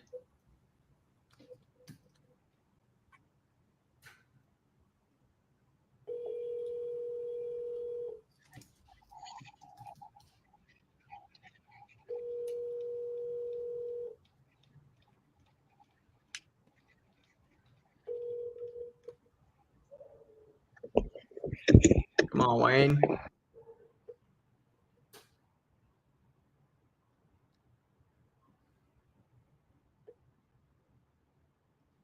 Your call has been forwarded to voicemail. Yeah, I messed It's up. so weird when people act like that. I know, right? Like, he talked to you. Yeah. He's highly motivated. He needs to sell. Yeah. No, and he said he was talking to other investors as well that were going to give him the 6K because I called him back. And so, yeah, supposedly he's talking to other guys. So I'm not sure if he took it or not. Gotcha. But at Stan? 140, I should have just given him the damn 140 without the 6K.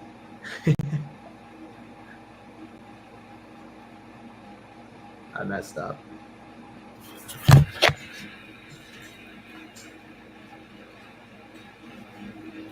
Stan, can you hear me? Stan cannot hear me.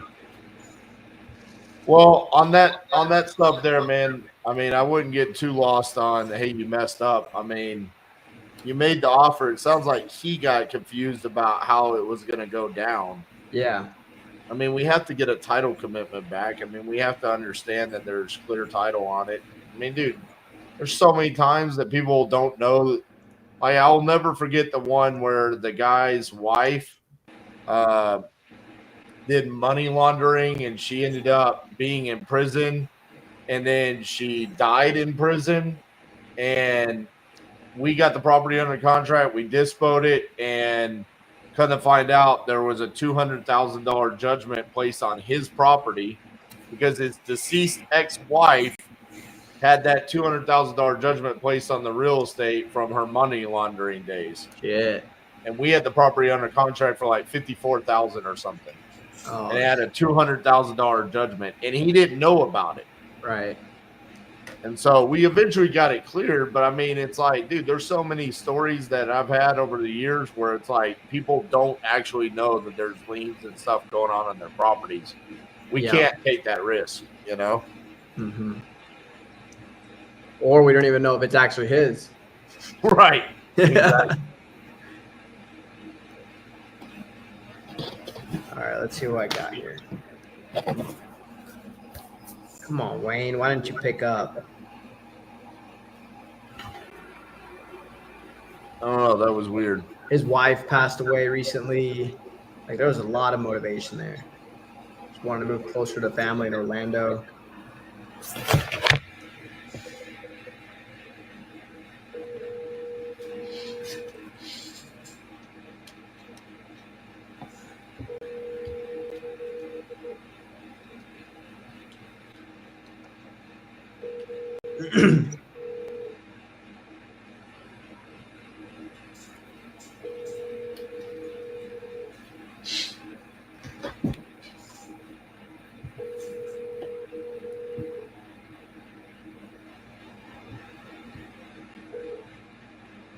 The Text Now subscriber you are trying to reach is not a...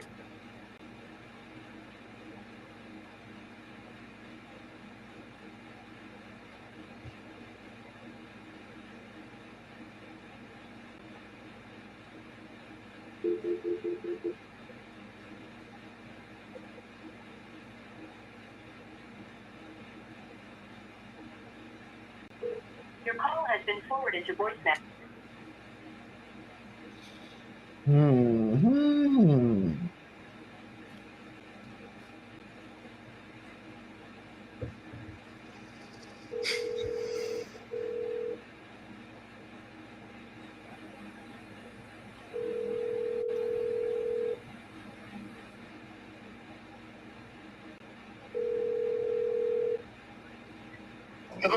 Hey, Thomas.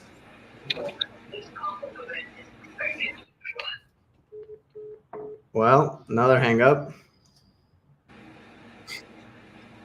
Savage. What the hell?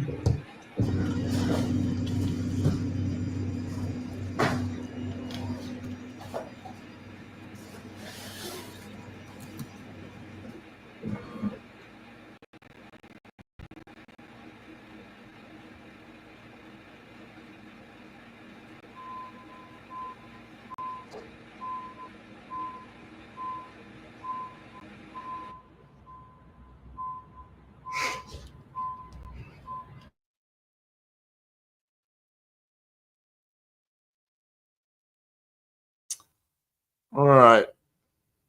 Yeah, I'm going to call a couple more, and then we're going to call it.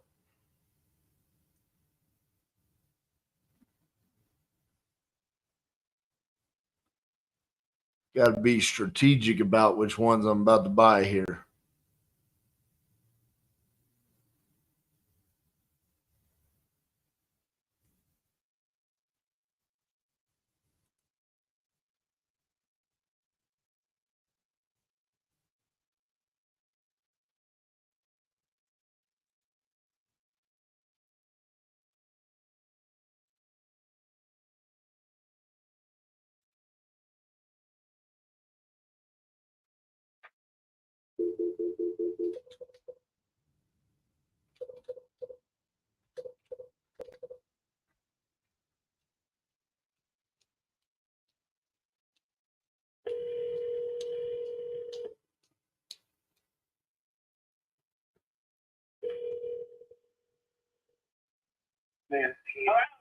Hi, is Teresa there?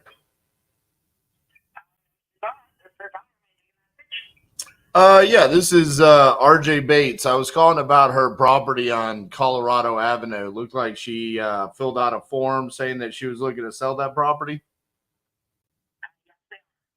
Awesome. Yeah. Well, I just want to give you guys a call and ask some questions, see how much you were looking for it, and kind of some background on what's going on with the property. Fire damage. Okay.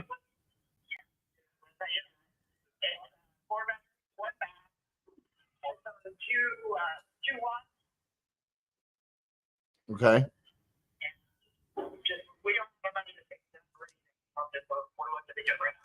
Gotcha. How much do you guys want for it?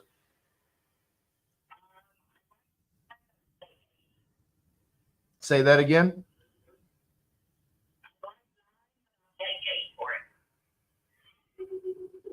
So when you say it's fire, like it's gone, there's not a house anymore.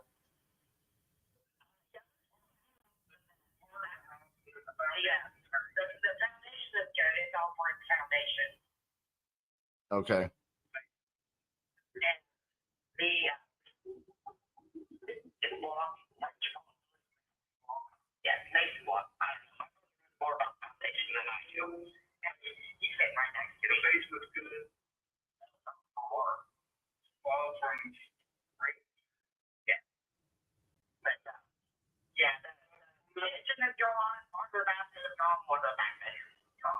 The roof is gone off of it.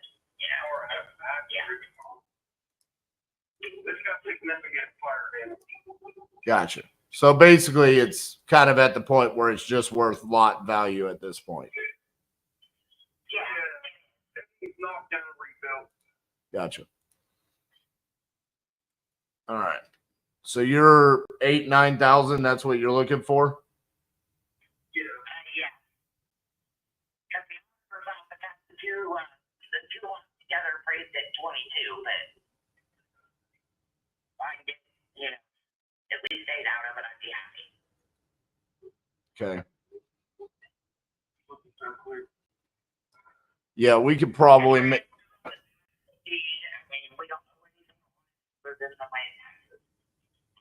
Gotcha. I mean, there's no. It's free clear title. Yeah, it's free clear to the deed. There's no, loans or anything like that on it. Okay. Give me just a few seconds here. Let me look something else up.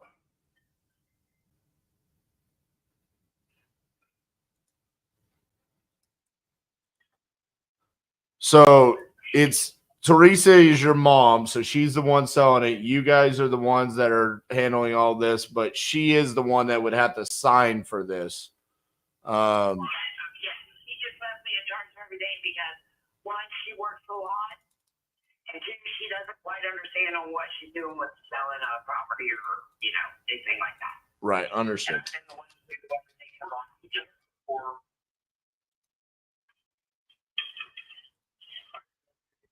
All right. I think I'm pretty good at the 8. I just want to look at something real quick because there honestly, I mean, there's not a whole lot of land available around there. So the way that this is where is what's that? Well, it's just because there's all the houses, right? I mean, yeah, it's more.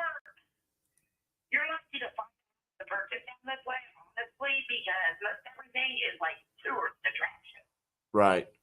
Like that, the cabins, things along those nature. I mean, the property is sitting in a good school district, so I mean that helps a lot too. Right. And I just want to make sure this is. Yes, it's Logan, Ohio. All right.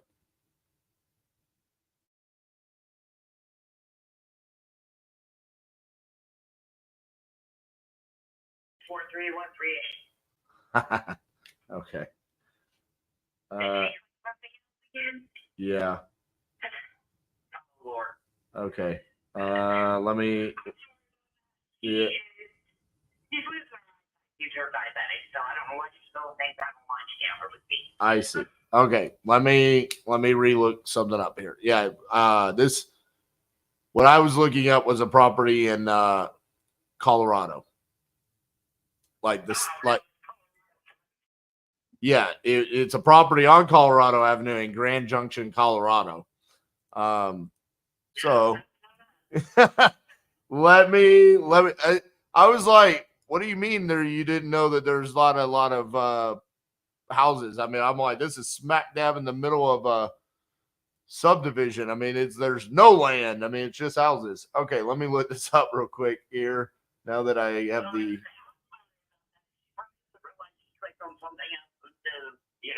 Yeah, I got you. No worries. Yeah, I probably wouldn't have called you guys had I known y'all were in Ohio. I thought I was calling someone in Colorado. So I apologize for calling you guys so late. All right. That's funny. People come through and do the same thing because you click on the wrong thing. Well, at least now we know for a fact why you're handling this, right? No, we know you're not telling a story there.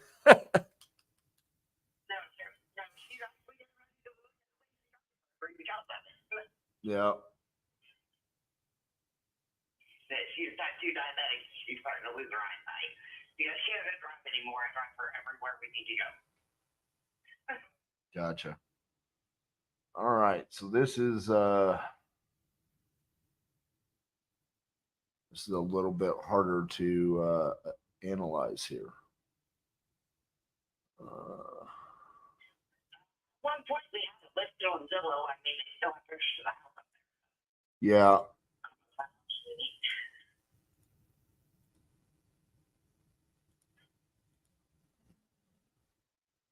At this point, we just really need to sell because I need to buy a new car. This poor thing's about on its last legs. Okay.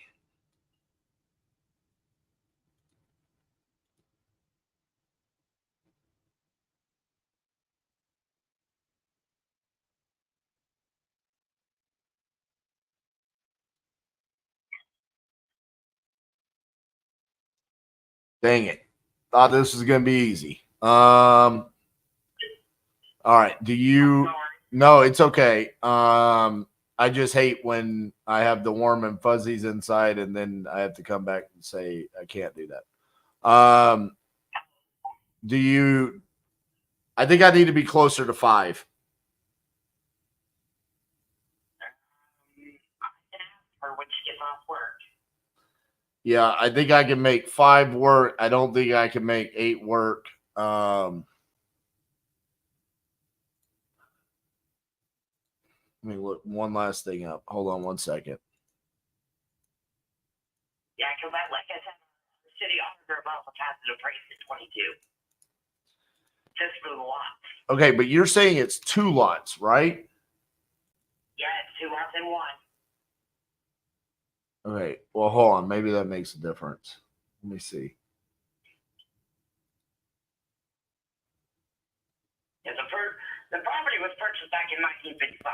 My mom lived there since she was 6 months old.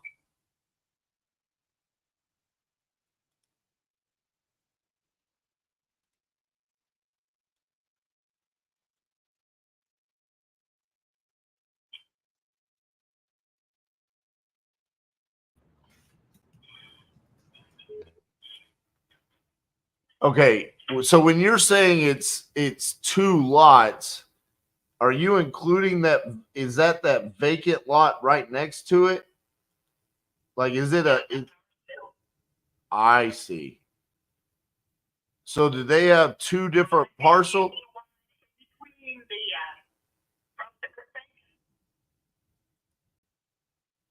because I have the garage to it also, which is the second lot. Has the garage built onto it, which needs tore down too. Okay, hold on. Let me try to look this up on Google Street View. Oh, it won't drop me there. Come on, really? So okay, if I'm facing the property, I've got the front of the house and then the driveway is off to the left. Correct? It is. Okay. And then am I getting it? Does that have a second address? Or is it still same address? Okay.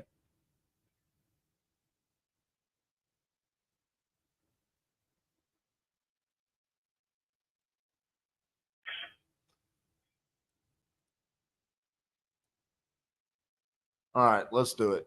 8,000.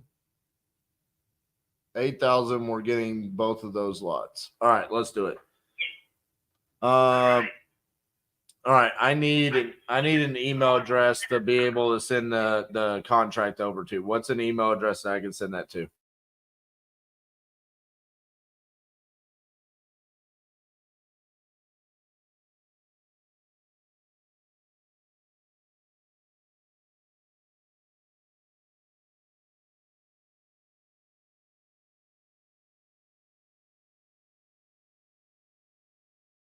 Like either 2 or 3 days prior to signing the deed over, they back out.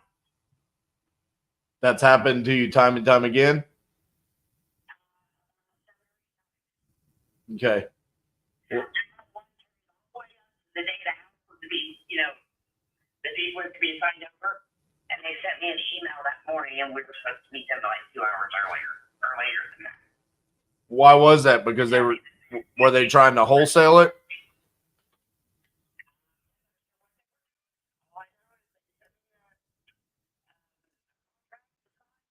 To get them out of it. I see. We're no longer accepting or purchasing a property. Well, let's not let that be us. Okay. I don't make any money tying up properties and not closing on them. I make money when I buy properties. So let's make this go down. Okay. I'll get this sent over to you guys it'll either be here in the next 30 minutes if I still have anybody at my office. I might be alone because I'm in my office alone. If I'm alone, then it'll be first thing in the morning. But I'll make sure to get this over to you guys. And then, just talk to your mom about it. Make sure she's on board. She needs to be the one that signs the contract.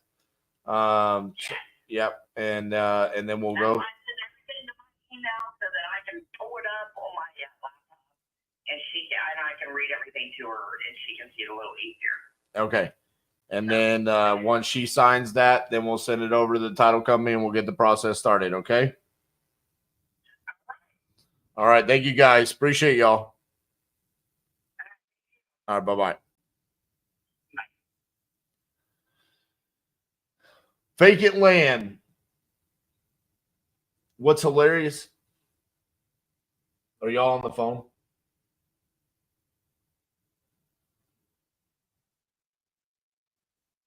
I think Alex is on the phone. Let's see. If Alex is on the phone, I can't unmute him.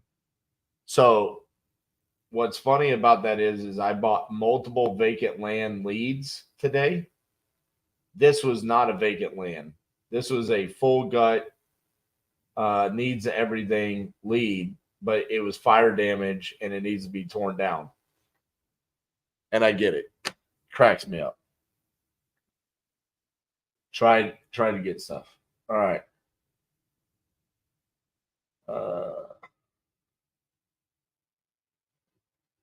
Eric, is your mic not working? It's not working. Man. All right. Well, that being said, Alex, I hope you're on a call and I hope you close it, but I'm ending this. Eric, we'll see you tomorrow, bro. Alex, see you. All right, guys. What a marathon of a day. 4 hours, 15 minutes. Probably had, 10, 12 different people from Titanium University come through. We got to hear several different live seller calls today. To be honest with you, on my side, it was so chaotic at times that I didn't know exactly who all y'all got to see throughout the day. Appreciate all those that hung out throughout the day. That was awesome. Appreciate the support. Give some love for all the TU members. Give us a like on the video. This is about as brutally uncut content that you can put out there, right? Just grinding away, calling leads, talking to sellers, win, lose, or draw. That's what you guys saw today. This is what the business is like. So hope you guys enjoyed this. We got 3 more days of this. Tomorrow morning, I'll be back at it at 10 a.m. Central. So, damn, I'm going to go home and get some rest. See you guys tomorrow. Thanks.